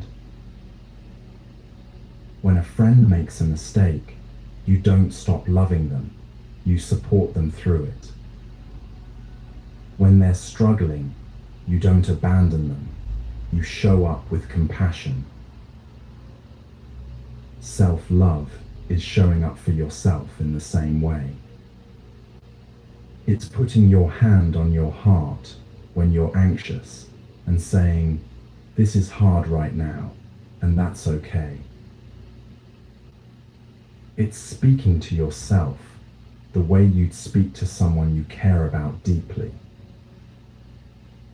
It's giving yourself permission to be human, messy, imperfect, still learning, still growing.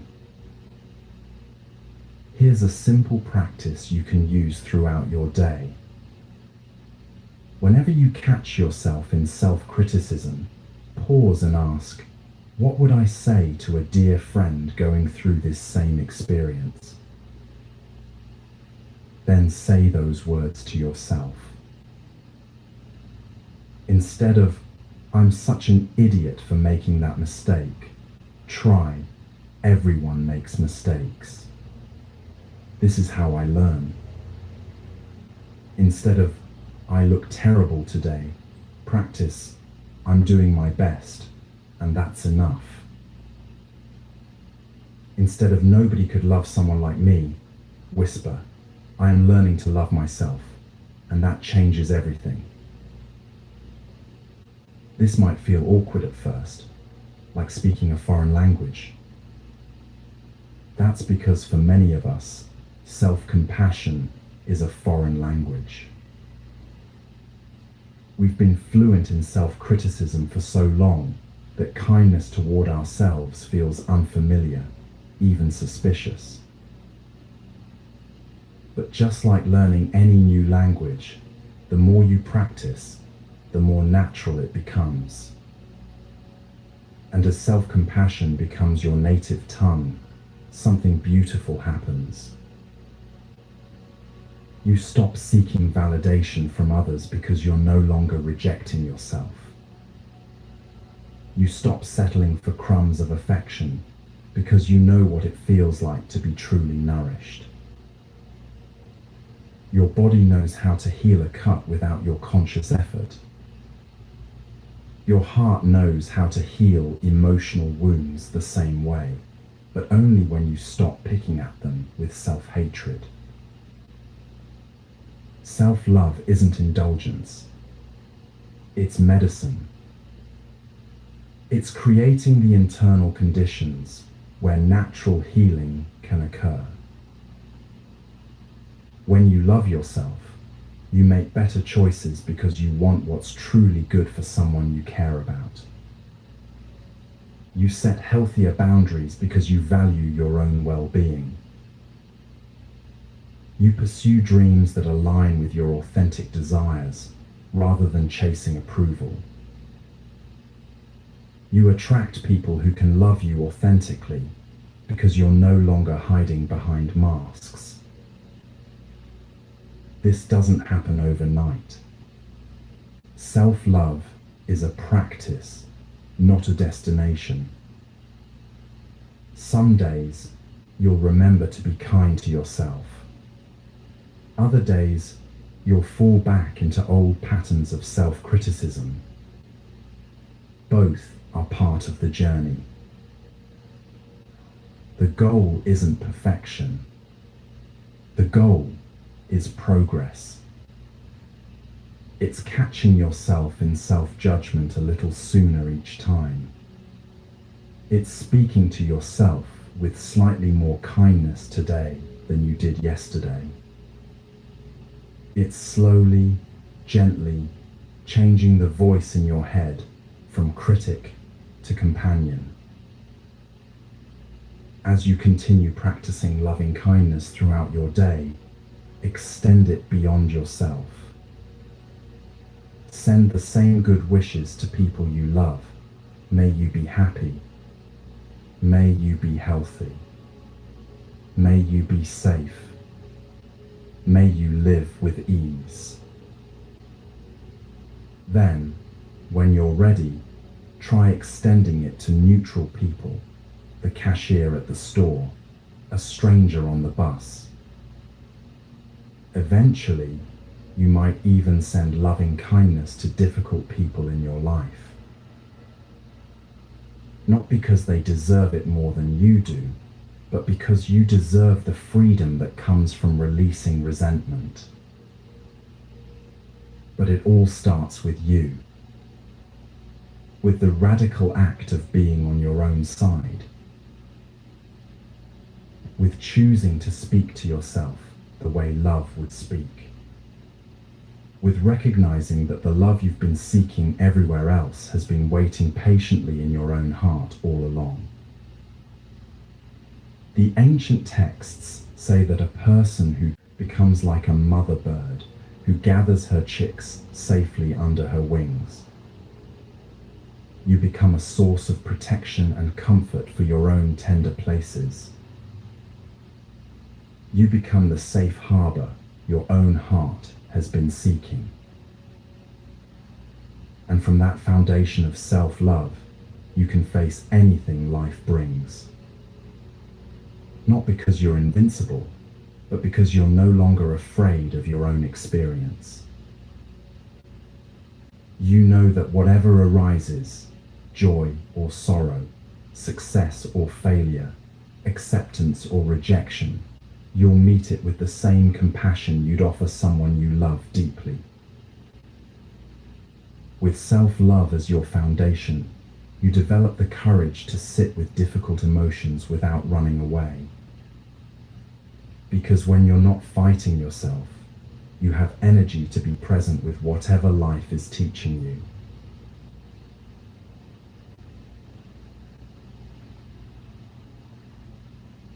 The way out of pain isn't around it, it's through it. Every instinct in your body tells you the opposite. When emotional pain arises, your nervous system immediately goes into escape mode. Fight it, flee from it, numb it, distract yourself until it goes away. We reach for our phones, our work, our addictions, anything that promises relief from the intensity of what we're feeling. But here's what no one teaches you. Your avoidance is often more painful than the pain itself. Think about how your body processes food. You don't consciously direct your stomach to break down nutrients or tell your intestines to absorb vitamins. Your body has an innate intelligence that knows exactly how to transform what you consume into energy and healing. Your heart knows how to process pain the same way, naturally, organically, if you let it. But we've been taught to fear our own emotional digestive system. We've learned to see difficult feelings as emergencies rather than information. We've forgotten that the same intelligence that heals your cuts and fights infections also knows how to metabolize grief, anxiety, loneliness, and heartbreak. The Buddha discovered this truth in the most practical way possible. He didn't theorize about suffering, he sat with it. Under the Bodhi tree, when waves of doubt, fear, and temptation arose, he didn't run. He didn't fight. He simply remained present, breathing with whatever came up, allowing his awareness to hold it all. What he learned changed everything. Resistance is pain's accomplice, but presence is pain's healer. When you resist emotional pain, you create a secondary layer of suffering. The original pain, let's say it's grief over a loss, might feel like a heavy weight in your chest. But when you resist that grief, when you tell yourself you shouldn't feel this way or try to push it down, you add the pain of fighting yourself to the original pain of loss. Now you're not just grieving. You're grieving and fighting your grief and feeling ashamed of your grief and exhausted from battling your own heart. The original pain gets buried under layers of resistance until you can't even access what you're actually feeling anymore. But what happens when you stop fighting?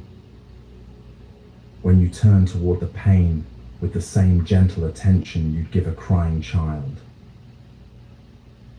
Let me guide you through this process right now, because the only way to understand it is to experience it. Bring to mind something that's causing you emotional pain right now. Nothing overwhelming, maybe a relationship that's strained, a disappointment you're carrying, or a fear that visits you regularly. Just touch the edge of that feeling and notice where it lives in your body. Does it sit in your chest like a heavy stone? In your throat like a tight knot? In your stomach like churning anxiety? Don't try to change the sensation. Just notice where it is and what it feels like. Now, instead of pushing the feeling away, breathe directly into that part of your body. Imagine your breath as warm, golden light flowing to that area. You're not trying to fix the pain or make it disappear. You're simply offering it your presence. As you breathe, say silently to yourself, "This is what pain feels like right now." Not "I am in pain," that makes you the pain. But this is what pain feels like, that makes you the observer of pain. There's a world of difference between those two perspectives.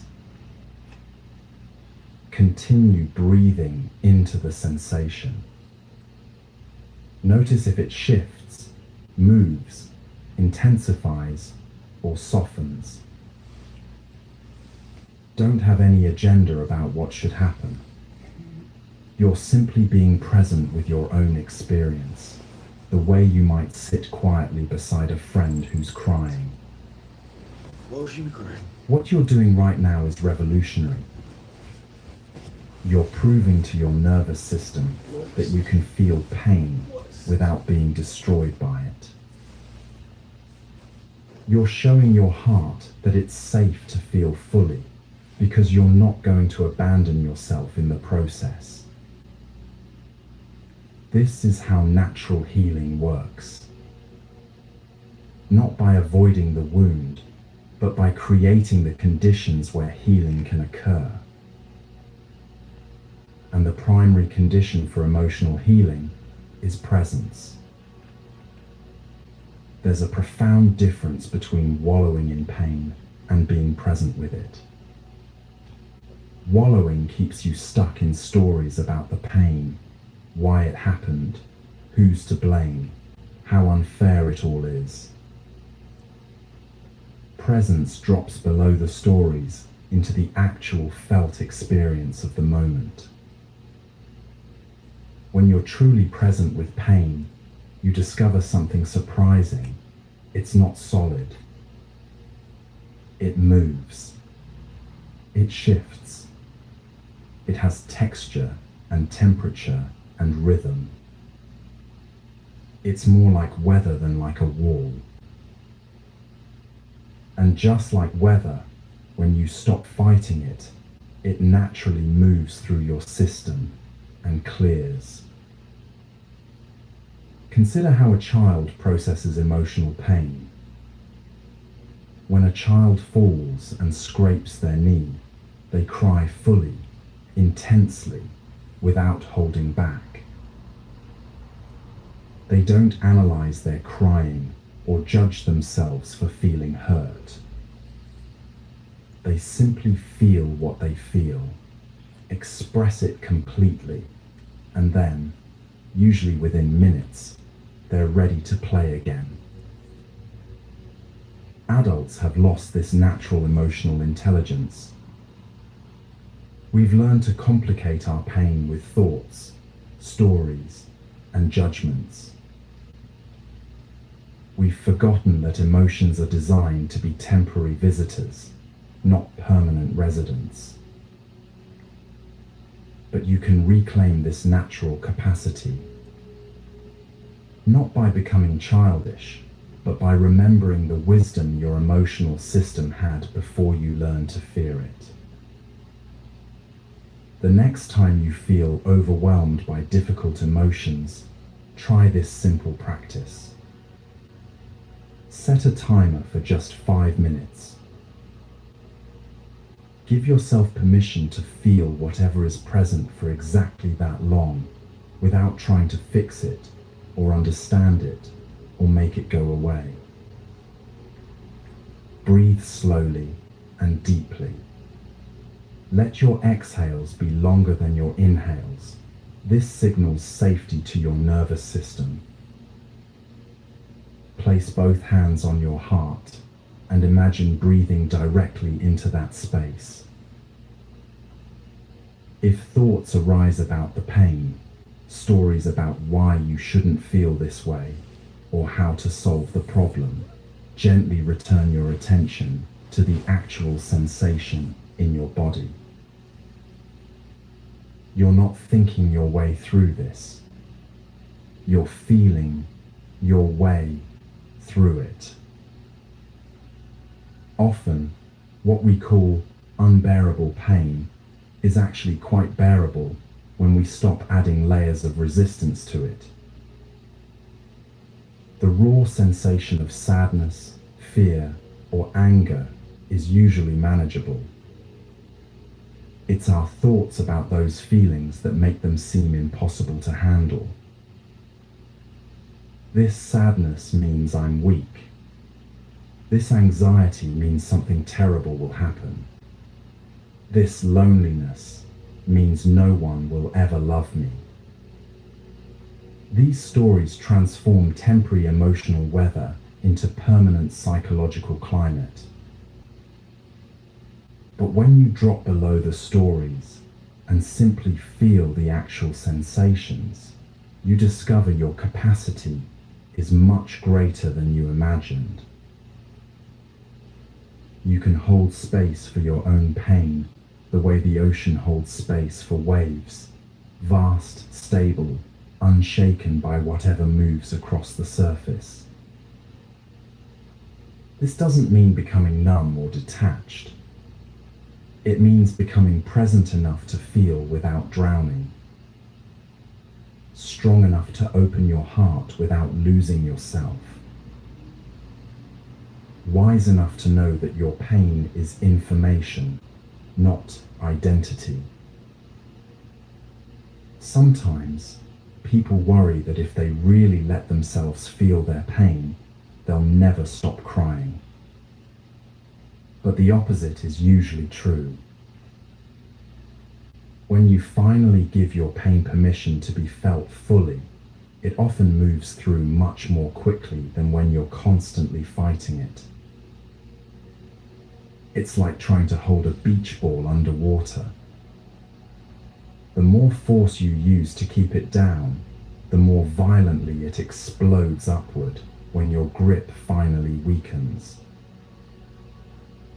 But if you let the ball float naturally on the surface, it bobs gently with the waves. Your emotions want to flow the same way. They're not trying to drown you. They're trying to move through you. But they can only complete their natural cycle when you stop interrupting the process with resistance. The Buddha taught that all phenomena arise, abide for a time, and then dissolve. This includes your most difficult emotions. Even your deepest grief will eventually lighten. Even your most persistent anxiety will shift. Even your loneliest moments will open into connection. But this natural dissolution can only happen when you work with your emotional system instead of against it. When you trust the process instead of trying to control it. When you remember that feeling, your feelings fully is not weakness, it's the highest form of courage. As you practice sitting with pain without drowning, something profound begins to shift. You stop being afraid of your own inner weather. You develop confidence in your ability to handle whatever arises. You realize that you don't need to fix yourself or your circumstances to be okay. You just need to be present with what is. This presence becomes your refuge, your medicine, your pathway through any storm. And as you sit with pain in this open, accepting way, you begin to notice something fascinating about the thoughts that arise around that pain. Often, the stories our minds tell about our pain are more painful than the pain itself.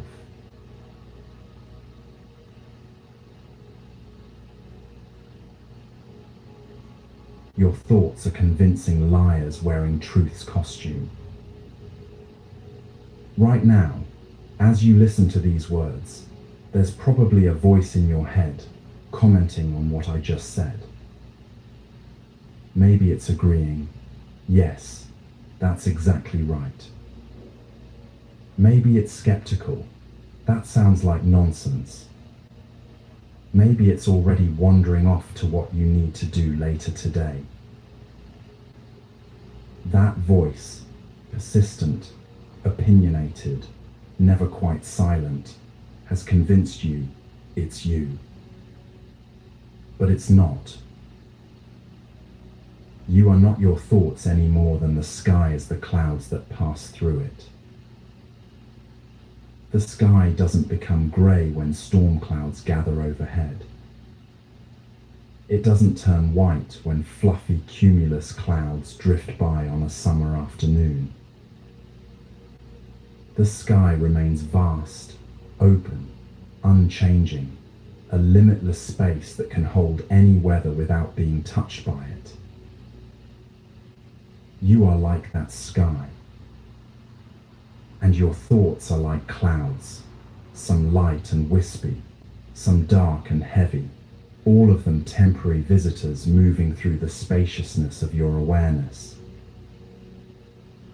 But somewhere along the way, you forgot this truth.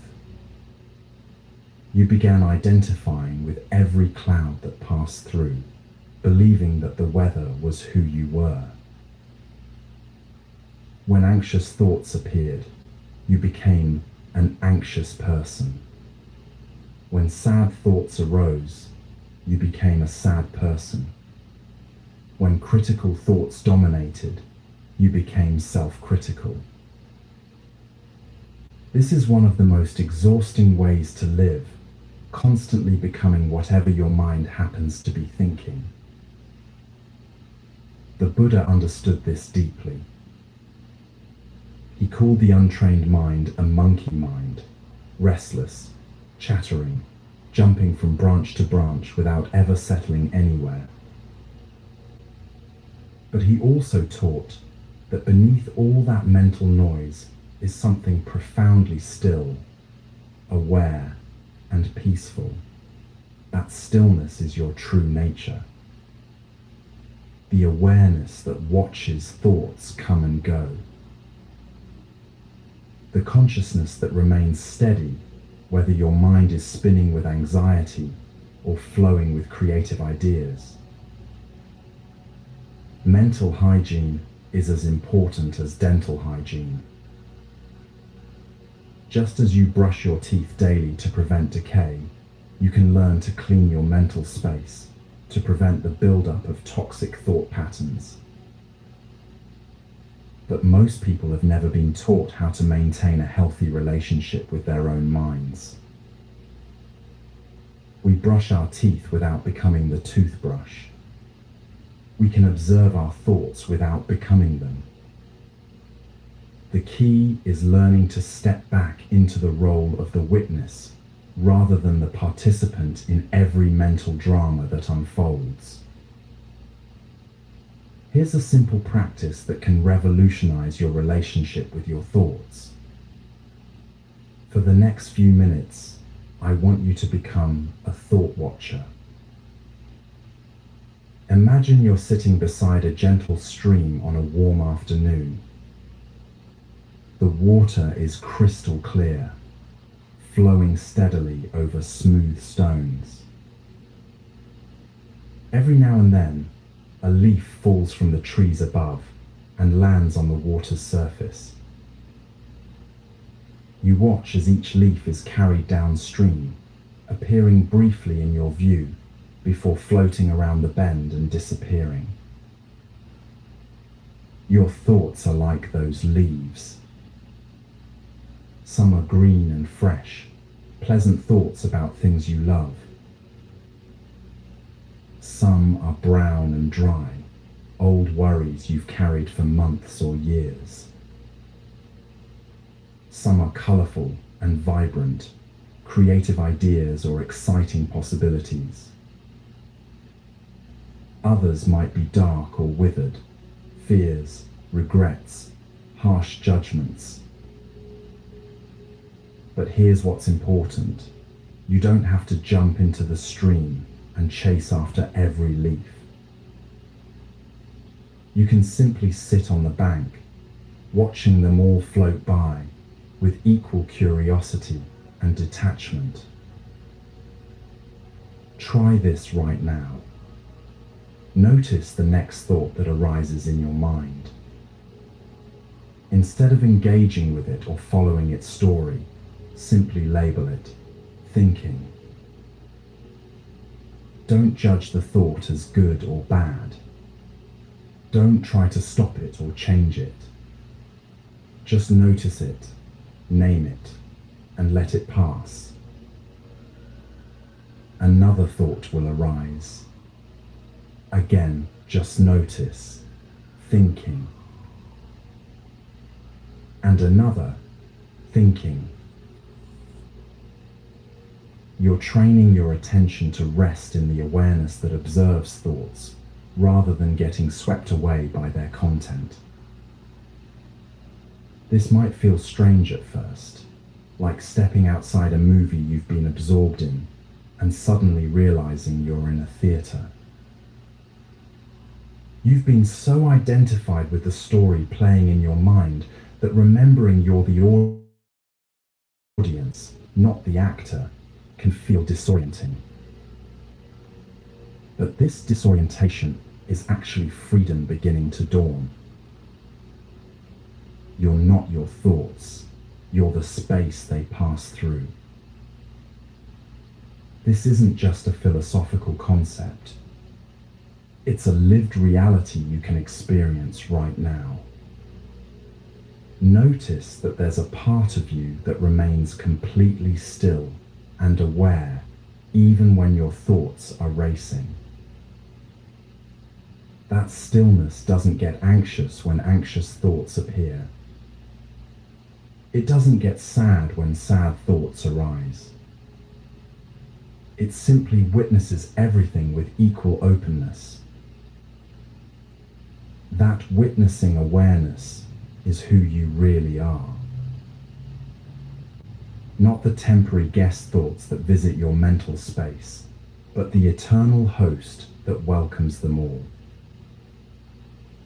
Once you begin to identify with this awareness, rather than with your thoughts, everything changes. You stop taking your mental commentary so seriously.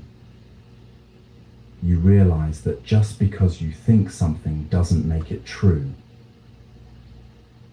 You discover that you have a choice about which thoughts to believe and which ones to let pass by, like clouds in the sky.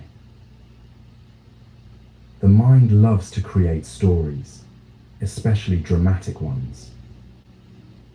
It will tell you that you're in terrible danger when you're perfectly safe. It will convince you that you're unloved when evidence of love surrounds you. It will insist that you're a failure when you're simply learning. But when you know you're the sky, not the weather, these stories lose their power to disturb your peace. You can hear the mind's commentary with compassion, but without believing every word. Think about dreams for a moment. While you're dreaming, everything seems completely real. You might be chased by monsters, flying through the air, or having impossible conversations with people from your past. In the dream, you never question any of it. But when you wake up, you immediately recognize, oh, that was just a dream. You don't spend the rest of the day worried about the dream monster or trying to figure out how you were flying. You understand that the dream experience, however vivid, wasn't reality. Thoughts work the same way. While you're identified with them, they seem absolutely real and important. But when you step back into awareness, you can see them for what they are, mental events arising and passing away in the spaciousness of consciousness. This doesn't mean all thoughts are meaningless, or that you should ignore important information. It means learning to discern between thoughts that serve you and thoughts that simply create suffering. Between practical thinking that helps you navigate life and compulsive thinking that keeps you trapped in cycles of worry and rumination. When a practical thought arises, I need to call my doctor, or it's time to leave for my appointment, you can engage with it appropriately. When a compulsive thought appears, everyone thinks I'm weird or something terrible is going to happen, you can recognize it as mental weather and let it pass without taking it personally.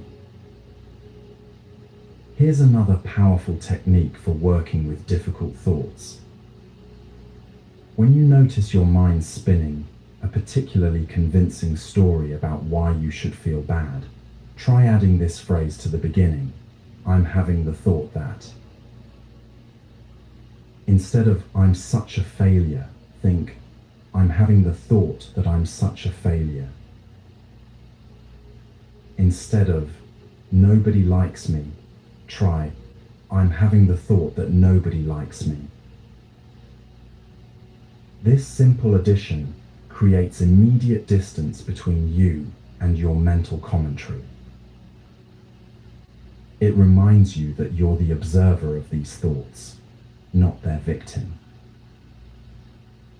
As you practice this kind of mental hygiene consistently, something profound begins to shift. The constant chatter in your head doesn't necessarily get quieter, but it gets less compelling. You develop what the Buddhists call non-attachment to thoughts. You can hear them without being hooked by them. This creates space for something beautiful to emerge. When you're not constantly reacting to your mental commentary, you have access to deeper wisdom. Intuition can arise more easily when it's not competing with endless mental noise. Creativity flows more freely when it's not being judged by the inner critic. love expands more naturally when it's not being blocked by fearful thoughts. You begin to live from a place of presence rather than from the stories your mind tells about the present. And from that presence, you can respond to life with clarity and wisdom rather than reacting from old thought patterns and conditioning. The Buddha taught that liberation comes not from having no thoughts, but from no longer being enslaved by thoughts. This is the freedom that's available to you right now, the freedom to use your mind as a tool rather than being used by it. Remember, thoughts are guests in the spacious home of your awareness. Some guests are pleasant, others difficult. But they're all temporary visitors. You don't have to throw them out forcefully or cling to the ones you like. You can simply offer them hospitality while remembering that you are the host, not the guest. Free from thought tyranny, liberated from the need to believe every story your mind creates, you can finally discover who you really are beneath all the mental commentary. And that discovery leads to perhaps the most healing realization of all, that the person you've been trying so hard to become already exists within you.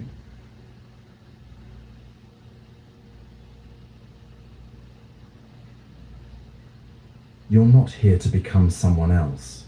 You're here to remember who you've always been. Somewhere along the way, you learn to wear masks.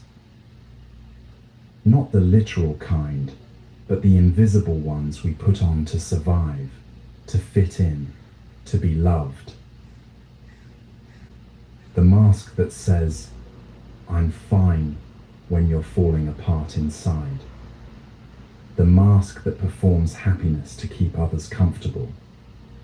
The mask that hides your sensitivity because the world told you it was weakness. You wore these masks so long that you forgot there was a face underneath.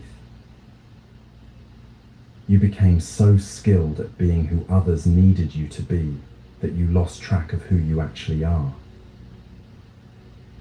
And now, perhaps for the first time in years, you're feeling the weight of all that pretending. That exhaustion you feel, it's not from living your life. It's from living someone else's version of your life. But here's what the world doesn't want you to know. Authenticity isn't something you create. It's something you uncover. Like an archaeologist carefully brushing away layers of dust to reveal an ancient treasure that was always there, waiting to be discovered. The Buddha taught something radical about human nature.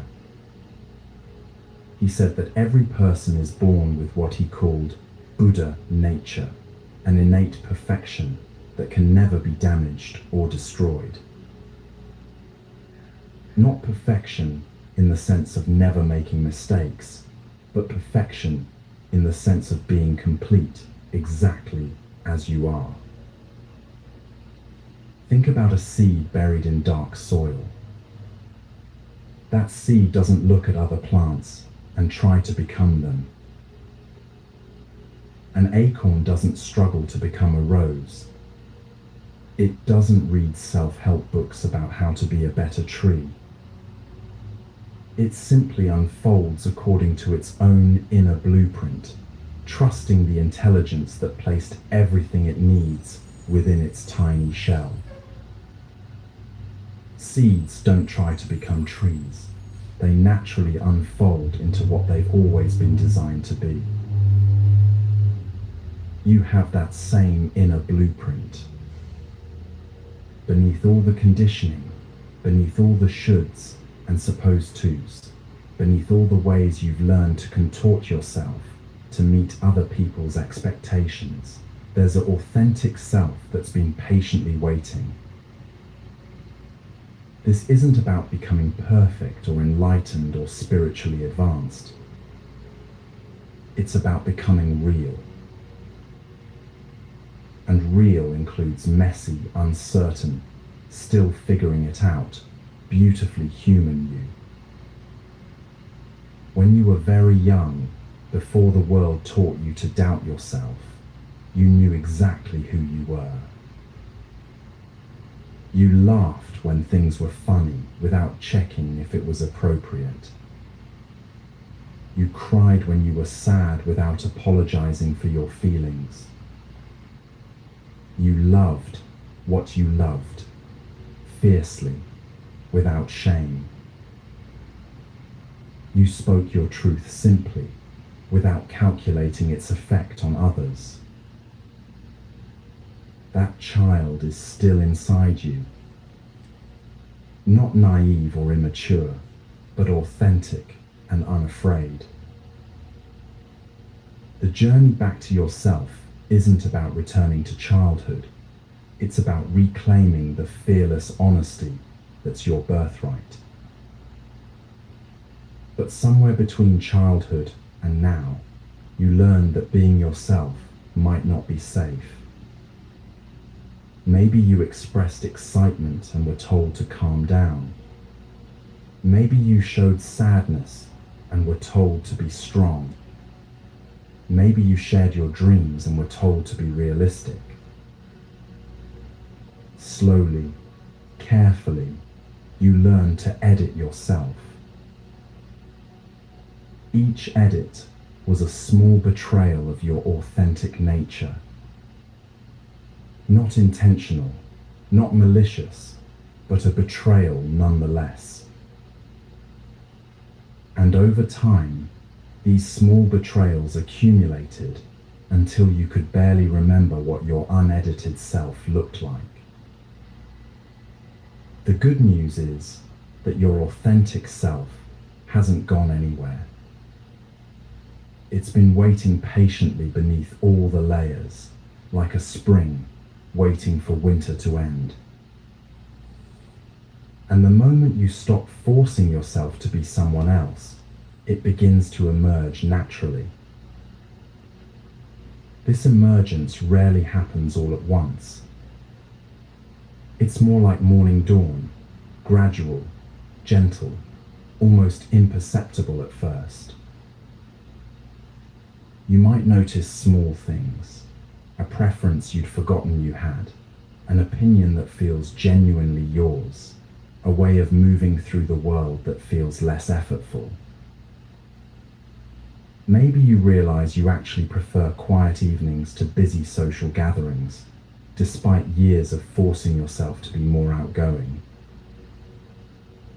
Maybe you discover that your sensitivity, which you've always seen as a flaw, is actually a gift that allows you to notice beauty and nuance others miss.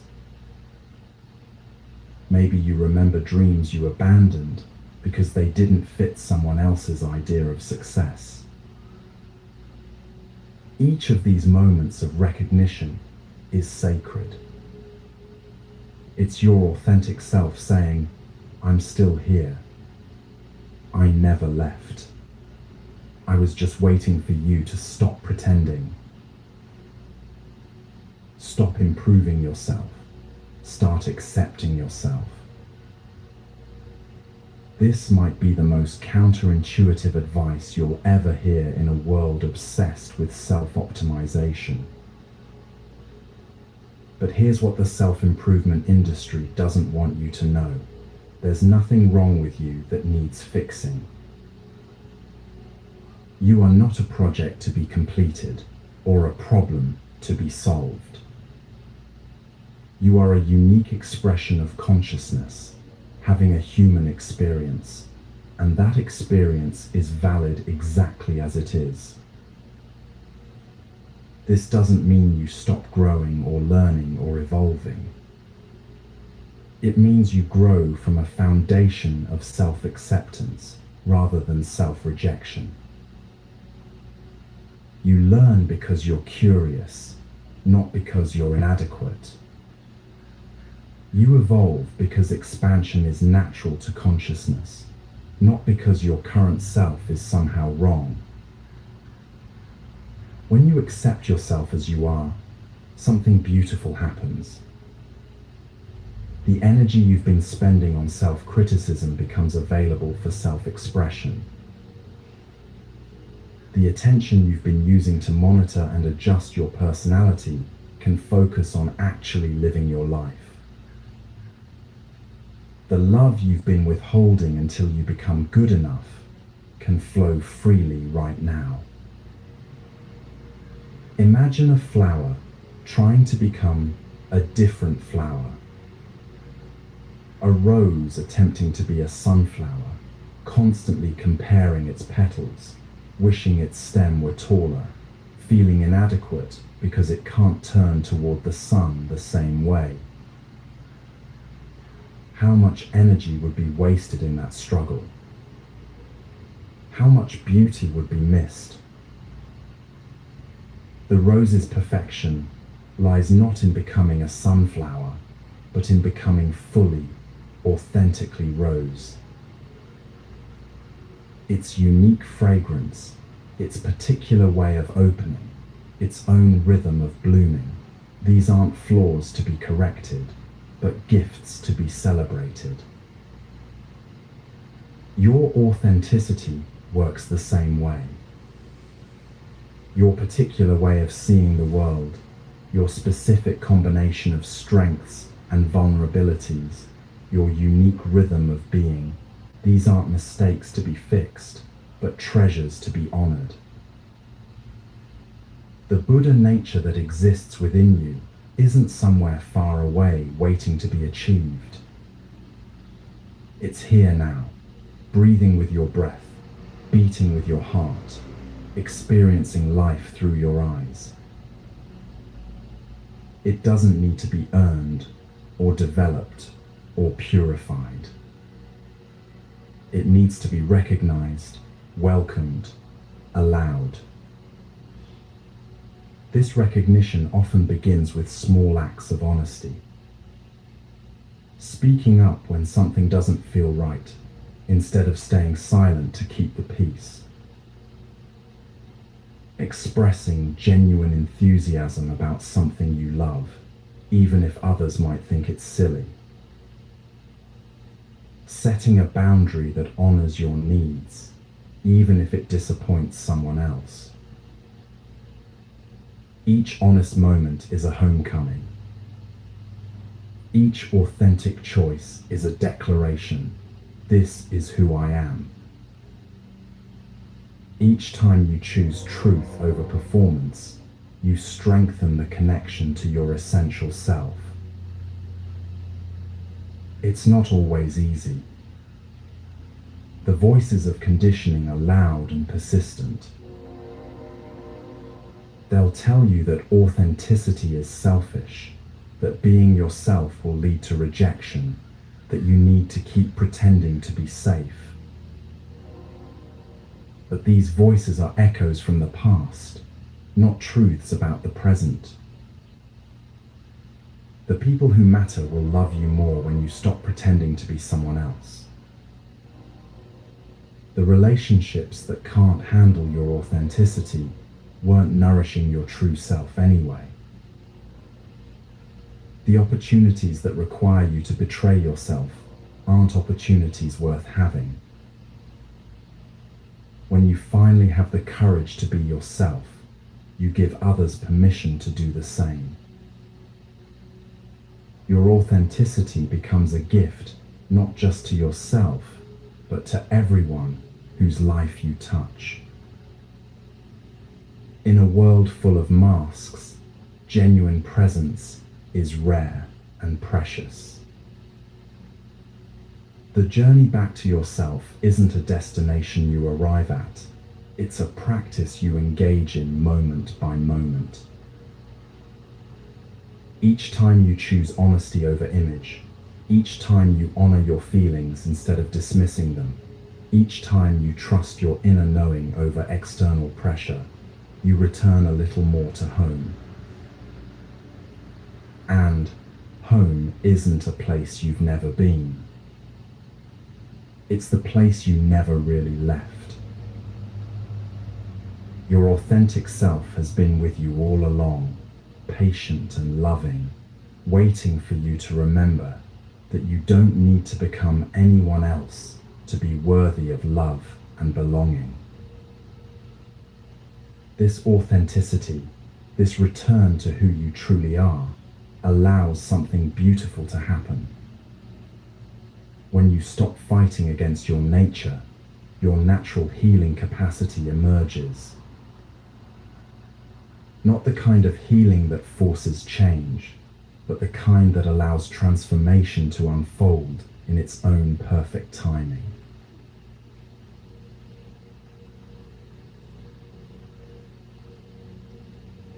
You can't force a flower to bloom. You can't force a heart to heal. Yet this is exactly what most of us try to do when we're suffering.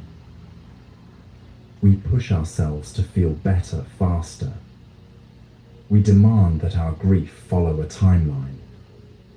We try to think our way out of depression, muscle through anxiety, and strong-arm our way back to happiness. But healing, real, lasting, transformational healing, doesn't respond to force. It responds to something much more gentle and infinitely more powerful: allowing. Think about how your body heals a cut on your finger. You don't consciously direct your cells to multiply or tell your blood to clot. You don't strain and effort to make new skin grow. You simply keep the wound clean, perhaps apply a bandage, and trust your body's innate intelligence to do what it knows how to do. Your emotional and spiritual healing works exactly the same way. There's a wisdom within you that knows how to mend what's broken, how to integrate difficult experiences, how to transform pain into wisdom. But this wisdom can only operate when you stop interfering with its natural process. We live in a culture that worships control and instant results. We've been taught that healing is something we do rather than something we allow. We approach our pain like a problem to be solved, our sadness like an enemy to be defeated, our anxiety like a glitch to be debugged. But what if your approach to healing has been backwards? What if the very effort to fix yourself is preventing the natural healing that wants to occur?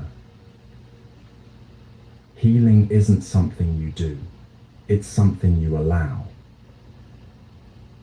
This doesn't mean becoming passive or giving up on your well-being. It means learning the difference between helpful action and forceful interference.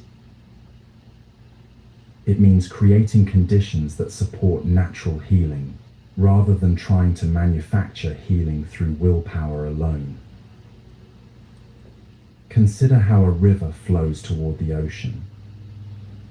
It doesn't strain or struggle against the landscape. When it encounters a boulder, it doesn't try to move the rock, it flows around it. When it reaches a cliff, it doesn't fight gravity, it becomes a waterfall. The river's power comes not from force, but from persistent, gentle movement in alignment with natural laws. Your healing can flow the same way. Not by forcing change, but by moving with the natural currents of your own wisdom. Not by fighting your pain, but by creating space for it to transform in its own timing.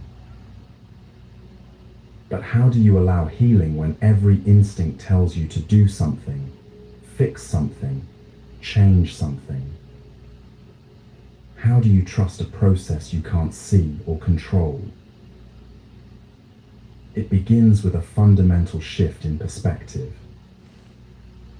Instead of seeing yourself as broken and needing repair, you begin to see yourself as healing and needing space. Instead of approaching your pain as an enemy, you start relating to it as information. Instead of demanding that healing happen on your schedule, you begin to trust that healing has its own perfect timing. Watch how nature demonstrates this principle everywhere. Trees don't force themselves to grow. They grow in response to light, water, and nutrients. Seasons don't hurry their transitions. Spring emerges when conditions are right, not when we're tired of winter. Seeds don't rush their sprouting. They wait in the dark soil until something deep within says, now. Your healing follows these same organic rhythms. There are seasons of breakdown and seasons of breakthrough. Times when you need to rest in the darkness like a seed, and times when you're ready to push through the soil into light. Periods of intense growth and periods of gentle integration. Fighting these natural cycles is like trying to make winter become spring through force of will. It doesn't work, and it exhausts you in the process. Sacred allowing means honoring where you are in your healing journey without demanding that you be somewhere else. If you're in a season of grief, you allow yourself to grieve fully rather than rushing toward acceptance. If you're in a time of confusion, you sit with not knowing rather than forcing premature clarity. If you're experiencing anger, you create safe space for that fire to burn rather than immediately trying to extinguish it. This doesn't mean wallowing or getting stuck in difficult emotions. It means trusting that emotions, like weather, are designed to move through your system when they're not blocked by resistance. Think about what happens when you try to dam a river. The water doesn't disappear. It builds up pressure behind the dam until eventually something gives way, often explosively. But when you allow the river to flow freely, it carves beautiful channels, nourishes the landscape, and eventually reaches the sea. Your emotions work the same way. When you dam them up with resistance, they build pressure and often explode in unexpected ways. But when you allow them to flow naturally, they move through your system, leaving gifts of insight and compassion in their wake. Here's a practice that can help you cultivate this sacred allowing in your daily life. When you notice yourself in pain, whether physical, emotional, or spiritual, pause and ask yourself, what am I trying to force right now? Maybe you're trying to force yourself to feel grateful when you're actually feeling sad. Maybe you're pushing yourself to be productive when your body is asking for rest. Maybe you're demanding that a difficult situation resolve immediately when it needs time to unfold. Once you identify what you're forcing, try a different approach. Instead of pushing against what is, breathe into it. Instead of demanding change, offer presence. Instead of forcing healing, create conditions where healing can occur naturally. These conditions are surprisingly simple, Rest when you're tired instead of forcing productivity. Feel your feelings instead of immediately trying to fix them. Move your body gently instead of pushing through pain. Eat nourishing food when you're hungry instead of restricting or forcing. Speak kindly to yourself instead of using harsh criticism as motivation. Each of these choices is an act of sacred allowing. You're saying to your system, I trust your wisdom. I trust your timing. I trust your process. The Buddha taught that all suffering comes from resistance to what is. Not from what is itself, but from our fighting against it. When you stop fighting your experience and start allowing it, suffering naturally begins to transform. This transformation rarely looks like you think it will. It doesn't usually mean that pain disappears or problems solve themselves overnight. Instead, it means that your relationship to difficulty changes. You develop what the Buddhists call equanimity, the ability to remain balanced and present regardless of what's happening. You stop taking your temporary experiences so personally. You realize that emotions, thoughts, and circumstances are like weather, constantly changing, inherently temporary.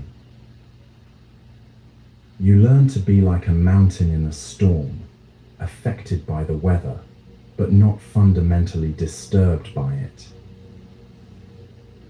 This doesn't make you cold or detached.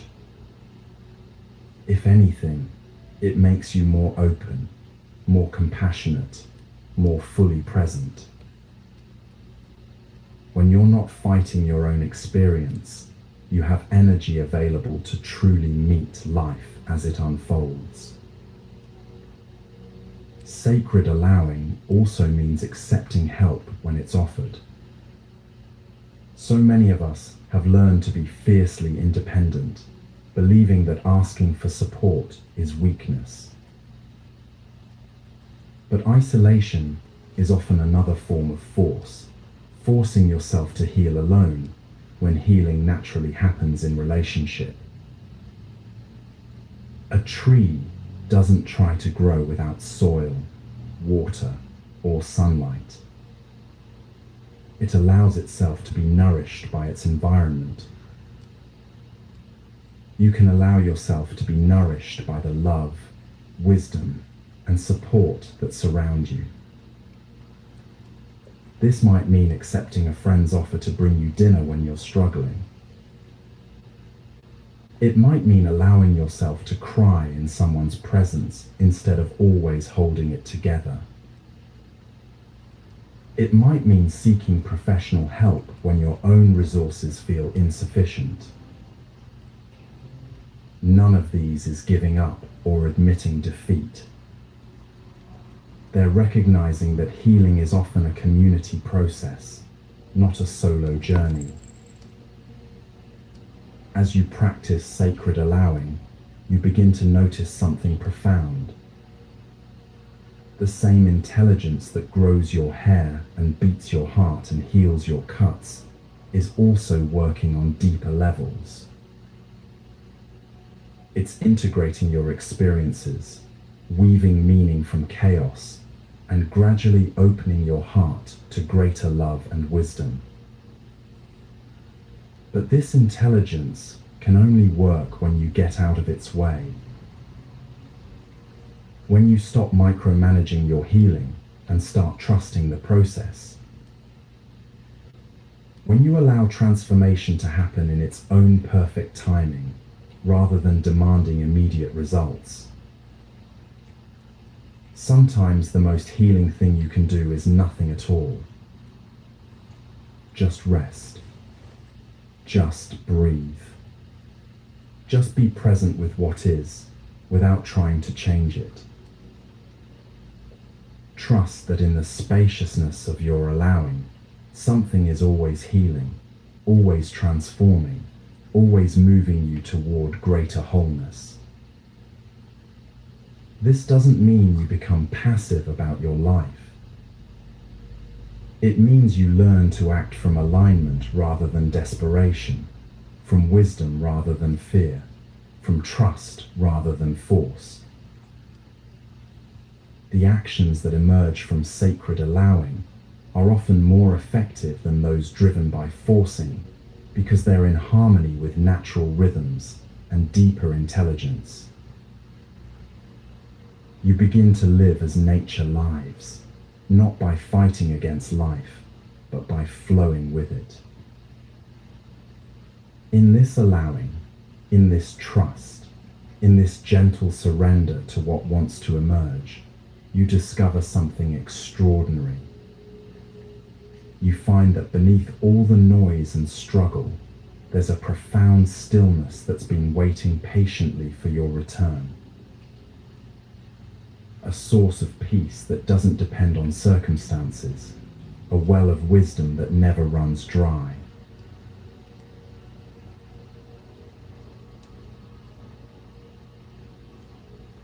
In a noisy world, stillness is rebellion. Right now, as you listen to these words, notice how rare this moment is. How often do you actually sit in complete presence without scrolling, without planning, without the background hum of constant doing? In a world addicted to motion, noise, and endless stimulation, choosing stillness is perhaps the most radical act you can perform. We've been taught that stillness is emptiness, that silence is boredom, that doing nothing is wasting time. But what if we've had it backwards? What if stillness isn't the absence of life, but the source of it? Seeds germinate in dark silence, not in noise and light. The most profound transformations happen in quiet places, hidden from view. Your heart beats in the silence between thoughts. Your breath flows in the space between words. And your deepest healing occurs not in the chaos of trying to fix yourself, but in the profound rest of simply being.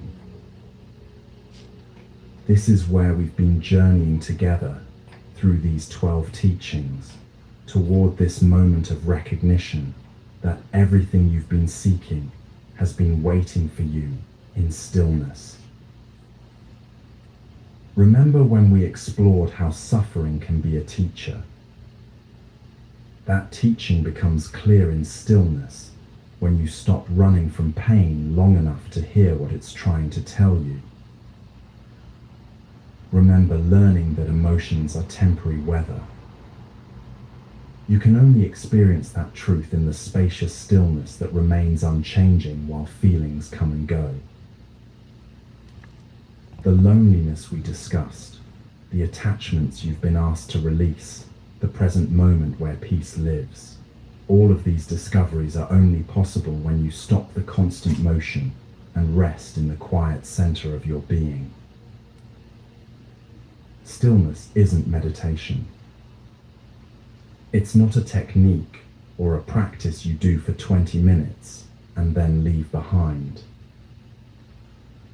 Stillness is your natural state, the ground of consciousness itself, always available beneath whatever activity or emotion is moving through your life.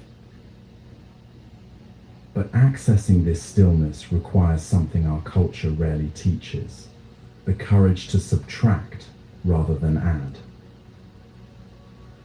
You don't need to add anything to find peace. You need to subtract noise. Not just external noise, though that matters too, but the internal noise that never stops, the constant commentary, the endless planning, the persistent worry about what might happen or regret about what did happen. The noise of believing you need to become someone different to be worthy of love. The noise of fighting your own experience instead of meeting it with presence. When you subtract this noise, what remains isn't emptiness. What remains is the profound fullness of pure awareness, awake, alive, completely present, needing nothing to be complete. Think about the space between musical notes. Without that silence, music would just be noise. The pauses between notes aren't empty spaces to be filled. They're essential parts of the melody that give meaning to every sound. Your life works the same way. The spaces between activities, the quiet moments between conversations, the stillness between thoughts, these aren't voids to be filled with busyness. They're sacred pauses where life regenerates, where wisdom arises, where your system naturally recalibrates toward balance. But we've become afraid of these spaces. We fill every quiet moment with podcasts, every pause with phone scrolling, every silence with mental chatter. We've forgotten that in the beginning was not the word, but the silence from which all words emerge. Here's how you can begin reclaiming this stillness, right here, right now. You don't need a meditation cushion or a silent retreat. You just need to remember that stillness is always available, no matter where you are or what you're doing. Start with your breath, but not as something to control or improve. Simply notice that breath is happening without your effort. Feel the natural pause at the end of each exhale, that tiny space of complete stillness before the next breath begins. Rest in that pause, not trying to make it longer or different, just appreciating the natural stillness that's already there. Now, expand your awareness to include the stillness around you. Even if you're in a busy place, there's stillness in the spaces between sounds. There's quiet in the distance between you and whatever you're looking at. There's silence in the air that holds all sounds but isn't disturbed by any of them. You can find this stillness while walking, in the moment of balance between steps. You can touch it while speaking, in the pause between sentences. You can access it in the middle of the busiest day, in the space between thoughts, the gap between one activity and the next. This isn't about creating more stillness. It's about recognizing the stillness that's always been here, always been available, always been waiting for your return. The Buddha's great discovery wasn't something he added to himself through years of practice. It was something he recognized as already present, the unshakable peace that exists beneath every changing condition. He called it Buddha nature, the awakened awareness that is your deepest identity. This same awareness is what's been listening to these teachings, what's been present through every moment of your life, what remains steady, whether you're happy or sad, successful or struggling, connected or alone. When you rest in this awareness, when you stop trying to improve or fix or change yourself and simply be present with what is, something profound happens. All the teachings we've explored together reveal themselves not as concepts to understand, but as lived realities to embody. You realize that suffering truly was your teacher, guiding you toward this moment of presence. You experience emotions as temporary weather moving through the unchanging sky of awareness. Loneliness transforms into spaciousness. Attachments naturally loosen when you're rooted in something that can never be lost. The present moment stops being a place you try to get to and becomes the place you recognize you've never left. The brokenness you thought defined you reveals itself as breaking open into greater wholeness. Self-love stops being something you work toward and becomes something you remember you've always deserved. You discover that you can sit with pain without drowning because stillness is deeper than any temporary experience. Your thoughts lose their grip because you recognize yourself as the space they move through. The authentic self you thought you needed to become reveals itself as who you've always been, beneath all the pretending. Healing stops being something you force and becomes something you allow, because stillness creates the perfect conditions for natural transformation. And in this stillness, you find the source of everything: peace, love, wisdom, compassion, strength. Not as achievements to earn, but as qualities of the awareness you are. This is the ultimate medicine, not adding more to your life, but recognizing the fullness that's always been here. Not becoming someone different, but remembering who you've always been beneath all the stories. Not healing yourself, but resting in the wholeness that was never actually broken. In stillness, you discover that you are not the seeker, but what has been sought. Not the one who needs healing, but the healing presence itself. Not separate from peace, but peace aware of itself. This recognition doesn't require years of practice or perfect circumstances. It can dawn in this very moment, in the space between these words, in the silence that holds all sounds.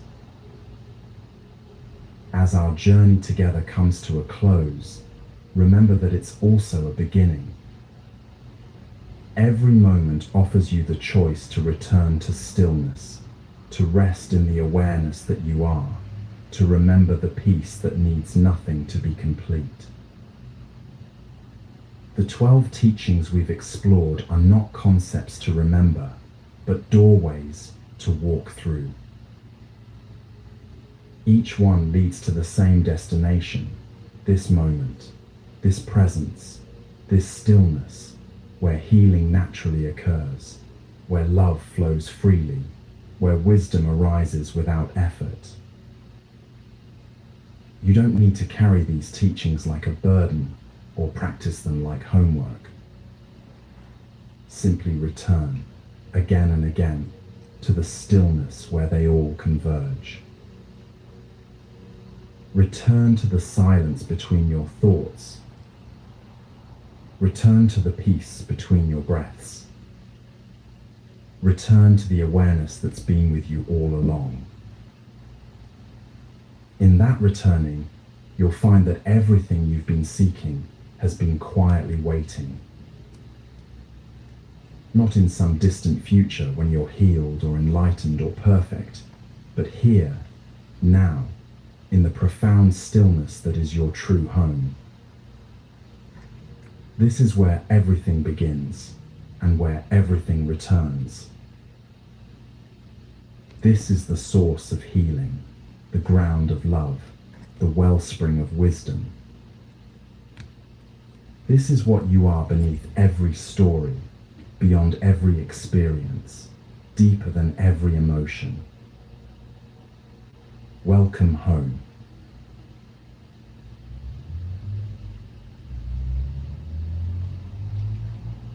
The golden thread woven through all 12 teachings is this: you already have everything you need.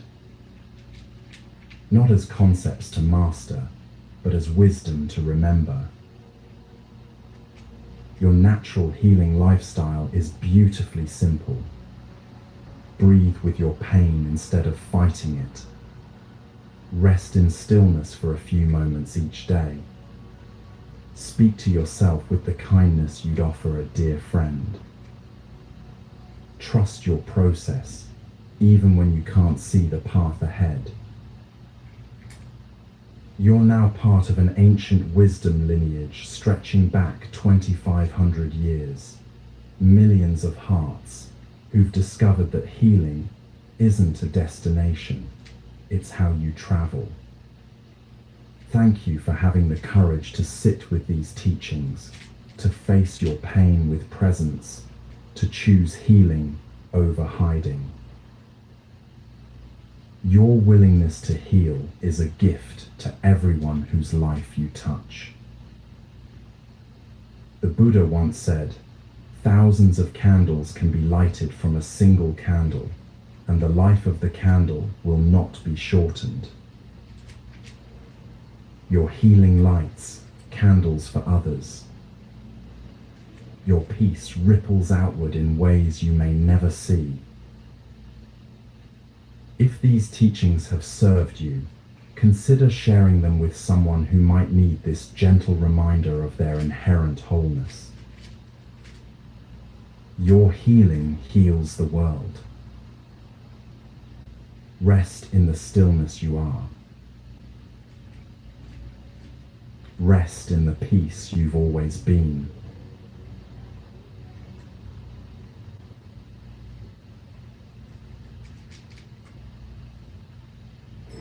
Dude, did you order the new iPhone 17 Pro? Got it from Verizon, the best 5G network in America. I never looked so good. You look the same. But with this camera, everything looks better, especially me. You haven't changed your hair in 15 years. Selfies? Check, please. With Verizon, get the new iPhone 17 Pro, designed to be the most powerful iPhone ever, plus a new iPad and Apple One. No trade-in needed. Offer ends November 5th, with a new line on Unlimited Ultimate. Best 5G source rate metrics data, United States 2025. All rights reserved. Additional terms apply for all offers. See Verizon.com for details.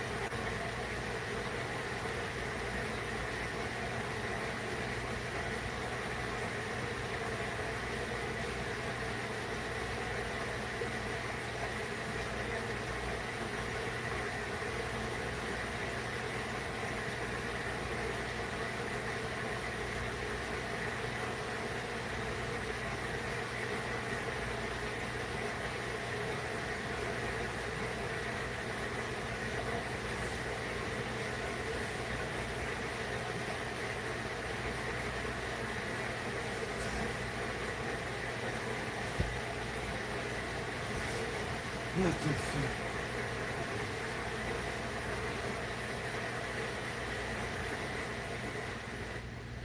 a sign of nature, it is.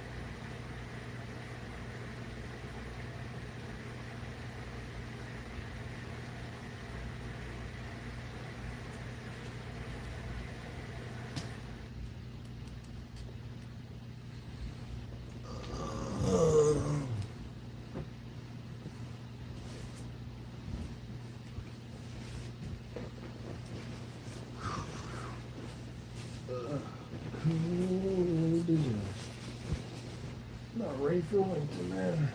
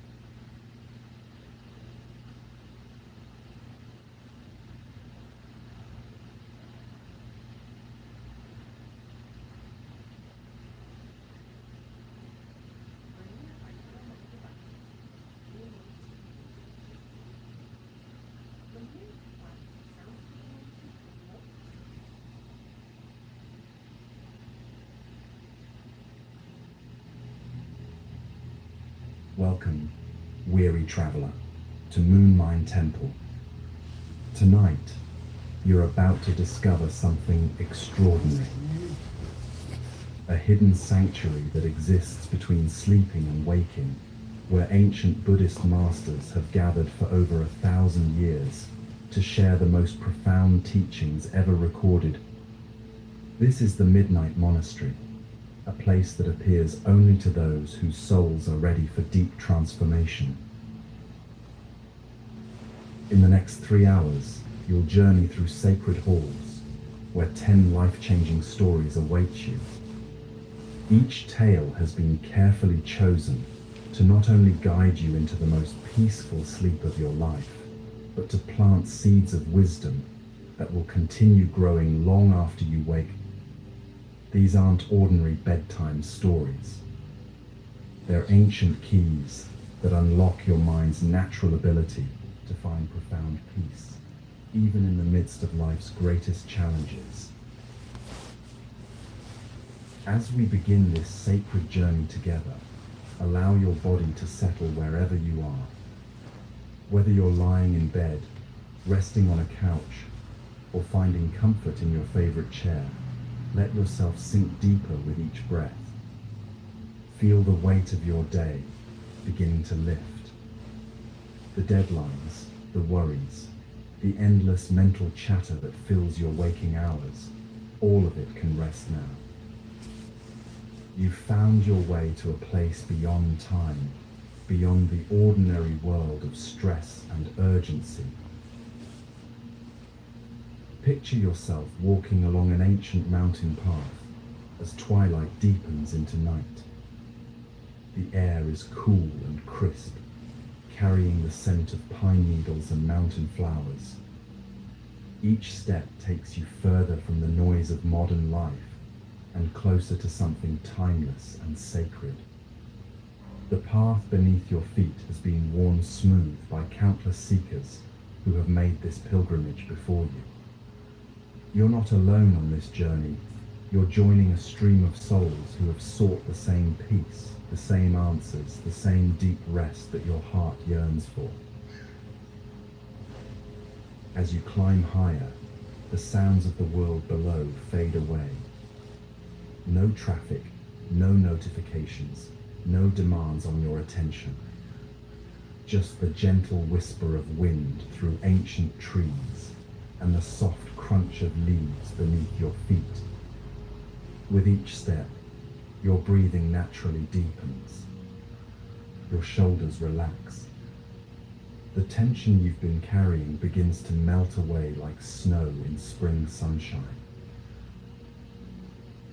Through the misty darkness ahead, a warm golden light begins to emerge. As you round the final bend in the mountain path, you see them, the gates of the Midnight Monastery. Carved from 1,000-year-old cedar, these massive doors rise before you like guardians of ancient wisdom.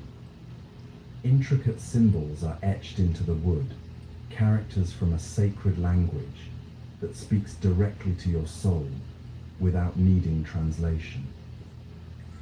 Above the entrance, moonlight illuminates an inscription that makes your heart flutter with recognition. Those who enter here leave behind the weight of the world. Standing beside the gates is a figure in simple robes, their face serene and ageless. This is the monastery keeper, and though you've never met before, their smile feels like coming home after a long journey. Without words, they bow deeply and extend their hands toward you. In their palms rest a set of prayer beads unlike any you've ever seen. Each bead seems to contain a soft inner light, as if holding the concentrated wisdom of masters who found perfect peace in the depths of night. As your fingers close around these sacred beads, something remarkable happens. Every worry you've been carrying, every problem that seemed so urgent just hours ago, begins to feel distant and dreamlike. The beads are warm in your hands, pulsing gently with a rhythm that matches your heartbeat. You understand without being told that these are not ordinary objects. They're tools for transformation, blessed by countless nights of meditation and prayer. Each bead you touch releases another layer of tension, another fragment of the armor you wear to protect yourself from the world's chaos.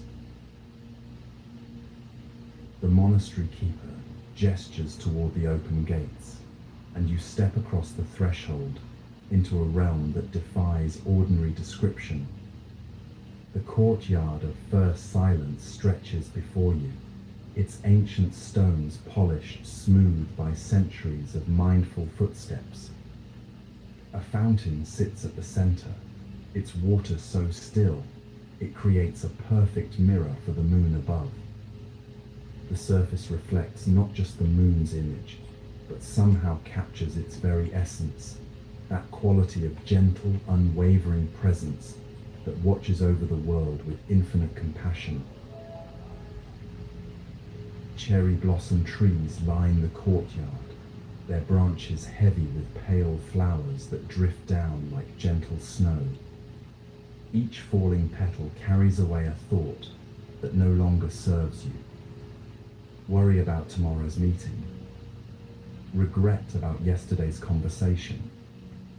The persistent voice that tells you you're not doing enough, not achieving enough, not being enough. Let each petal take these burdens and carry them away on the night breeze. As you walk slowly across the courtyard, your footsteps naturally fall into rhythm with your breathing. Step, breathe in. Step, breathe out. This simple act becomes a meditation, a prayer, a conversation between your body and this sacred space. The monastery seems to breathe with you, its ancient walls expanding and contracting in perfect harmony with your own life force. You realize that this place doesn't just exist in some distant mountain, it exists within you, waiting to be discovered whenever you're ready to leave the weight of the world behind.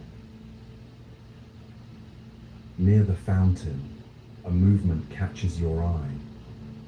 From the shadows between pillars emerges a figure of profound presence. This is the master of the midnight hour, and their very being radiates the peace you've been seeking your entire life. Their eyes hold the depth of moonlit lakes, reflecting wisdom gathered through countless nights of silent contemplation.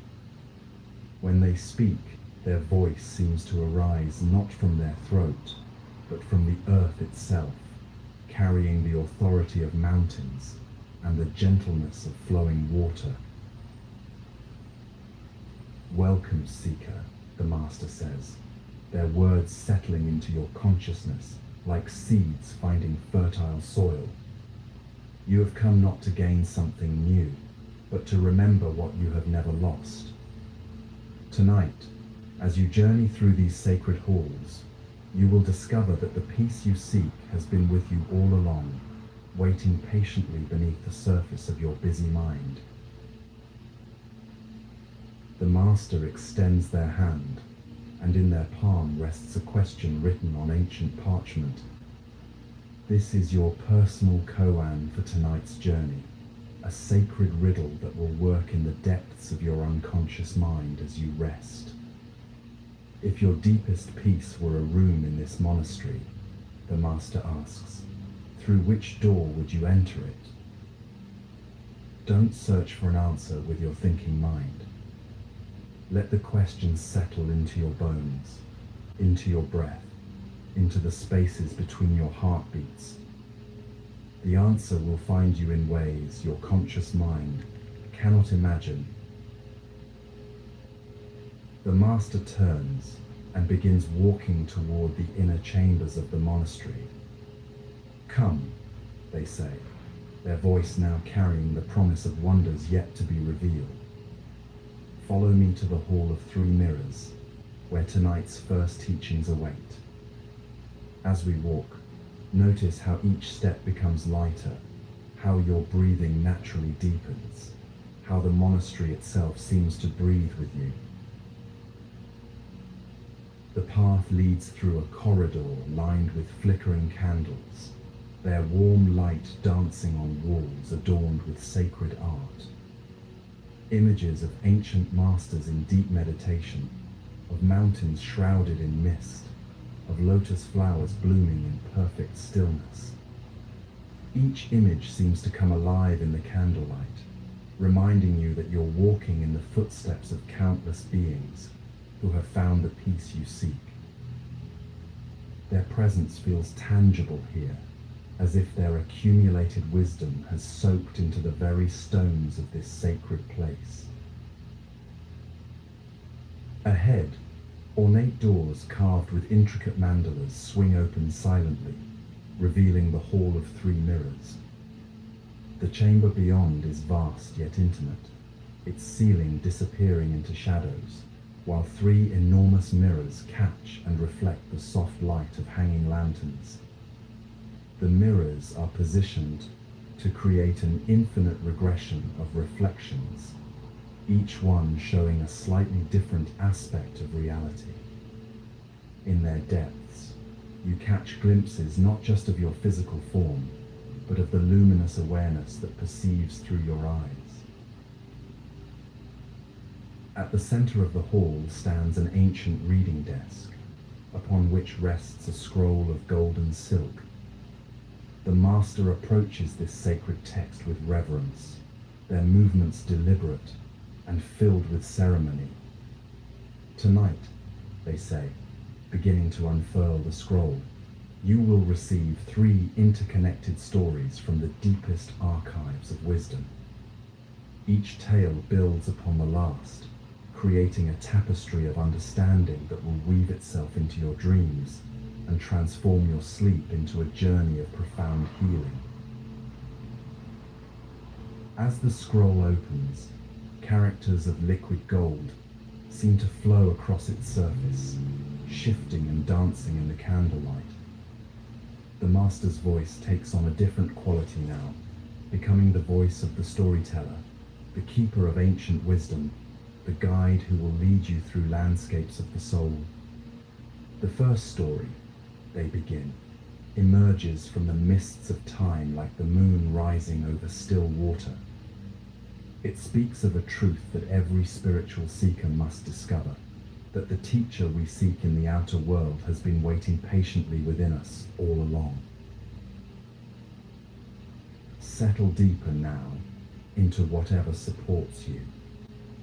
Let your body become heavy and relaxed, like a stone settling into the soft earth beside a peaceful stream. Your part in this journey is simply to listen, to receive, to allow these ancient teachings to flow through you, like moonlight flowing through clear water. The stories will do their work, whether your conscious mind follows every detail or drifts in and out of sleep. Trust the process, trust the wisdom, trust the natural intelligence of your body and mind to receive exactly what you need for perfect rest and renewal. The master's voice grows softer now, taking on the cadence of wind through mountain pines. In the mountains beyond this monastery, they begin, there lived a young seeker named Kava who had spent 3 years searching for her teacher. She had traveled from village to village, temple to temple, always hearing whispers of a master who could show her the way to perfect peace. Yet each time she arrived somewhere, she was told, the master was here, but has moved on. And so begins your journey into the lake of reflected moons, where Kava's discovery will become your own, where the seeking mind finally finds what it has been looking for all along. One autumn evening, exhausted and discouraged, Kava came upon a perfectly still mountain lake. The moon had just risen, full, and luminous, casting a silver path across the water's surface, like a bridge between earth and heaven. As she knelt by the shore to drink, cupping the cool water in her hands, she noticed something extraordinary that made her heart skip with wonder. Not one moon, but countless moons shimmered in the gentle ripples, dozens, perhaps hundreds of perfect silver circles dancing on the dark water. "How beautiful," she whispered, her voice barely disturbing the sacred silence. Unable to resist, she reached out to touch the nearest reflected moon with her fingertip. But the moment her finger broke the mirror-smooth surface, all the moons scattered into fragments of light, dancing chaotically across the water like startled fireflies. The perfect reflections dissolved into shimmering chaos, each ripple destroying the illusion she had found so captivating above.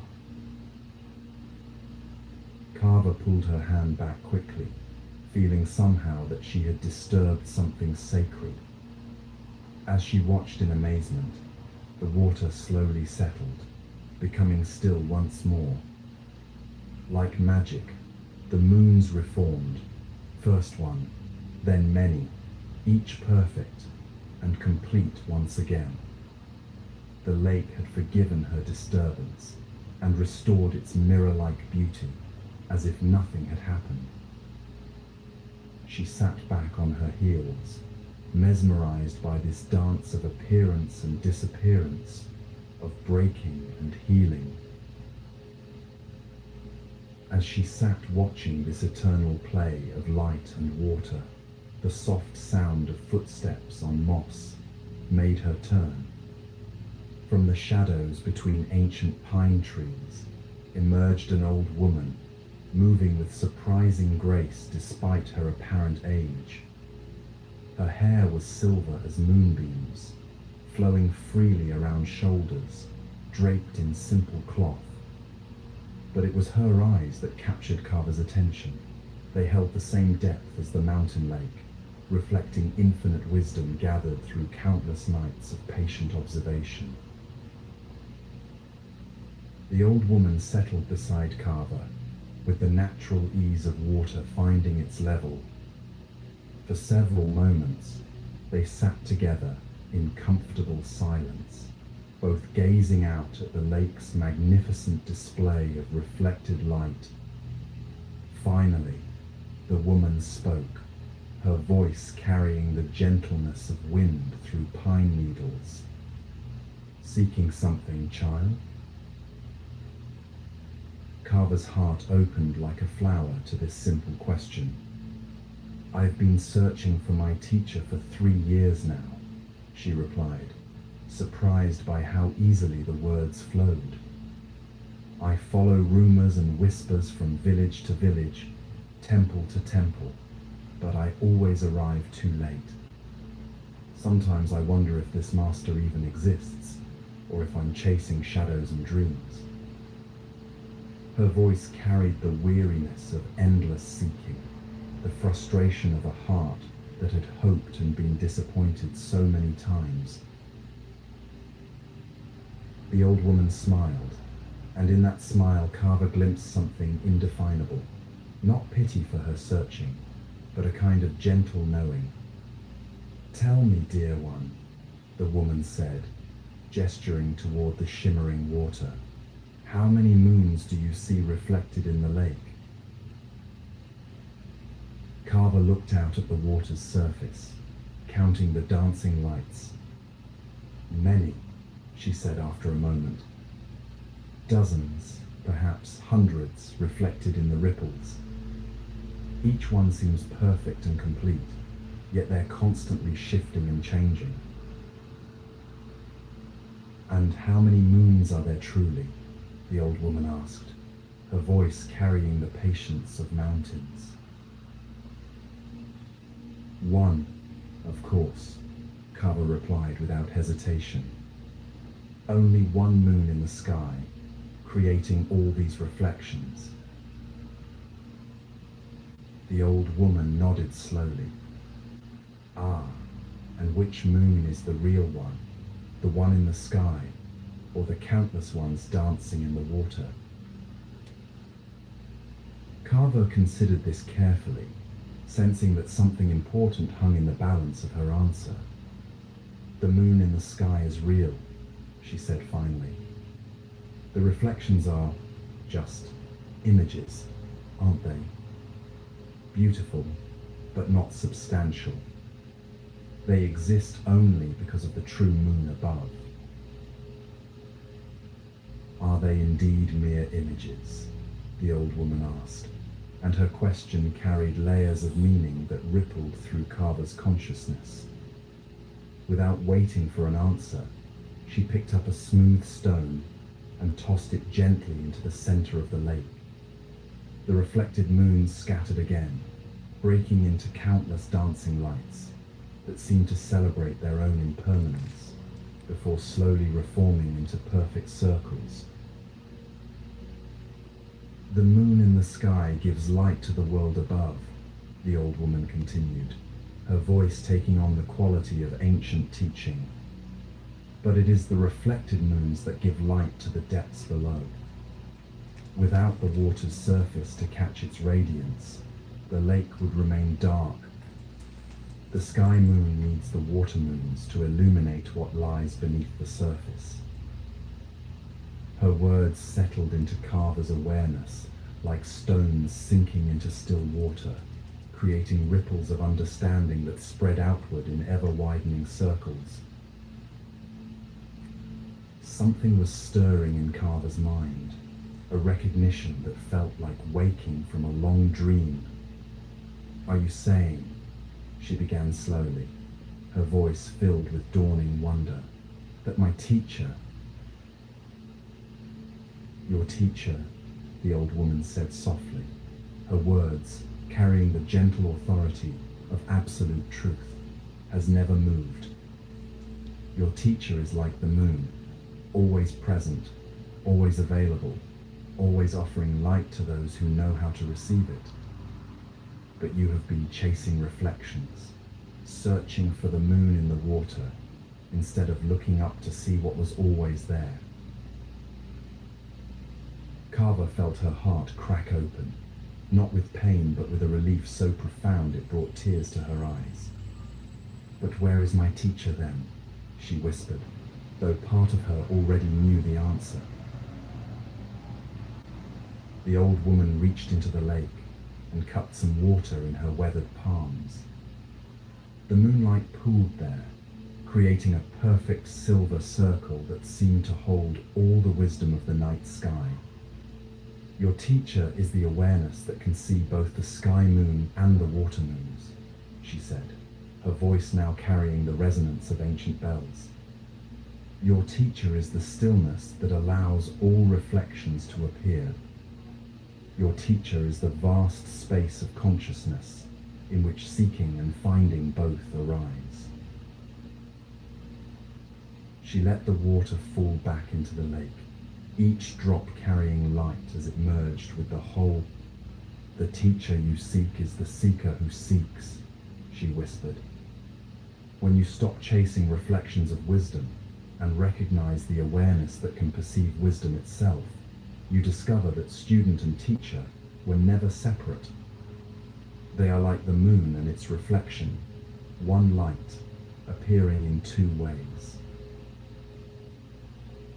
Carver sat in stunned silence as understanding dawned in her heart like moonrise over still water.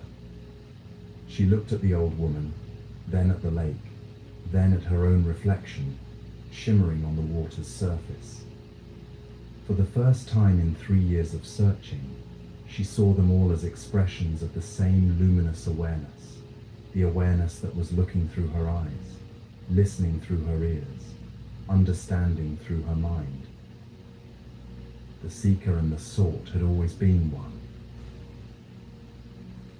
Who are you? She asked softly, though she suspected the answer would dissolve another boundary in her understanding. The old woman smiled, and as she did, She began to fade like morning mist touched by sunlight. I am what you are, when you stop looking for what you are, came the whispered reply, carried on wind that rustled through pine needles. I am the wisdom that appears when the student is ready to see that they have always been their own teacher.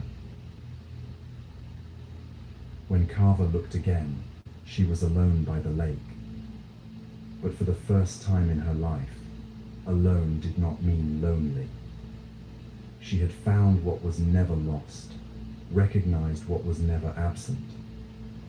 In the reflection of her own face in the water, she saw the teacher she had been chasing for 3 years, the awakened awareness that had been present in every moment of seeking, the luminous consciousness that had never stopped shining, even when she thought she was walking in darkness. The moon above and the moon below were one moon. The teacher and the student were one awareness. The seeking had always been the finding, and the finding had always been the seeking.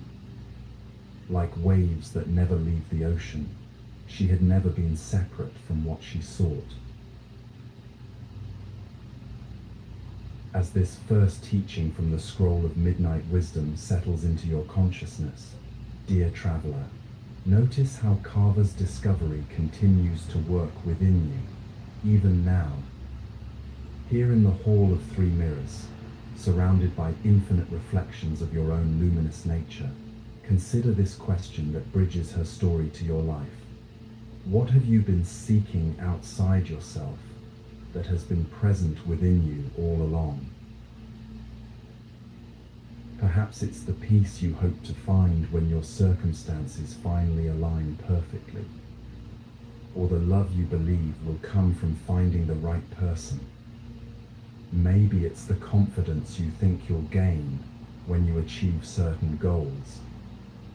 Like Carver chasing reflected moons, we often seek in the external world what can only be found in the vast awareness that is your true nature.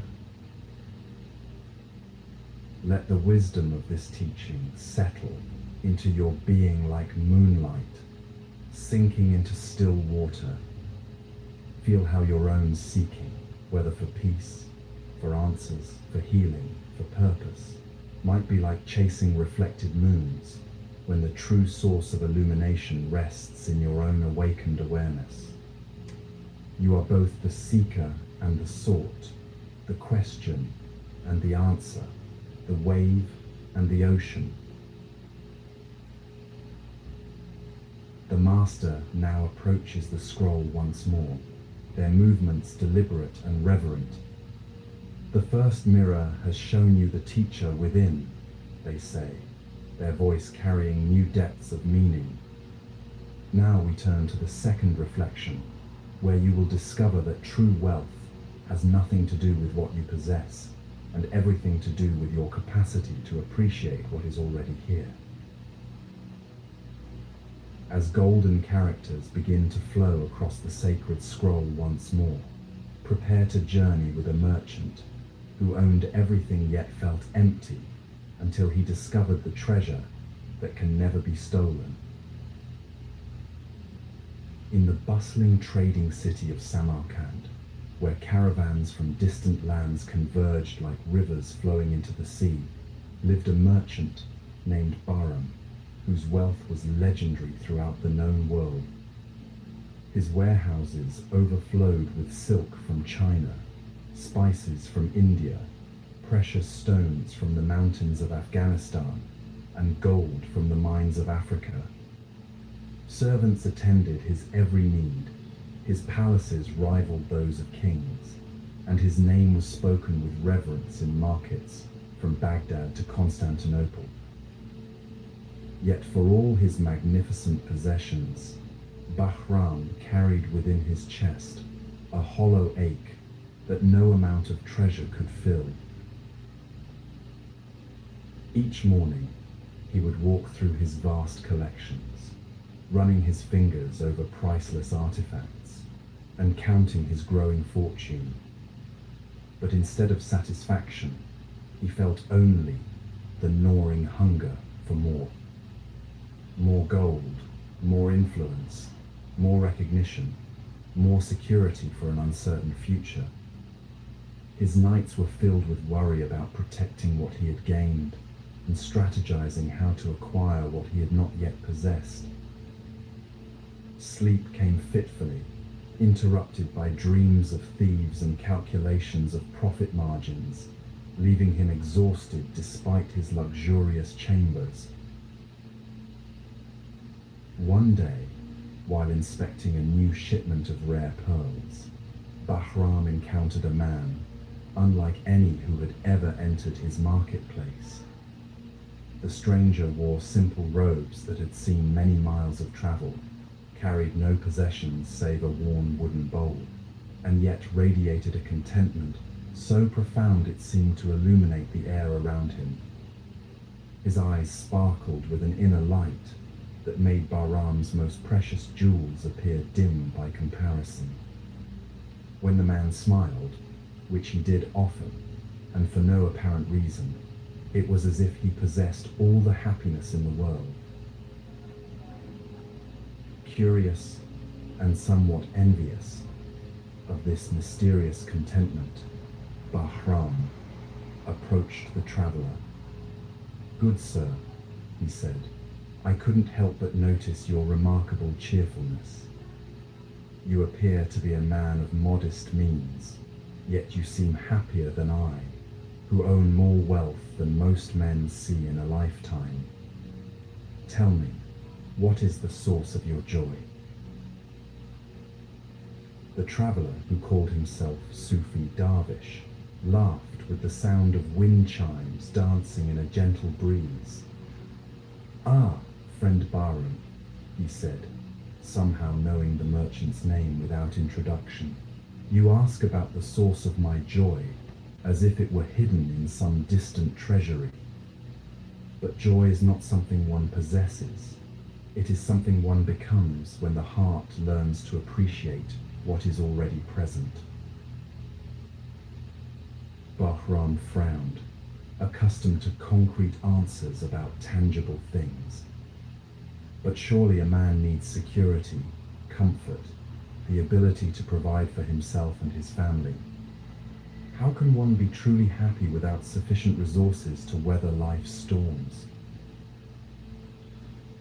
"Come," said the Darvish, extending his hand toward the merchant. "Let me show you something that might illuminate this mystery. There is a place I know, not far from here, where the true nature of wealth reveals itself to those with eyes to see." Intrigued despite himself, Bahram closed his shops early and followed the humble traveler out of the city. They walked through olive groves and across rolling hills dotted with wildflowers, the Darvish pausing frequently to marvel at simple wonders, the way sunlight filtered through leaves, the song of a nightingale, the scent of jasmine on the evening air. Each time he stopped to appreciate these commonplace miracles, his face lit up with genuine delight, as if he had discovered treasure beyond measure. As they climbed higher into the mountains, Bahram found himself breathing more deeply than he had in years. Away from his ledgers and inventories, his mind began to quiet. The constant mental chatter about profits and losses faded into the background, replaced by an awareness of the natural beauty surrounding them. For the first time in decades, he noticed how the setting sun painted the sky in colors more magnificent than any tapestry in his collection. They reached their destination as twilight deepened into night, a simple cave hidden among rocks, with a small fire crackling at its entrance. The Darvish invited Bahram to sit on a flat stone while he prepared tea using water from a nearby spring.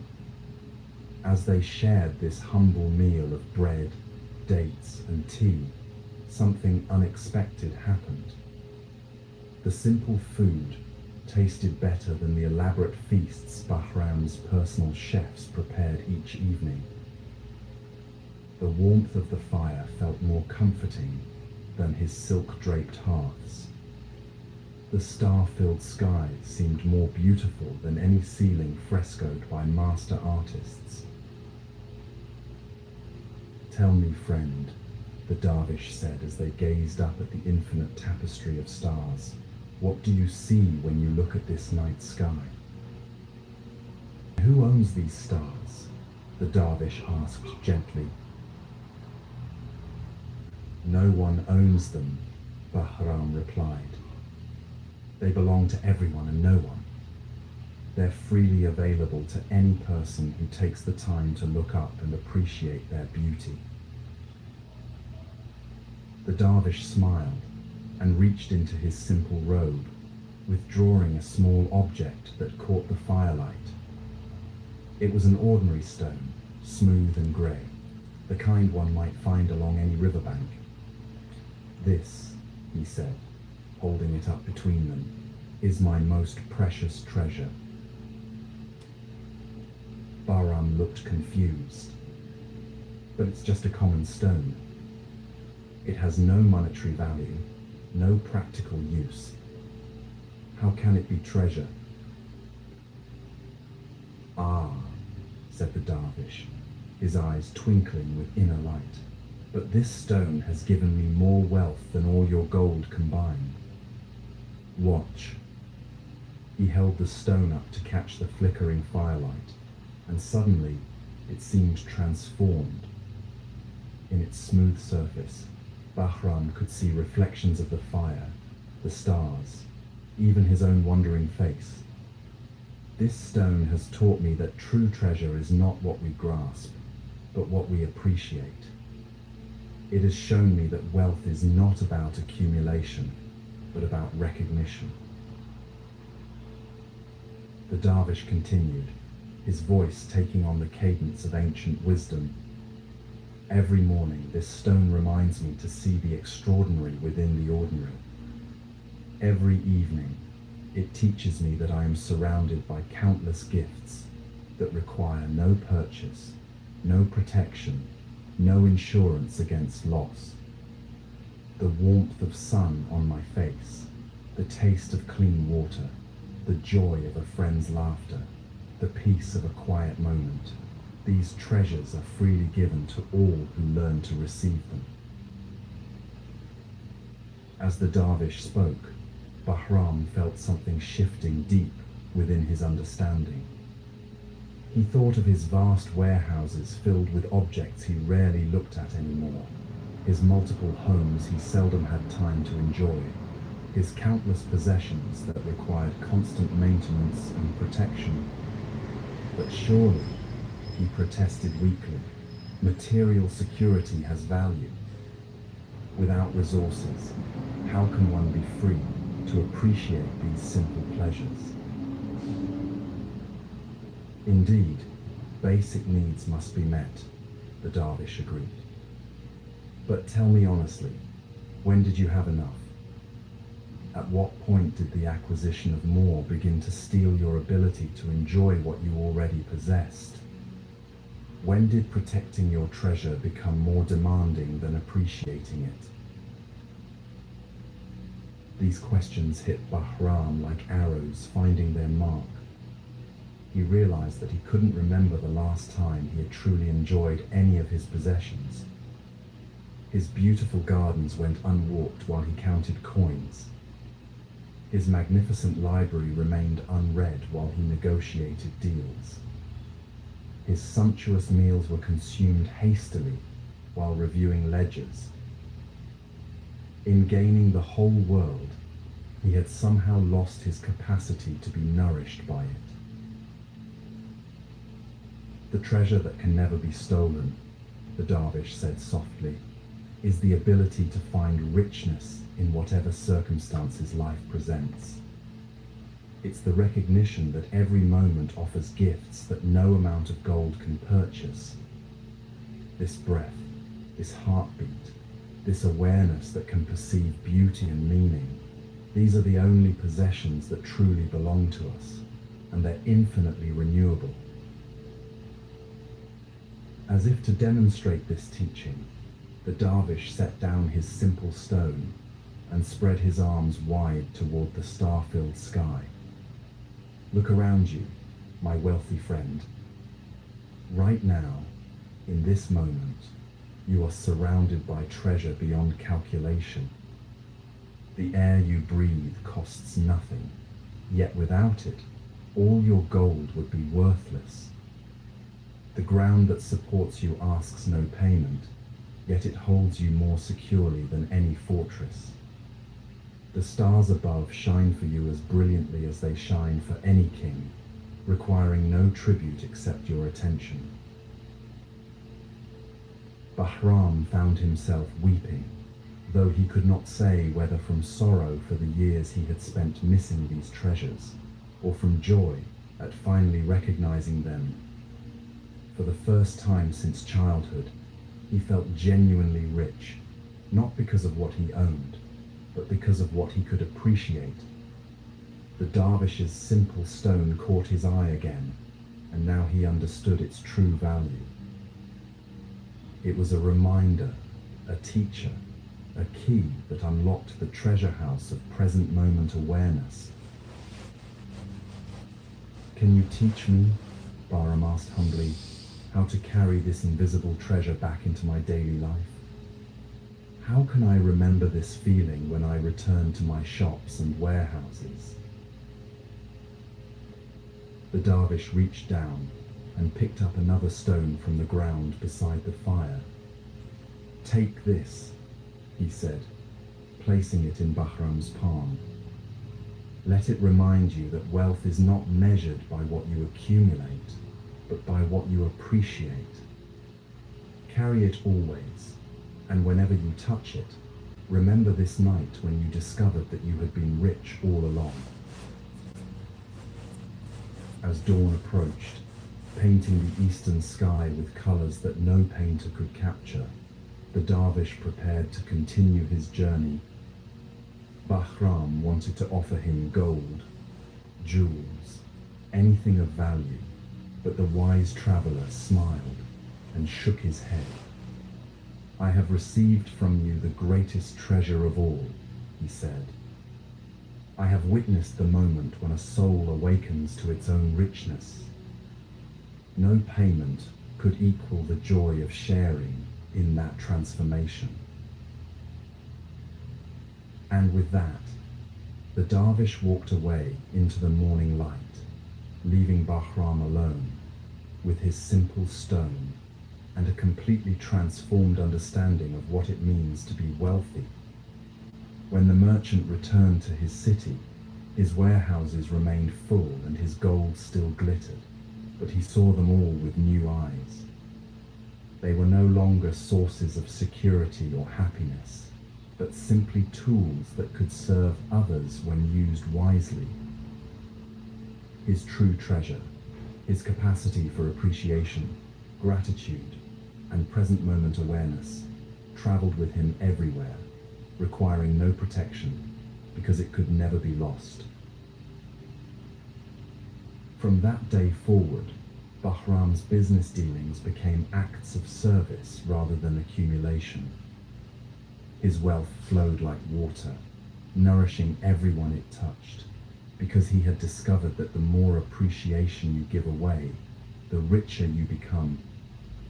The stone remained in his pocket always, a smooth reminder of the night he learned to see treasure hiding in plain sight.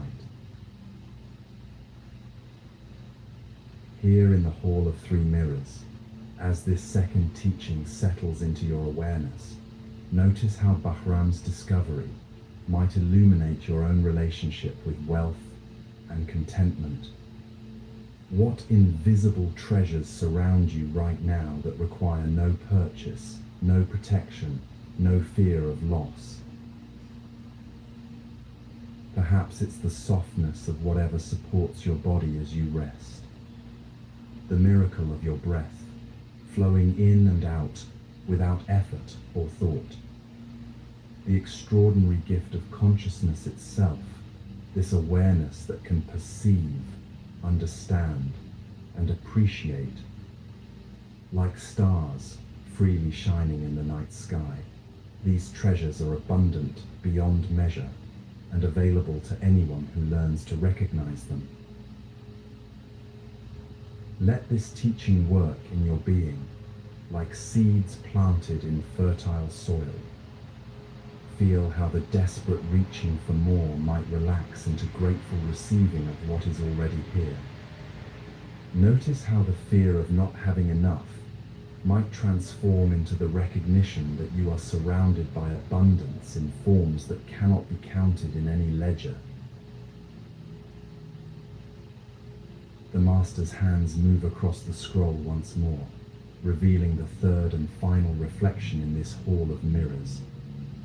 Now, they say, their voice carrying the promise of deeper wisdom yet to come, you will witness how life's greatest disappointments often become doorways to its most profound gifts. In this next story, a master builder discovers that what appears to be failure may actually be the universe's way of creating something far more beautiful than anything we could plan. Golden letters begin to dance across the sacred parchment as the tale of the broken bridge unfolds, ready to teach you about the hidden wisdom in life's unexpected changes. In the mountain valleys of ancient Tibet, where rivers carved their way through landscapes of breathtaking beauty, lived a master bridge builder named Tenzin, whose skill was legendary throughout the Himalayan kingdoms. For 40 years, he had designed and constructed bridges that defied the imagination, graceful spans that seemed to float between mountain peaks, engineering marvels that allowed travelers to cross the most treacherous gorges with complete safety. His bridges were not merely functional structures, but works of art that enhanced the natural beauty of their surroundings.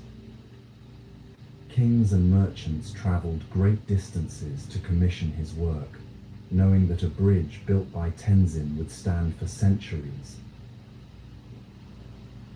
As Tenzin aged, he conceived of one final project that would represent the culmination of his life's work. Across the deepest gorge in the region, where two sacred peaks faced each other like ancient guardians, he would build his masterpiece, a bridge so magnificent that it would be remembered long after his death. For 3 years, he poured his heart, his savings, and his remaining strength into this ultimate creation. Every stone was chosen with meditation, every beam carved with reverence, every joint fitted with the precision of a master craftsman, approaching perfection. The bridge that emerged from Tenzin's devotion was indeed breathtaking.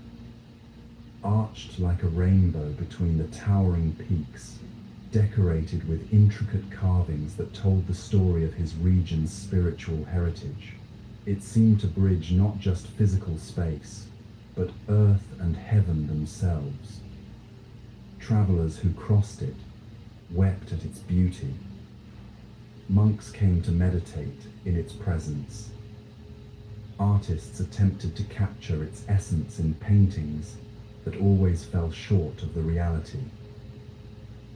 Tenzin had achieved his dream of creating something truly eternal, a testament to human skill, guided by deep reverence for the natural world. On the day of the bridge's completion, as the first official travelers prepared to cross this wonder of engineering and artistry, Tenzin stood at its center with tears of fulfillment flowing down his weathered cheeks. He had invested everything, his reputation, his resources, his very identity, into this moment. This bridge would be his legacy, his gift to future generations, his proof that a single human life could create something of lasting beauty and value. But the Himalayan weather, indifferent to human dreams and accomplishments, had other plans. That very night, as Tenzin slept peacefully for the first time in 3 years, storm clouds gathered with supernatural intensity.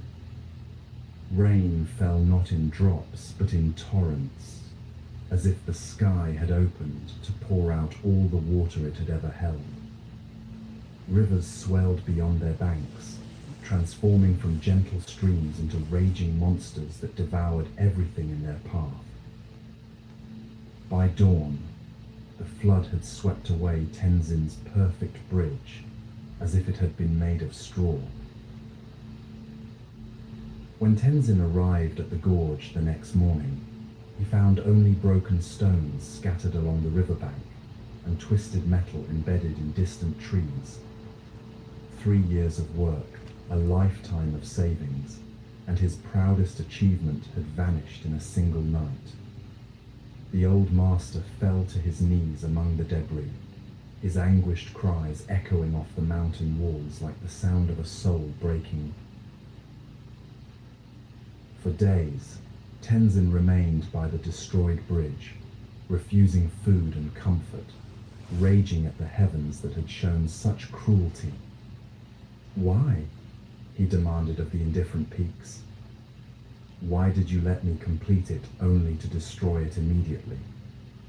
What was the purpose of all that effort, all that beauty, if it was destined to last only a single day? His words carried the full weight of a man whose life's meaning had been swept away by forces beyond his control.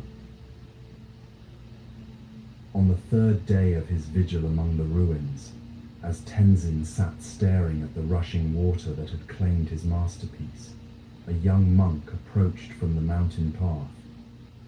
This was Lobsang, known throughout the region for his gentle wisdom and deep understanding of the ways that suffering can become a teacher. He settled quietly beside the grieving builder, saying nothing, simply sharing the weight of the old man's sorrow.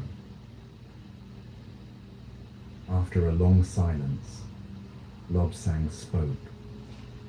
"Master Tenzin," he said softly, "I have heard of your terrible loss.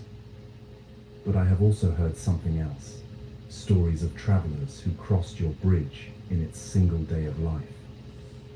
Would you like to know what they told me?" Tenzin looked up with eyes red from weeping. What stories could matter now? The bridge is gone. All that work, all that beauty, destroyed. They said, Lobsang continued gently, that crossing your bridge changed them. A merchant who had been consumed by greed found himself moved to tears by its beauty and decided to dedicate his remaining years to serving others. A young couple on the verge of divorce discovered that the bridge's magnificence reminded them of what they had built together and chose to rebuild their marriage. An old woman who had lost her faith in human goodness saw in your creation proof that beauty and dedication still existed in the world. The monk paused, letting these words settle like seeds in fertile soil. But perhaps most importantly, he said, your bridge taught me something that a permanent structure never could have. It showed me that true beauty lies not in lasting forever, but in giving completely of itself while it exists. Like a flower that blooms magnificently for just a few days, your bridge achieved something that eternity could not improve upon. Perfect presence in the moment of its being. Tenzin felt something shifting in his understanding, like ice beginning to crack under spring sunshine. But all that effort, he whispered. 3 years of my life, all my resources, my dream of leaving something permanent behind. Was the effort wasted? Lobsang asked gently. Look at your hands, Master Builder. Look at the skills you refined, the problems you solved, the moments of pure creation you experienced while building. Was the joy you felt seeing travelers' faces light up as they crossed your bridge dependent on the bridge lasting forever? Did the beauty you created exist any less fully because it was temporary? As Lobsang spoke, Tenzin began to see his experience with new eyes. The 3 years of building had been filled with moments of deep satisfaction, creative breakthrough, and pure absorption in meaningful work. The day of completion had brought him a joy so complete that even this devastating loss could not erase its memory. The brief time travelers had spent crossing his bridge had created ripples of transformation that would last far longer than any physical structure. Perhaps, the monk continued, the flood was not your enemy, but your teacher. Perhaps it came to show you that the true bridge you built was not made of stone and metal, but of the love, skill, and dedication you poured into your work. That bridge, the bridge of your awakened creativity and service, can never be destroyed by any storm. Months later, as the seasons turned and the river returned to its gentle flow, something remarkable began to happen at the site where Tenzin's bridge had stood. The flood had carved new channels in the rock, creating a series of natural stepping stones across the water. Where the artificial bridge had required great engineering skill to cross the treacherous gorge, nature had now provided a way that was not only safe, but enchantingly beautiful. Travelers found that crossing these natural stones became a meditation, each step requiring presence and attention that the easier bridge route had not demanded. Local people began to say that the spirits of the mountain had used Tenzin's bridge as a template, absorbing its essence of connection and beauty, before reshaping the landscape according to a design more perfect than any human mind could conceive. The brief existence of the artificial bridge had somehow taught the river itself how to create a permanent crossing that enhanced rather than dominated the natural beauty of the gorge. When Tenzin first saw these natural stepping stones, he understood with crystal clarity what the young monk had been trying to teach him. His bridge had not been destroyed, it had been transformed.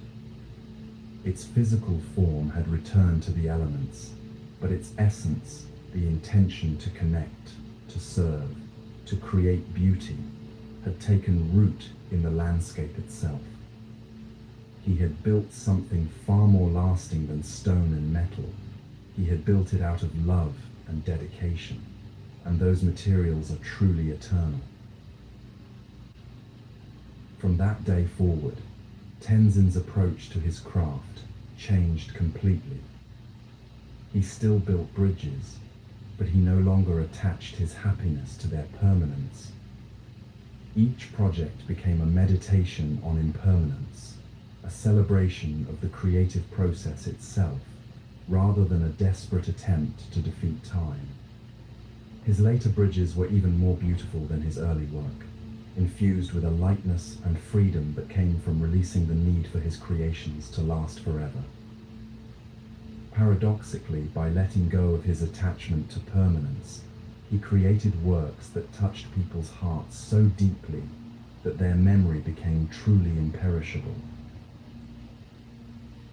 The old master builder spent his final years teaching young architects not just the technical skills of construction, but the spiritual principles that make any work truly meaningful.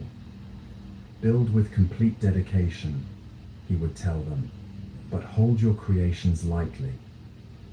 Pour your heart into every detail, but remember that the true bridge you are building connects not just physical places, but the human spirit to its own capacity for beauty and service. That bridge can never be swept away by any flood. As this third teaching from the Hall of Three Mirrors completes its work within your consciousness, feel how Tenzin's discovery might illuminate your own relationship with the projects, plans, and dreams that life sometimes seems to wash away.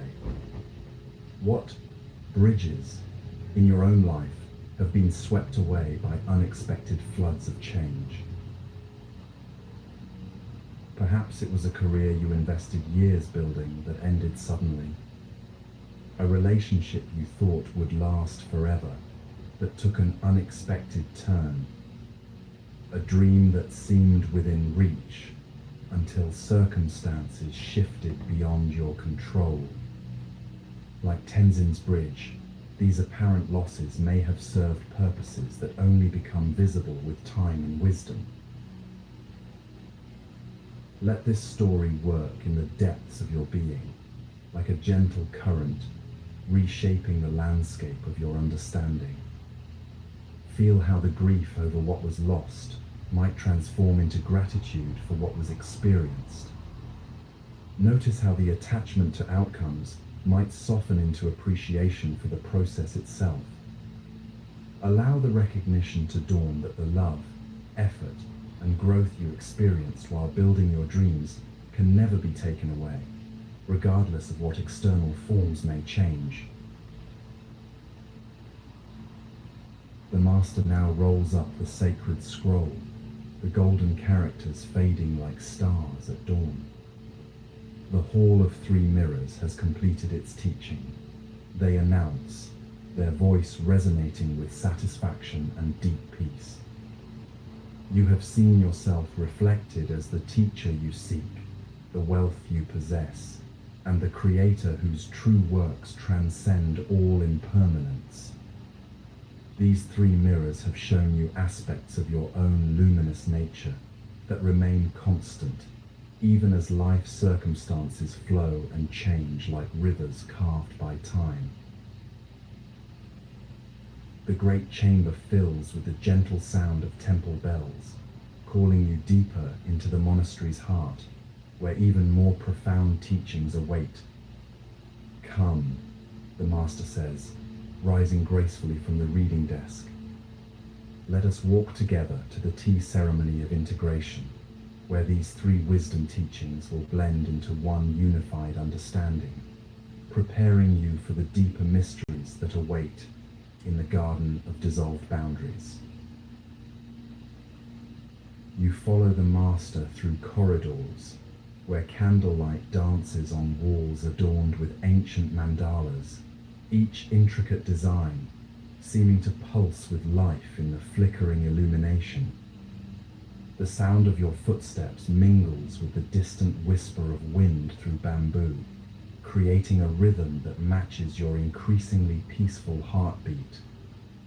As you walk, you can feel the three stories settling into your consciousness like seeds finding perfect soil, their wisdom already beginning to sprout in the fertile darkness of your relaxing mind. The tea chamber appears before you like a hidden jewel within the monastery's heart. Smaller and more intimate than the Hall of Three Mirrors, this circular room feels like being inside a lotus blossom. Soft cushions arranged around a low table invite rest and contemplation. Steam rises from a simple clay pot sitting atop glowing coals, filling the air with the delicate fragrance of jasmine and mountain herbs. The master gestures for you to settle comfortably as they begin the ancient ritual of tea preparation. Every movement of the ceremony unfolds with meditative precision. Water poured from a precise height to awaken the tea leaves. Cups warmed with careful attention to temperature. Each gesture performed with the same reverence that Tenzin brought to his bridge building, the same appreciation that Bahram learned from the dervish's simple stone, the same presence that allowed Kava to recognize her inner teacher. In this quiet ritual, you witness how the three mirror teachings flow together into one seamless understanding. Tea, the master says softly as they pour the golden liquid into delicate porcelain cups, is the perfect teacher of integration. Like wisdom, it cannot be rushed or forced. It requires the right temperature, the right timing, the right quality of attention. And like the insights you have received tonight, its full flavor only emerges when given space to unfold naturally. As you lift the warm cup to your lips, feel how the simple act of drinking tea becomes a meditation on presence. The heat against your palms, the subtle flavors blooming on your tongue, the gentle steam carrying botanical essences to awaken your senses. Notice how Carver's recognition of the inner teacher allows you to appreciate this moment without seeking something better. Feel how Bahram's discovery of invisible treasure helps you recognize the abundance present in this simple cup. Sense how Tenzin's lesson about impermanence frees you to enjoy this tea completely, knowing that its temporary nature makes it more precious, not less. These three reflections, the master continues, their voice barely above a whisper, show you different faces of the same fundamental truth. Seeking ends when you recognize what you seek as your own nature. Wanting dissolves when you appreciate what is already here. Suffering from change transforms into dancing with the eternal flow of becoming. All three point to the same liberation, the freedom that comes from aligning with what is, rather than struggling against it. As the tea ceremony continues in perfect silence, you find your mind naturally settling into deeper and deeper states of rest. The three stories begin weaving themselves together in your unconscious, creating a tapestry of understanding that will continue working long after tonight's journey ends. Like master craftsmen collaborating on a single masterpiece, Carver's awakening, Bahram's contentment, and Tenzin's acceptance join their wisdom to build something greater than the sum of their parts. The master sets down their empty cup with a soft clink that seems to seal this portion of your journey. The mirrors have shown you the truth of your own luminous nature, they say, rising slowly and moving toward a doorway draped with silk curtains that shimmer like water in moonlight. Now we enter deeper realms, where the very boundaries between self and world, between dreamer and dream, begin to dissolve like morning mist, touched by the first rays of sun. Beyond the curtained doorway, the sound of gentle wind through leaves beckons like an ancient invitation.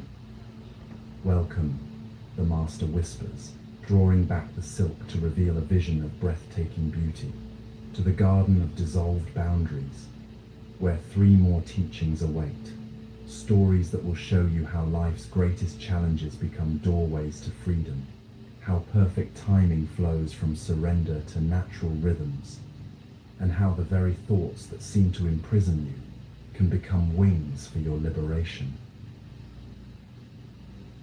The garden of dissolved boundaries stretches before you like a living mandala, where the normal rules of growth and form seem to bend in service of a deeper wisdom. Moonlight filters through leaves that shimmer with colors not found in ordinary nature, silver blue bamboo that sways without wind, flowering vines that bloom in spirals of gold and deep purple, moss-covered stones that seem to pulse with gentle inner light.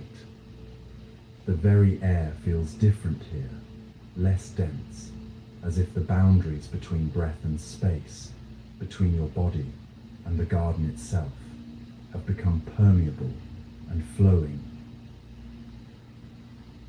Winding paths of crushed pearl and starlight lead deeper into this realm where the impossible becomes natural. Every step carries you further from the world of fixed categories and closer to a space where transformation happens as easily as leaves changing color with the seasons. The master guides you along a path bordered by flowers that seem to grow in reverse, their roots reaching toward the sky while their blossoms burrow into the earth.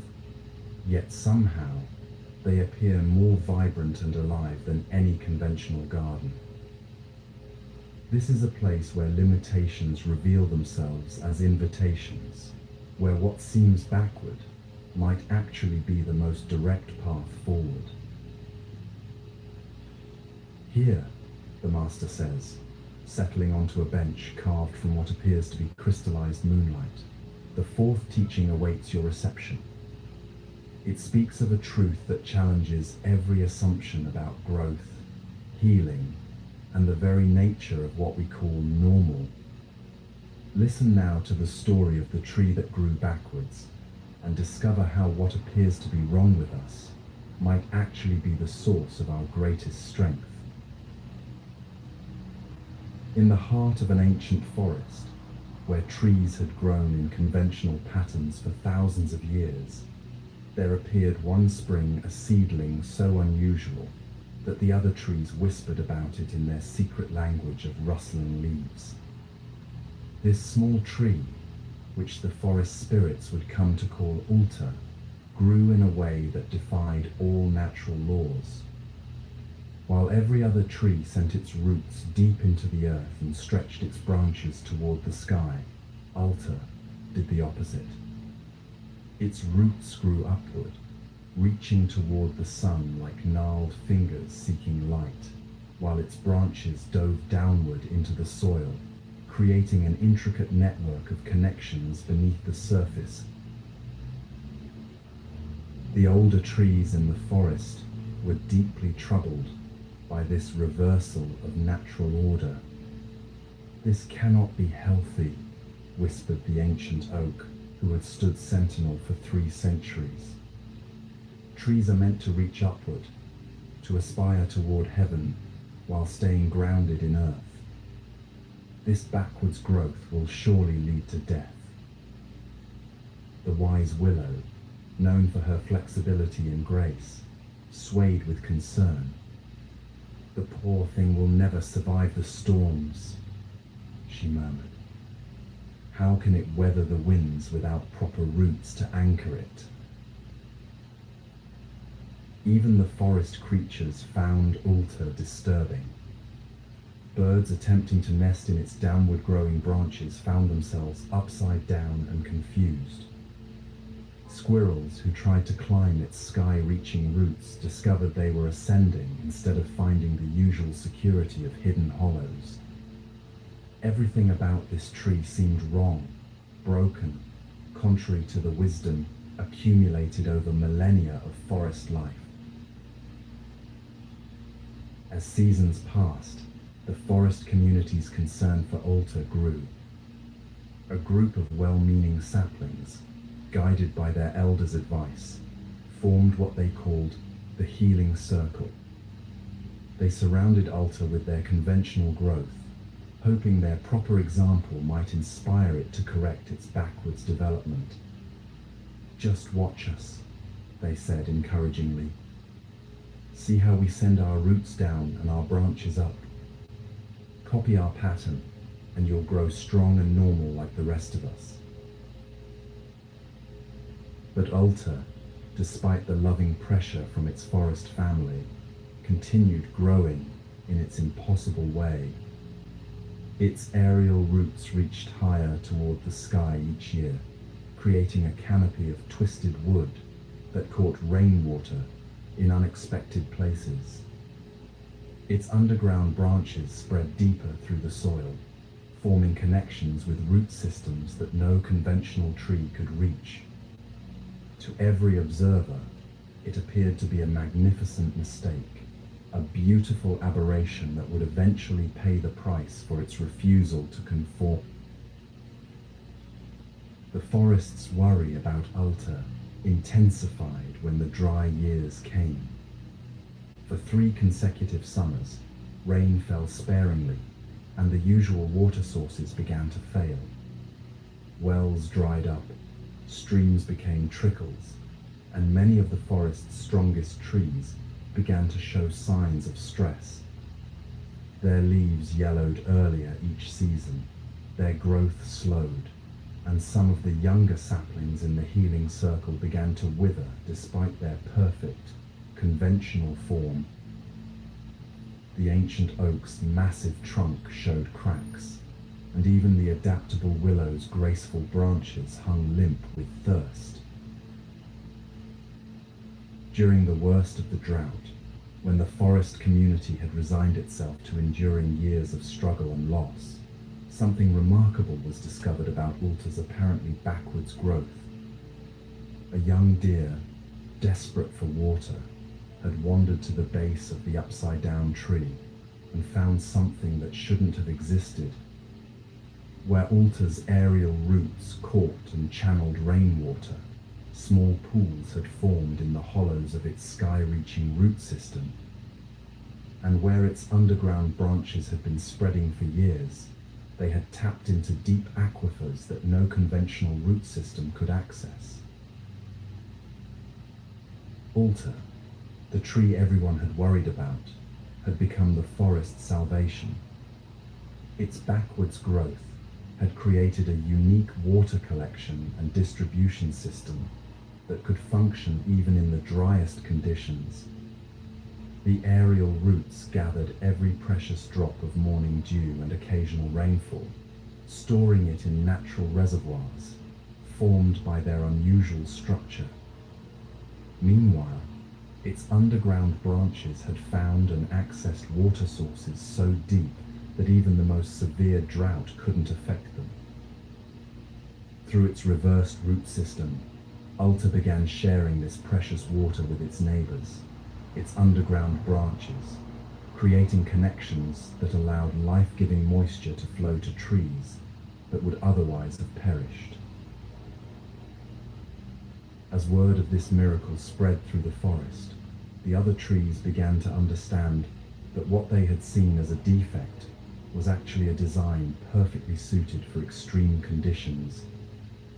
Ulta's backwards growth hadn't been a mistake or a rebellion against natural law. It had been an adaptation to challenges that hadn't yet revealed themselves. While every other tree grew according to normal conditions, Ulta had somehow sensed the coming drought and developed accordingly. "I don't understand," said the ancient oak, his voice filled with wonder and humility. "How did you know to grow this way? How did you sense what was coming when the rest of us prepared only for typical seasons?" Ulta's answer came through the gentle rustling of its upside-down canopy. "I didn't know anything about droughts or water systems," it replied. "I simply grew according to what felt true for me, even when everyone else thought it was wrong. I followed my own nature instead of copying the patterns that worked for others. I trusted that there was wisdom in my difference, even when I couldn't see the purpose." The wise willow swayed thoughtfully. "So your backwards growth wasn't backwards at all," she mused. "It was forward growth for conditions we hadn't yet encountered. You were growing into a future that none of the rest of us could see." "Perhaps," Ulta replied gently, "what you call my backwards nature is simply a different kind of wisdom. Maybe some of us are meant to grow in ways that seem wrong to others because we're designed for challenges that haven't arrived yet. Maybe our differences aren't flaws to be fixed, but gifts waiting for the right conditions to reveal their purpose." From that day forward, the forest's understanding of growth and normalcy changed completely. The healing circle disbanded, not because their intentions weren't loving, but because they realized that trying to make everyone grow the same way was actually limiting the forest's ability to adapt to changing conditions. Instead, they formed what they called the diversity circle, celebrating and protecting the unique growth patterns that emerged in each new seedling. Years later, when climate patterns shifted and other unusual challenges arose, the forest found that many trees had begun developing their own adaptations, some growing twisted trunks that could flex in unprecedented storms, others developing leaves that could photosynthesize in reduced sunlight, still others creating symbiotic relationships with fungi that helped them communicate and share resources in entirely new ways. Each had learned from Ulta's example that their own unique nature might be exactly what the forest needed, even if it didn't match conventional wisdom about how trees should grow. The ancient oak, now nourished by water flowing through Ulta's underground network, often reflected on the lesson this backwards tree had taught the entire forest community. We spent so much energy trying to fix what we thought was broken, he would tell young saplings. But the broken thing was actually our narrow idea of what normal should look like. True health isn't about conforming to a pattern. It's about expressing your authentic nature so fully that you can serve purposes that haven't even been imagined yet. Ulta continued to grow in its unique way, its aerial roots reaching ever higher, while its underground branches spread deeper and wider. Travelers from distant forests would come to marvel at the tree that grew backwards, and many would return to their own communities with a new understanding of the relationship between difference and strength.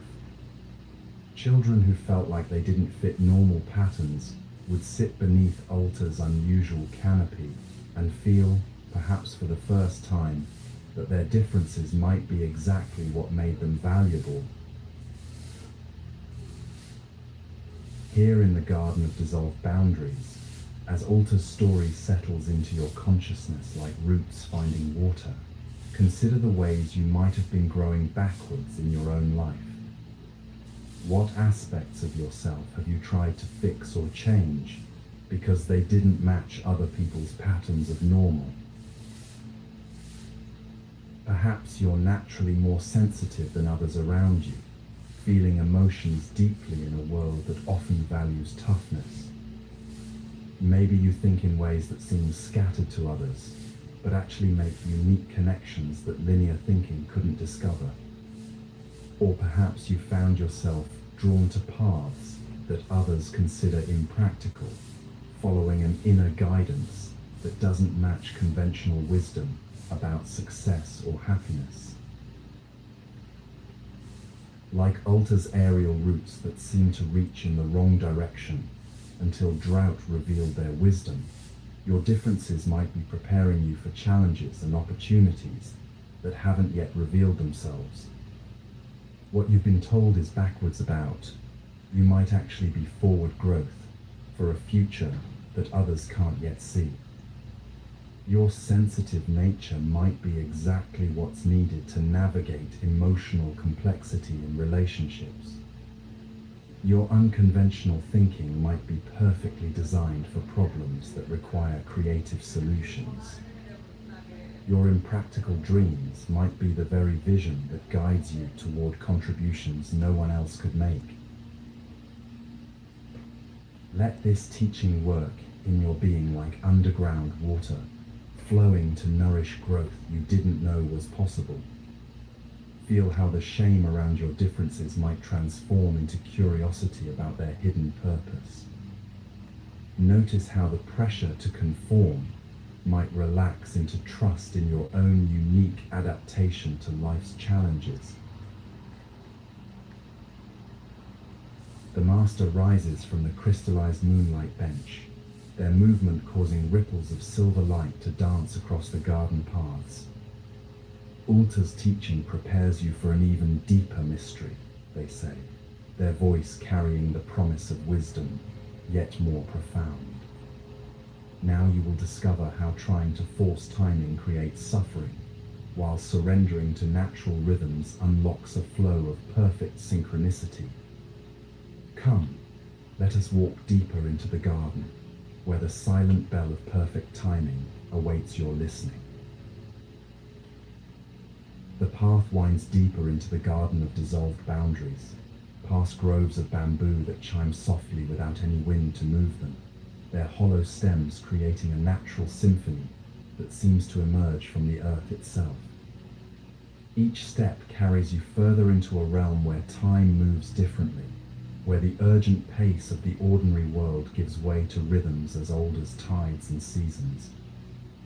Fireflies dance in patterns that follow no earthly logic, their light pulsing in harmony with your heartbeat, as if the very garden is learning to breathe with you. At the heart of this mystical landscape stands a sight that stops you in wonder. A bell tower rises from a grove of ancient cedars, its structure seemingly grown rather than built, with living wood spiraling upward to cradle a bell of such perfect proportions that it appears to be cast from crystallized silence itself. The bell hangs motionless in the still air, its bronze surface reflecting moonlight like captured starbeams. Yet despite its beauty and obvious craftsmanship, something about it seems incomplete, as if waiting for a moment that has not yet arrived. This, the master says softly, gesturing toward the silent bell, is where our fifth teaching lives. In this grove dwells a wisdom that challenges every human impulse to rush, to force, to make things happen according to our own schedule. Listen now to the story of the silent bell of perfect timing, and discover how the universe's clock keeps time according to principles far more elegant than anything our minds can devise. High in the mountains of ancient Korea, in a monastery perched between earth and sky like a meditation cushion balanced on the world's edge, lived a young monk named Jindo, whose greatest virtue was also his greatest challenge. Jindo possessed a heart so eager to serve, so passionate about awakening, that he approached every aspect of monastic life with an intensity that both inspired and exhausted his fellow practitioners. He was always the first to rise for morning meditation, the last to sleep after evening prayers, and the most dedicated student during teaching sessions.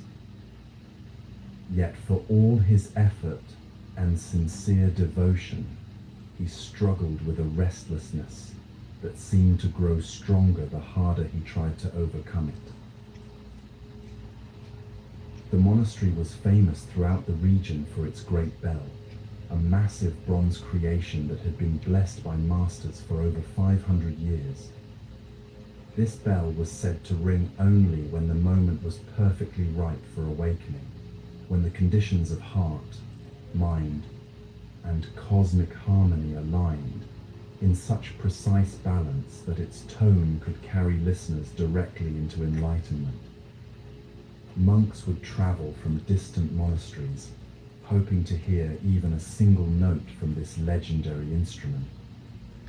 Some waited months without ever hearing its sound. Others arrived just as it began to ring and experienced transformations that changed their entire understanding of reality. Jindo had been at the monastery for 3 years and had never heard the great bell ring. This silence gnawed at him like a spiritual hunger that no amount of study or practice could satisfy. He would sit in meditation beneath the bell tower, concentrating so intensely on listening that his entire body became rigid with effort. He would question the elder monks about the precise conditions that caused the bell to sound, taking detailed notes and trying to recreate those circumstances through careful planning and intense preparation. The harder he tried to make the bell ring, the more stubbornly silent it remained. Master, Jindo finally asked the monastery's abbot, his voice tight with frustration. I have meditated with perfect posture, studied the sutras with complete dedication, and maintained the precepts without fail. Why does the great bell remain silent for me? What am I missing? What must I do to hear its awakening tone?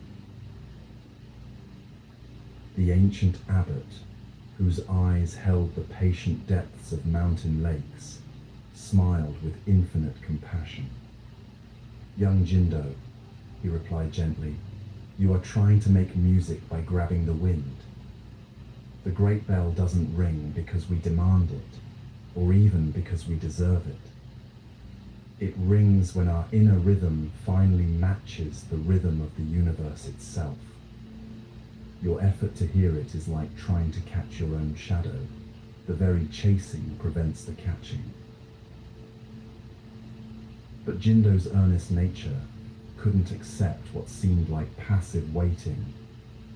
If there was a rhythm of the universe to match, surely there must be a practice to develop that matching. He began studying the movements of seasons, tracking the phases of the moon, observing the daily patterns of light and shadow across the monastery grounds. He developed elaborate theories about cosmic timing and created detailed schedules for meditation that aligned with celestial events. Still, the bell remained as silent as stone, unmoved by his increasingly sophisticated attempts to crack the code of perfect timing. One autumn morning, after a particularly frustrating night of waiting beneath the silent bell, during what his calculations had predicted would be an optimal moment for its ringing, Jindo found himself overwhelmed by a weariness deeper than physical exhaustion. His 3 years of intense effort had brought him knowledge, discipline, and respect from his fellow monks, but not the direct experience of awakening he craved. Sitting beneath the great bell, as dawn light filtered through the monastery grounds, he felt something inside him finally surrender. I give up, he whispered to the morning air. I don't know how to make this happen.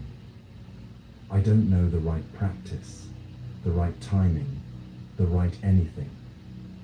If awakening comes, let it come. If the bell rings, let it ring. I'm tired of trying to force the universe to follow my schedule. With this surrender, Jindo felt his entire body releasing tension he hadn't realized he was carrying. His breathing deepened naturally. His mind, usually spinning with plans and analyses, settled into a quietness he had never experienced, despite years of meditation practice. For the first time since arriving at the monastery, he wasn't trying to achieve anything, attain anything, or make anything happen. He was simply present, like a bird resting on a branch, requiring nothing from the moment except the grace of being alive within it. As Jindo sat in this newfound state of open receptivity, the morning continued to unfold around him with a richness he had previously been too focused to notice. Dew sparkled on spiderwebs like tiny diamonds celebrating the dawn. A mountain breeze carried the scent of pine and wild jasmine. Somewhere in the distance, a nightingale sang its liquid song to the growing light. And underneath all these beautiful details, Jindo became aware of something he had never perceived before, a vast rhythm that seemed to pulse through everything, connecting dewdrop to star, connecting his heartbeat to the breathing of the earth itself. In that moment of profound recognition, when Jindo's individual sense of time dissolved into universal timing, the great bell began to ring. But the sound that emerged was unlike anything he had imagined during his years of eager anticipation. Rather than the dramatic, attention-grabbing tone he had expected, the bell's voice was so perfectly harmonized with the moment that it seemed less like sound and more like silence becoming audible. It didn't break the morning's peace. It revealed the peace that had always been present, hidden beneath the noise of his striving. The bell's tone seemed to come from everywhere and nowhere, as if the entire universe had found its voice. As each resonant wave washed over him, Jindo felt layers of effort and anxiety dissolving like morning mist touched by sunlight.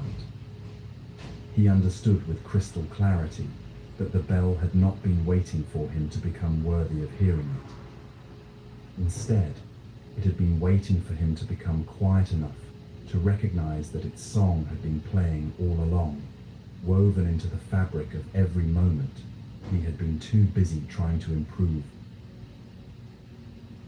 When the bell's song finally faded into the morning silence, Jindo found that something fundamental had shifted in his understanding. The awakening he had been chasing so desperately was not a distant goal to be achieved, but a present reality to be recognized. Perfect timing was not something to be calculated or forced, rendered to, like a river current that carries us effortlessly when we stop struggling against its flow. From that day forward, Jindo's entire approach to practice transformed. Instead of trying to make things happen according to his timeline, he learned to listen for the natural rhythms that were always present. His meditation became less about achieving particular states and more about aligning with whatever was arising in each moment.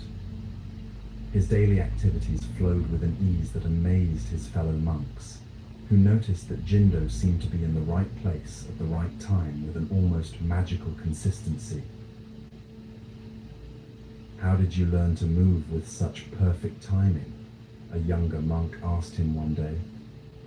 "You always seem to know exactly when to speak and when to remain silent, when to act and when to wait. It's as if you've discovered the secret of divine timing." Jindo smiled with the gentle humor of someone who has learned that the greatest secrets are often the simplest truths. "I discovered that divine timing isn't something we create," he replied. "It's something we align with. The universe is always moving in perfect rhythm, like a cosmic dance that never stops. Our choice is whether to fight against this dance or learn to move with it. When we stop trying to force our own timing and start listening to the timing that's already present, we discover that we've been dancing partners with perfection all along."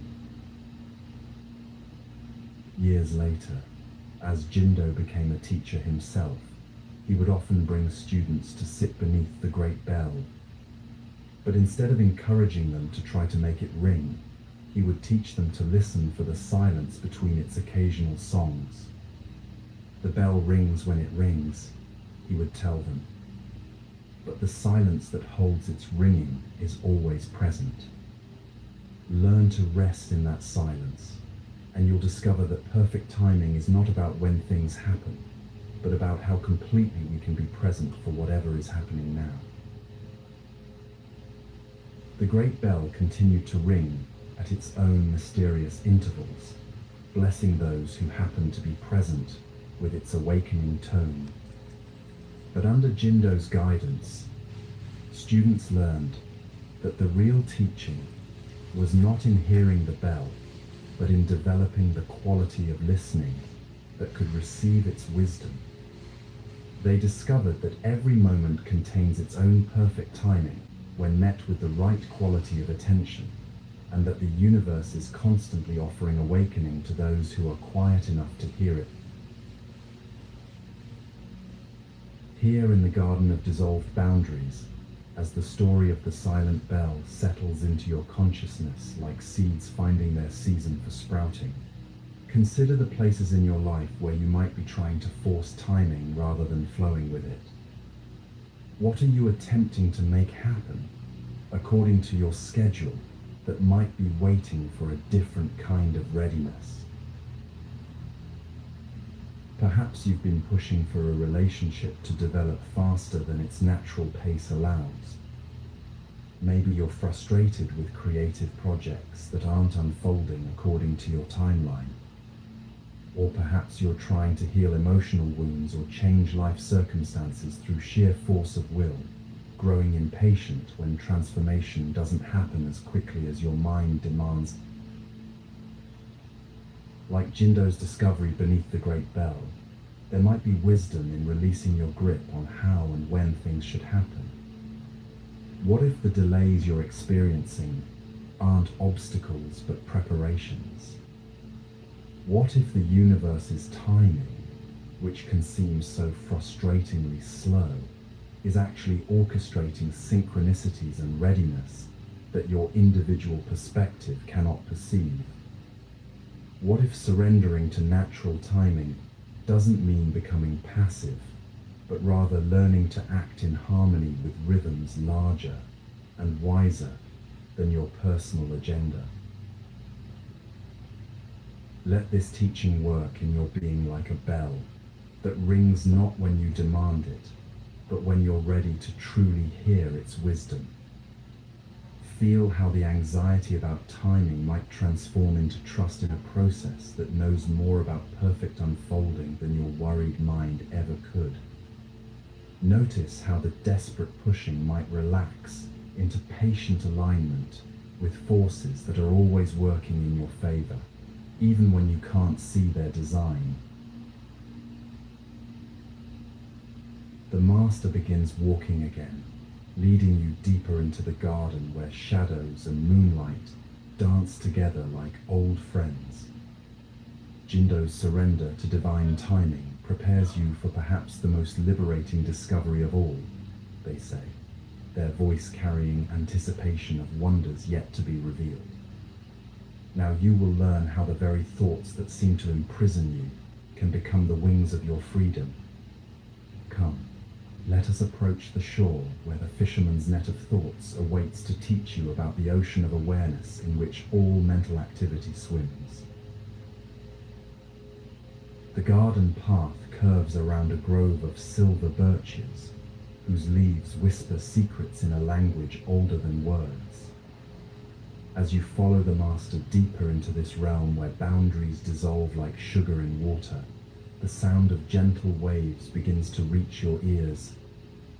Through the trees appears a sight that seems impossible yet perfectly natural within this mystical landscape. A vast ocean that somehow exists within the monastery garden, its waters reflecting not just the moon above, but stars from skies you've never seen. The shoreline is made of sand that sparkles with inner light, each grain containing what appears to be a tiny galaxy of swirling luminescence. At the water's edge sits a simple fishing boat, its weathered wood polished smooth by countless tides. Beside it stands a figure who seems as eternal as the ocean itself, an old fisherman whose eyes hold the depth of infinite waters, and whose hands move with the patient grace of someone who has learned to work in harmony with forces far greater than individual will. As you approach, you notice something extraordinary about his fishing net.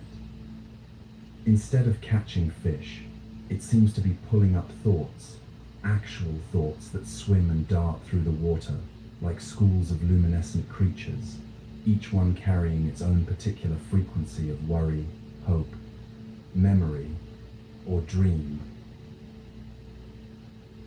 Welcome to the shore of consciousness, the master says softly, settling onto a piece of driftwood that seems to have been worn into the perfect shape for contemplation. Here dwells our sixth teaching, perhaps the most practical wisdom you will receive tonight. Listen now to the story of the fisherman's net of thoughts, and discover how the mind that seems to trap you can become the very instrument of your liberation.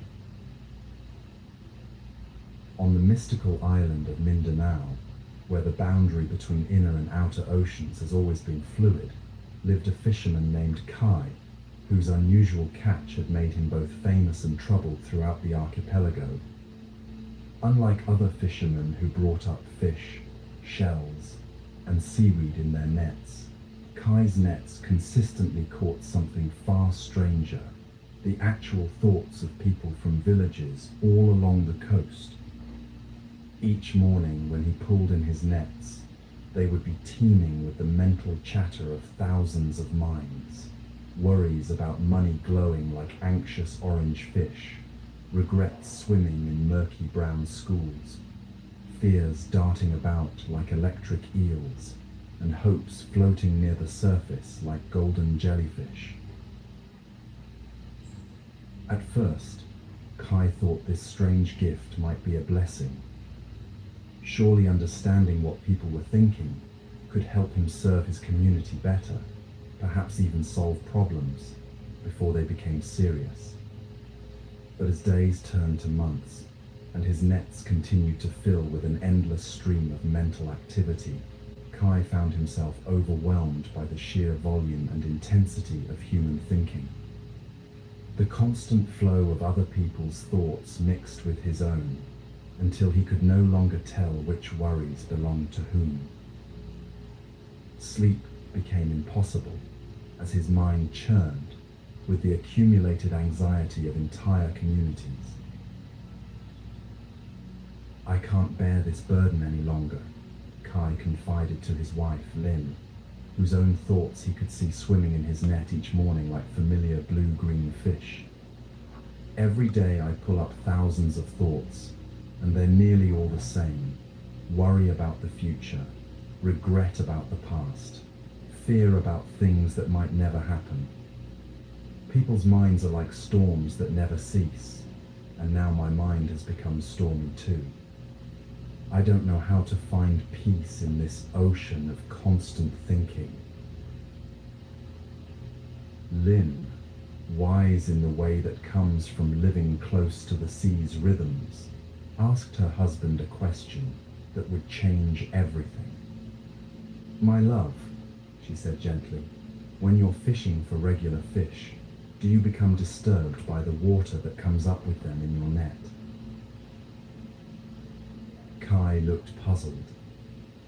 "Of course not. The water is just the medium the fish swim in. I expect water to come up with my catch. I'd be surprised if it didn't." "And what do you do with that water?" Lynn continued.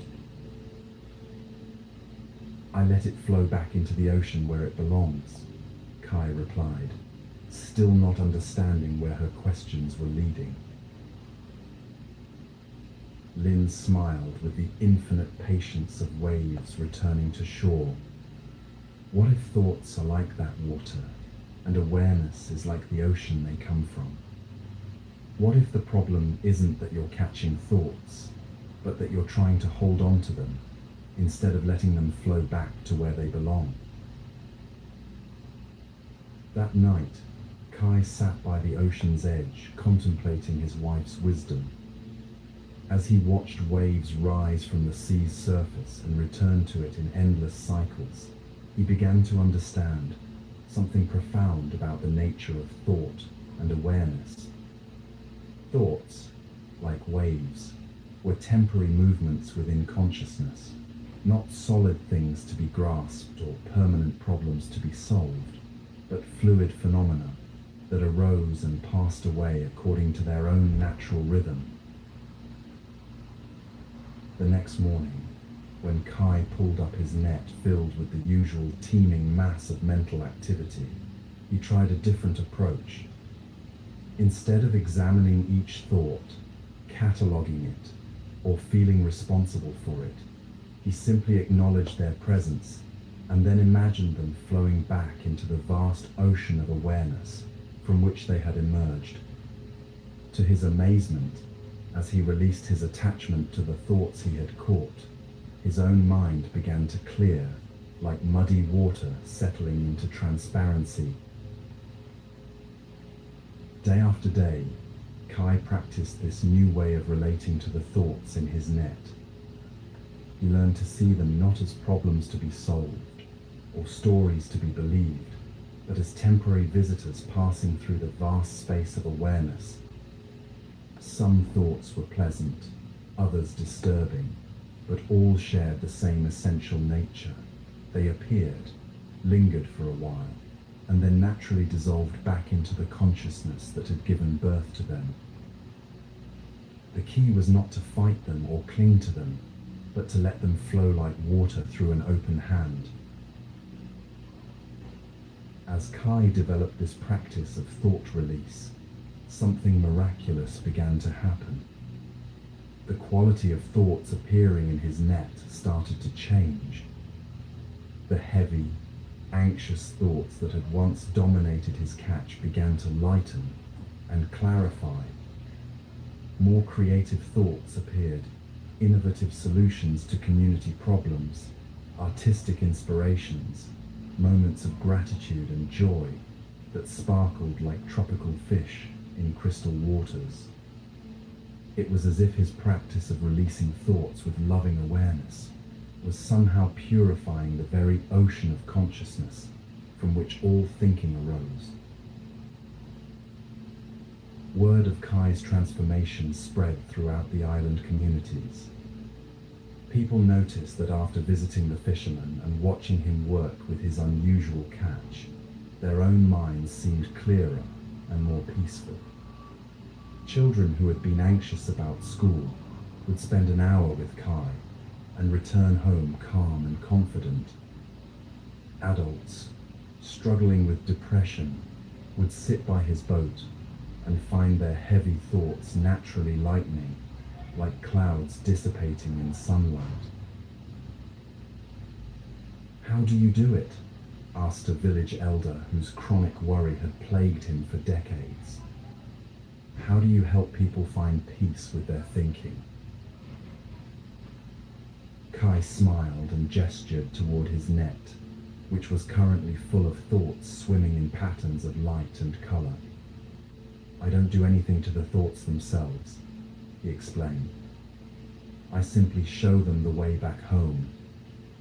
Every thought, no matter how troublesome it seems, arises from the same source, the vast awareness that is your true nature.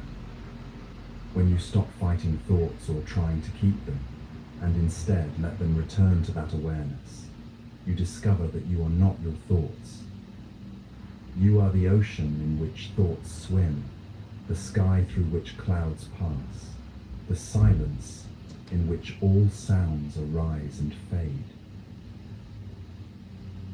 The village elder watched as Kai gently lifted a particularly dark and heavy thought from his net, what appeared to be someone's deep fear about death.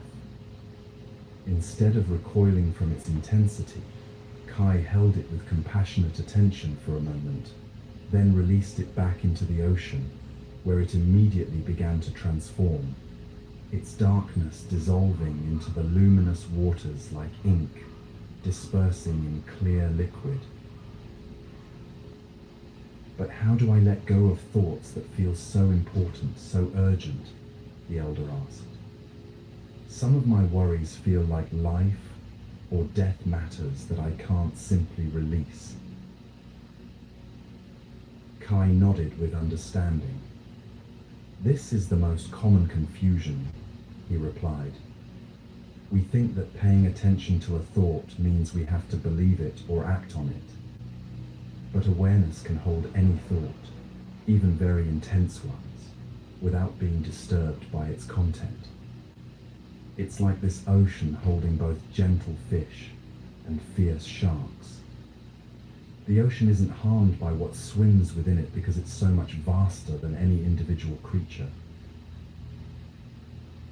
To demonstrate, Kai reached into his net and pulled up a thought fish that was blazing with anxiety about financial security. "Watch," he said, holding the anxious thought in his awareness without resistance. "I can see this worry clearly, understand what it's trying to protect, even feel compassion for the person whose mind created it. But I don't have to become this worry, or let it determine my state of peace. I can hold it in awareness the way the sky holds a storm, spaciously, without being disturbed by its intensity." As the elder watched, the financial worry began to settle and clarify in Kai's peaceful attention. What had appeared as raw anxiety transformed into useful information about planning and preparation, stripped of its emotional charge and seen clearly for what it was, simply energy, trying to ensure survival and security. When Kai released this clarified thought back into the ocean, it swam away as a gentle reminder about practical responsibility rather than a source of stress and sleeplessness. Over the years, Kai's practice evolved into a teaching that helped entire communities develop a healthier relationship with their mental activity. He would invite people to sit by the ocean and imagine their thoughts as fish swimming in the vast waters of awareness. "Don't try to stop thinking," he would tell them. "That's like trying to stop the ocean from having waves. Instead, practice being the ocean itself, vast, deep, and naturally peaceful, regardless of what swims within it." Students learn to recognize the difference between being aware of thoughts and being lost in them. They discovered that awareness itself was never disturbed by even the most chaotic thinking, just as the ocean's depths remain calm even during the fiercest surface storms. Most importantly, they found that thoughts released with loving awareness often transformed into wisdom, while thoughts grasped tightly became sources of suffering. Kai's nets continued to catch thoughts from across the island communities, but now his work had become a form of service. Each thought he received with awareness and released with compassion seemed to purify not just his own consciousness, but the collective mental atmosphere of his entire region. Visitors to the island often remarked on the unusual peace and clarity they felt in the air, as if the very atmosphere had been cleansed of mental pollution. Here in the Garden of Dissolved Boundaries, as Kai's teaching settles into your consciousness like wisdom finding its home in the depths of understanding, notice the thoughts that might be swimming through your awareness right now. Instead of following them or fighting them, can you practice being like the ocean that holds them? Perhaps there are worries about tomorrow's responsibilities floating near the surface of your mind. Maybe fragments of today's conversations are still darting about like busy fish. There might be plans, memories, judgments, or dreams all swimming together in the waters of your consciousness. What if none of these thoughts define you any more than waves define the ocean? What if you are the vast awareness in which all thinking appears and disappears, as spacious and undisturbed as the sky through which all clouds pass?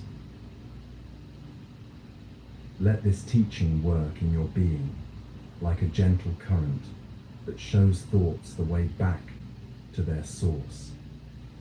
Feel how the struggle with mental activity might transform into a dance of awareness and content.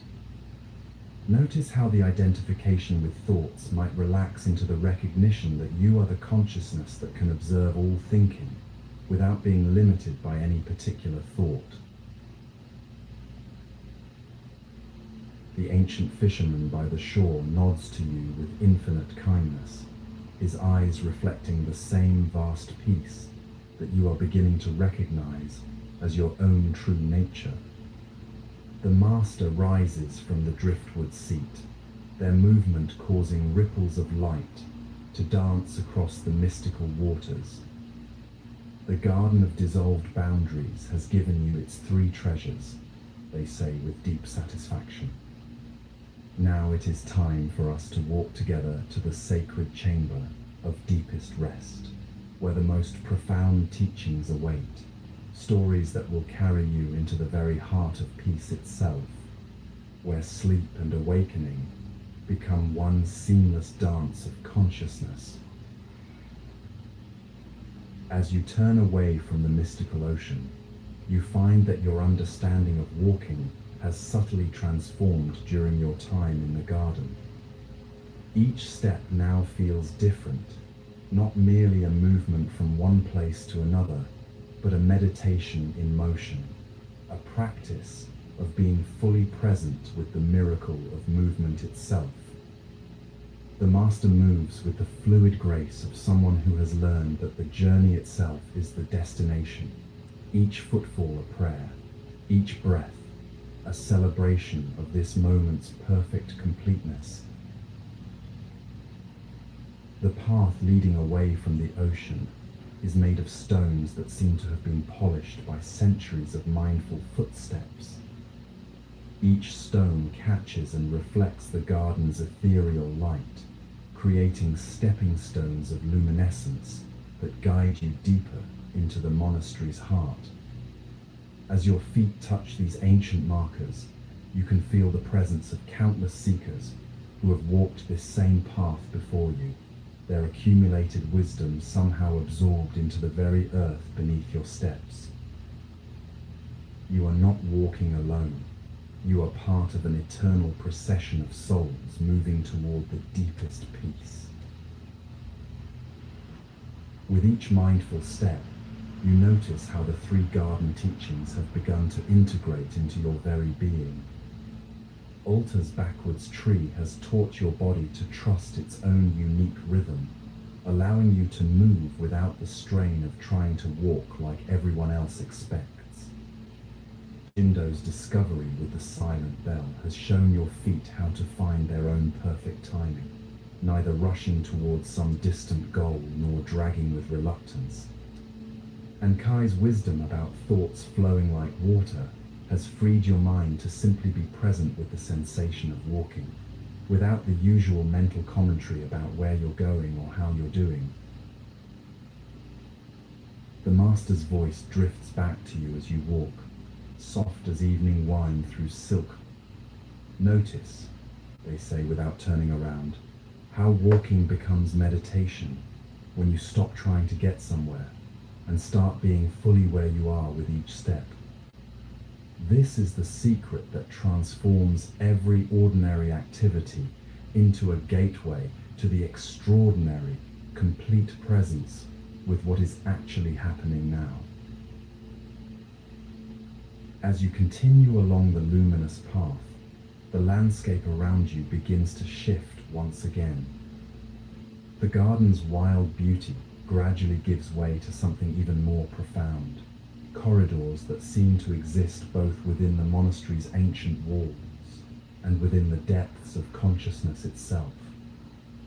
The boundaries between inner and outer space become increasingly fluid, until you're no longer certain whether you're walking through physical hallways or moving through the sacred architecture of your own deepening awareness. The walls around you seem to breathe with gentle light, their surfaces adorned with murals that depict not just scenes from ancient teachings, but somehow reflect the very insights you've been receiving tonight. In one painting, you see Kava by her moonlit lake, but her face holds your own dawning recognition of the inner teacher. Another shows Bahram and the Darvish, but their simple stone carries the same appreciation you're discovering for life's invisible treasures. Each image serves as both artistic beauty and living mirror, showing you how these ancient stories have become part of your own journey toward understanding. Your breathing has naturally deepened during this walking meditation, each inhalation drawing in not just air, but the accumulated peace of this sacred space. Each exhalation releases layers of tension you didn't know you were carrying, letting go of the day's accumulated stress, like leaves falling naturally from trees in autumn. The rhythm of your footsteps and breath begin to synchronize, creating an internal symphony that matches the monastery's own subtle harmonies. Ahead, you begin to sense, rather than see your destination, a presence of such profound stillness that it seems to draw you forward like a gentle gravitational pull. The very air grows quieter with each step, not just in terms of sound but in quality, as if approaching a space where even the molecules move more slowly, more reverently. This is the threshold to the sacred chamber of deepest rest, where the monastery's most protected teachings dwell, like ancient guardians of ultimate peace. The master pauses before an archway that seems to be carved from crystallized silence itself. Beyond this threshold, they say, their voice now barely above a whisper, lie teachings so profound that they work primarily while you sleep, planting seeds in consciousness that flower only in the deepest rest. These final stories will carry you into realms where healing happens without effort, where wisdom reveals itself through dreams, and where the very act of sleep becomes a form of awakening. As you cross this final threshold together, you feel yourself entering a space that exists at the very heart of peace itself. Here, in the sacred chamber of deepest rest, the monastery's most precious gifts await, teachings that will transform your sleep into a journey of profound renewal, and your dreams into vehicles of healing wisdom. The walking meditation has prepared you perfectly for this ultimate sanctuary, where movement finally dissolves into perfect stillness, and the last barriers between seeking and finding disappear like morning mist touched by the first rays of dawn. Behind you, the path you've traveled seems to fade into dreamlike memory, while ahead, an ocean of deep rest beckons like the most comfortable bed imaginable. You have arrived at the place where stories become lullabies, where wisdom becomes dreams, and where the boundary between sleeping and awakening reveals itself as nothing more than an invitation to rest in the consciousness that contains them both. The sacred chamber of deepest rest emerges around you like a vast crystalline cave where time itself has learned to move more slowly. The walls curve upward and inward, creating a sense of being held within the gentle embrace of the earth itself. Soft bioluminescent moss provides the only illumination, casting everything in a gentle blue-green glow that feels more like moonlight, filtered through ocean depths than any earthly radiance. The very air seems thicker here, more nourishing, as if each breath draws in not just oxygen, but pure peace distilled into its most essential form. At the chamber's heart stands a simple meditation cushion placed before what appears to be a window, looking out into infinite space. But as you settle into this sacred seat beside the master, you realize this is no ordinary window. It's a portal into the deepest mysteries of existence itself, where stars are born and consciousness awakens to its own limitless nature. Through this opening, you can see landscapes that exist nowhere and everywhere, realms where the impossible becomes natural, and healing happens through the simple act of witnessing. Here, the master whispers, their voice now so soft it seems to arise from the silence itself. We enter the realm where effort dissolves into effortlessness, where trying becomes being, where the very struggle to find peace reveals itself as the only thing preventing its natural emergence. Listen now to the seventh teaching, the story of the mountain that moved itself, and discover how the greatest strength comes not from force, but from alignment with the deepest currents of existence. In the ancient Himalayas, where peaks pierce the sky like fingers reaching toward enlightenment, there stood a mountain named Akhala, whose name meant immovable in the sacred Sanskrit tongue. For millions of years, Akhala had prided itself on its absolute stability, its unwavering presence, its complete resistance to every force that sought to change its position. Through earthquakes that shook the earth to its core, through glaciers that carved valleys from solid stone, through winds that could move entire forests, Akhala remained exactly where it had always been, as solid and unmovable as the very concept of permanence itself. This steadfastness had become Akhala's identity, the source of its strength, and the foundation of its sense of purpose in the cosmic order. Other mountains looked to Achala as the perfect example of what a mountain should be: reliable, constant, unchanging through all the fluctuations of weather and time. "See how Achala stands," they would say to their children, during the violent storms that reshaped landscapes across the region. That is how we maintain our dignity and serve our purpose, by never giving in to any force that seeks to move us from our chosen place. But as eons passed, and Akhala's meditation on immovability deepened, a strange fatigue began to creep into its massive stone consciousness. The constant effort of resisting every current, every tremor, every natural force that flowed around and through the mountain range was becoming exhausting in ways that Achala had never imagined possible. Every earthquake required enormous energy to resist. Every glacier's pressure demanded tremendous focus to withstand. Every seasonal change called for renewed determination to remain exactly the same. What had once felt like natural strength was beginning to feel like an endless battle against the very fabric of existence itself. One particularly violent monsoon season, as Akhala strained against winds that seemed determined to reshape its very form, a voice spoke from deep within the mountain's stony heart. It was the voice of Prithvi, the Earth Mother herself, whose wisdom flowed through every grain of soil and fragment of rock throughout the world. "My dear Achala," she said with the infinite patience of geological time, "why do you work so hard to remain still?"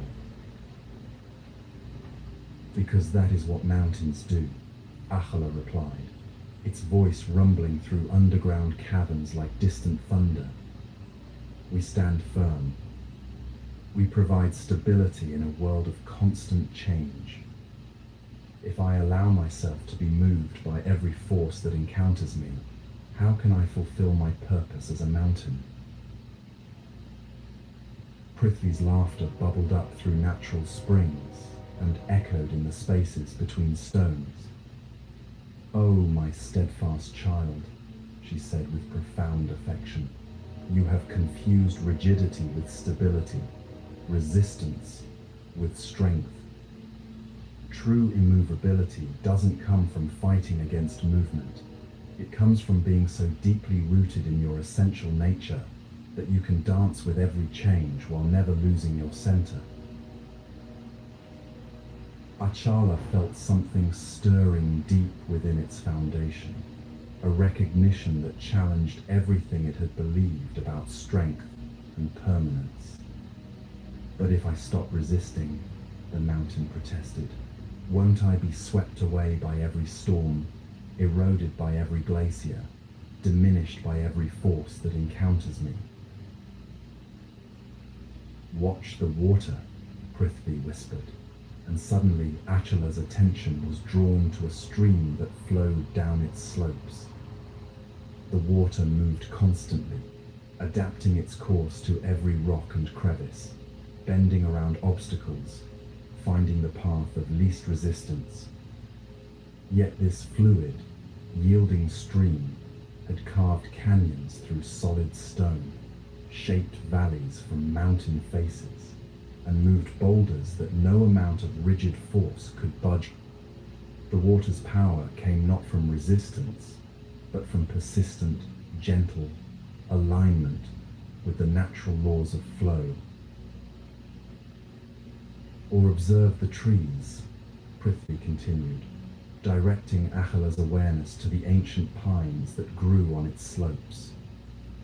During fierce storms, these trees didn't break because they knew how to bend. Their roots went deep, giving them unshakable foundation, but their trunks and branches swayed with every wind, dancing with forces that could have destroyed them if they had tried to remain rigidly upright. Their flexibility was their strength, their willingness to move with change, their secret to enduring through centuries of storms. As Achala contemplated these teachings, a profound shift began to occur in its understanding of what it meant to be truly immovable.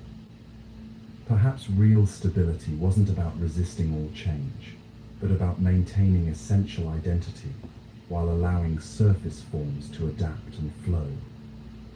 Maybe genuine strength came not from hardness, but from the kind of flexibility that could bend without breaking, move without losing center, change without losing essence.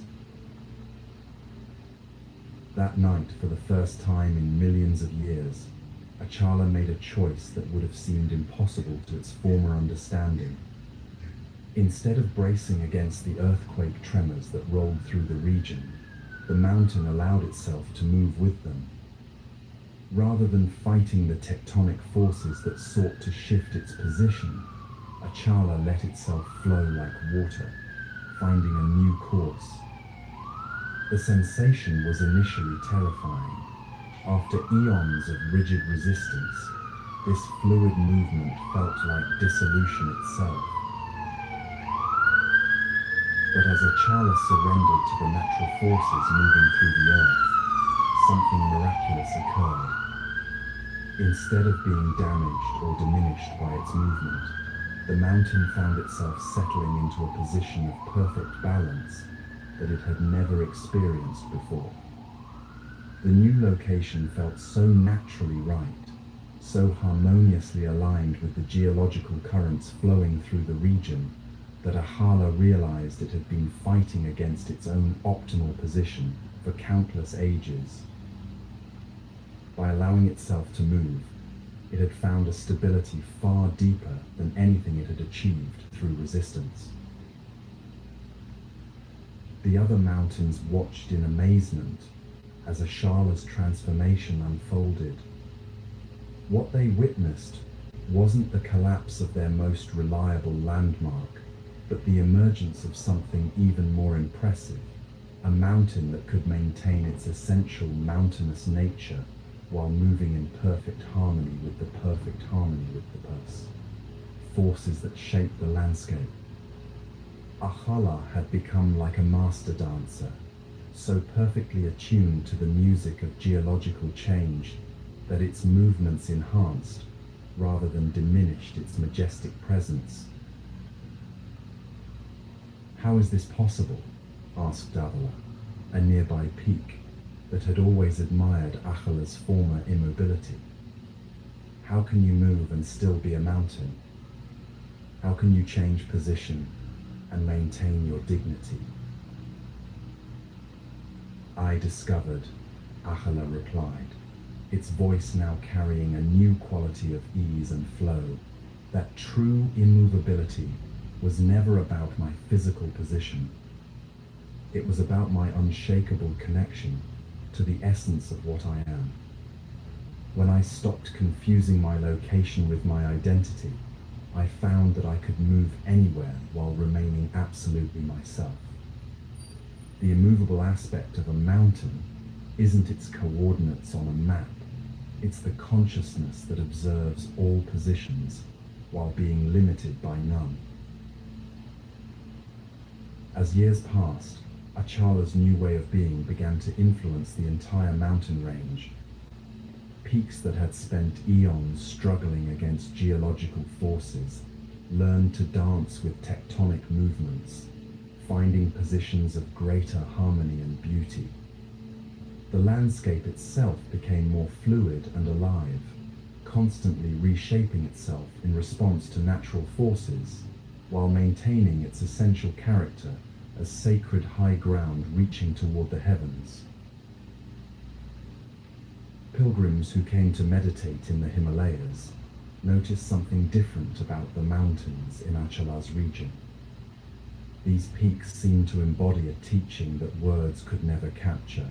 They demonstrated how to be absolutely stable, in essence, while completely fluid in form.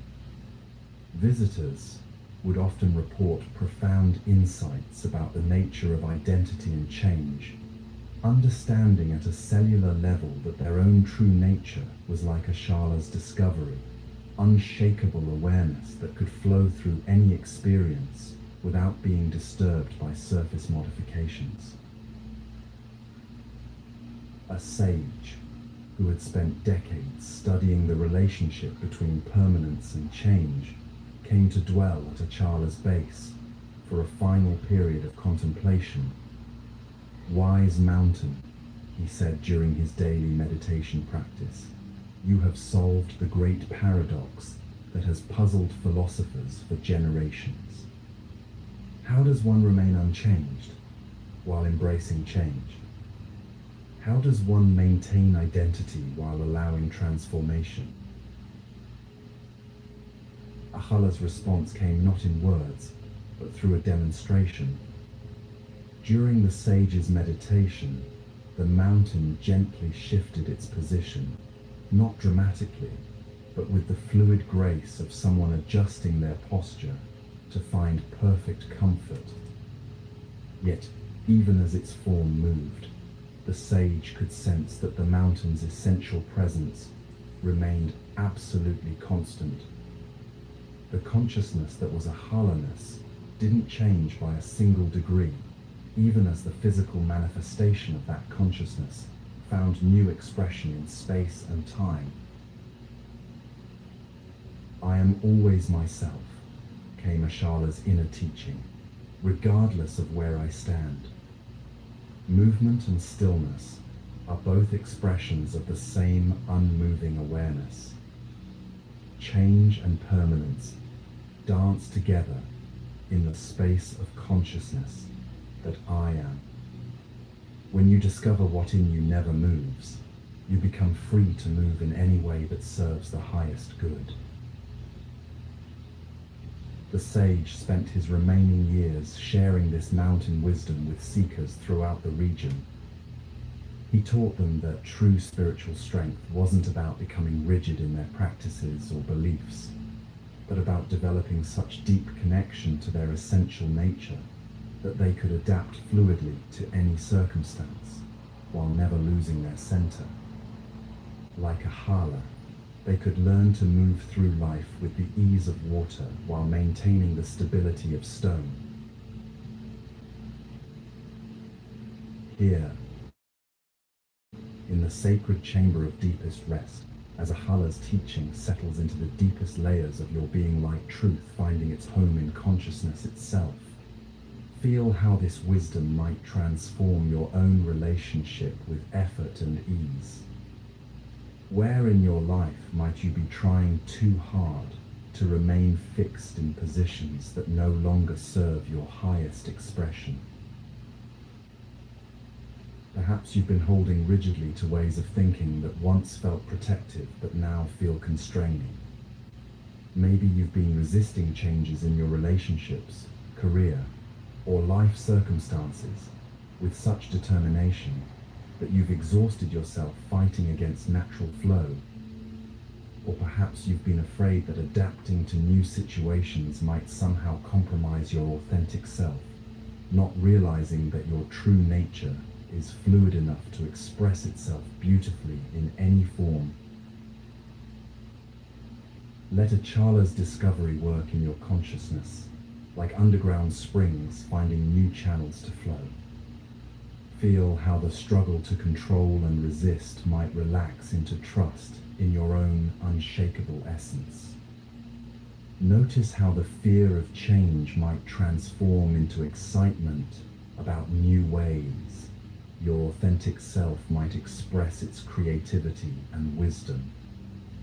Allow the recognition to dawn that you can be completely yourself in any situation, any location, any stage of life, that your true, immovable nature is the awareness that observes all change while being touched by none. The Master's presence beside you has become so subtle it's more like a gentle warmth than a physical form. Achala's teaching of effortless being prepares you for an even deeper mystery, they whisper, their voice now indistinguishable from the silence that holds all sound. In the next story, you will discover how the very fabric of your dreams can become a weaving ground for healing and transformation. Rest now in the mountain's wisdom of perfect flow, and prepare to meet the night weaver who will show you how sleep itself becomes a sacred art. The sacred chamber seems to breathe around you, its crystalline walls pulsing gently with the rhythm of deep sleep cycles. Through the portal window, new landscapes appear, realms where dreams take visible form, where the boundaries between imagination and reality dissolve like sugar in warm tea. You can see vast workshops where nocturnal artisans labor with threads of starlight and memory, weaving the experiences of sleeping souls into tapestries of healing and understanding.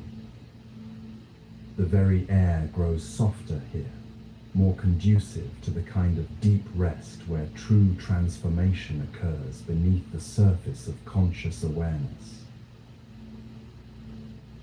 In the distance, you hear the gentle sound of an ancient loom, its rhythmic clicking blending with your own heartbeat until you can't tell where the weaving ends and your pulse begins. This is the sound of the night weaver at work, crafting something specifically for you from the threads of your own dreams and experiences. Each click of the loom seems to release another layer of tension from your body. Each shuttle passed through the warp carries away another fragment of the day's accumulated stress. Listen now. The Master's voice emerges from everywhere and nowhere to the 8th teaching, the story of the Night Weaver's dream tapestry. This tale will show you how even your most troubled sleep can become a source of profound healing, how nightmares transform into gateways of liberation, and how the unconscious mind weaves wisdom in ways the waking mind could never imagine. Let this story carry you into the sacred realm where sleep becomes service, where dreams become medicine, and where rest becomes the deepest form of spiritual practice. In the mystical city of Oneira, where the veils between waking and sleeping have always been gossamer thin, there lived an extraordinary artisan known throughout the dream realms as Morphia, the Night Weaver. Her workshop existed in the liminal space between consciousness and sleep, accessible only to those who had learned to navigate the twilight regions of awareness, where thoughts become images and emotions take on the substance of silk. For centuries, Morphia had practiced the sacred art of dream weaving, creating tapestries from the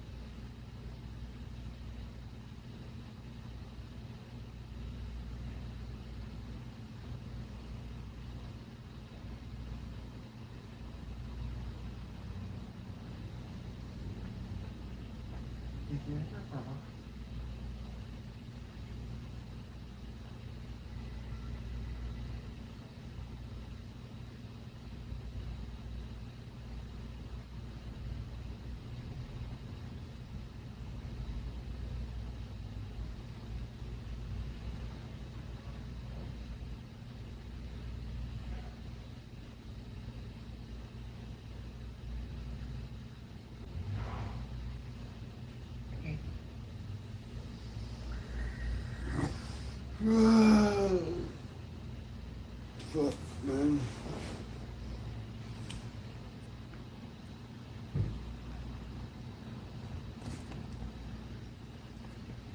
$11 hours, alright. I gotta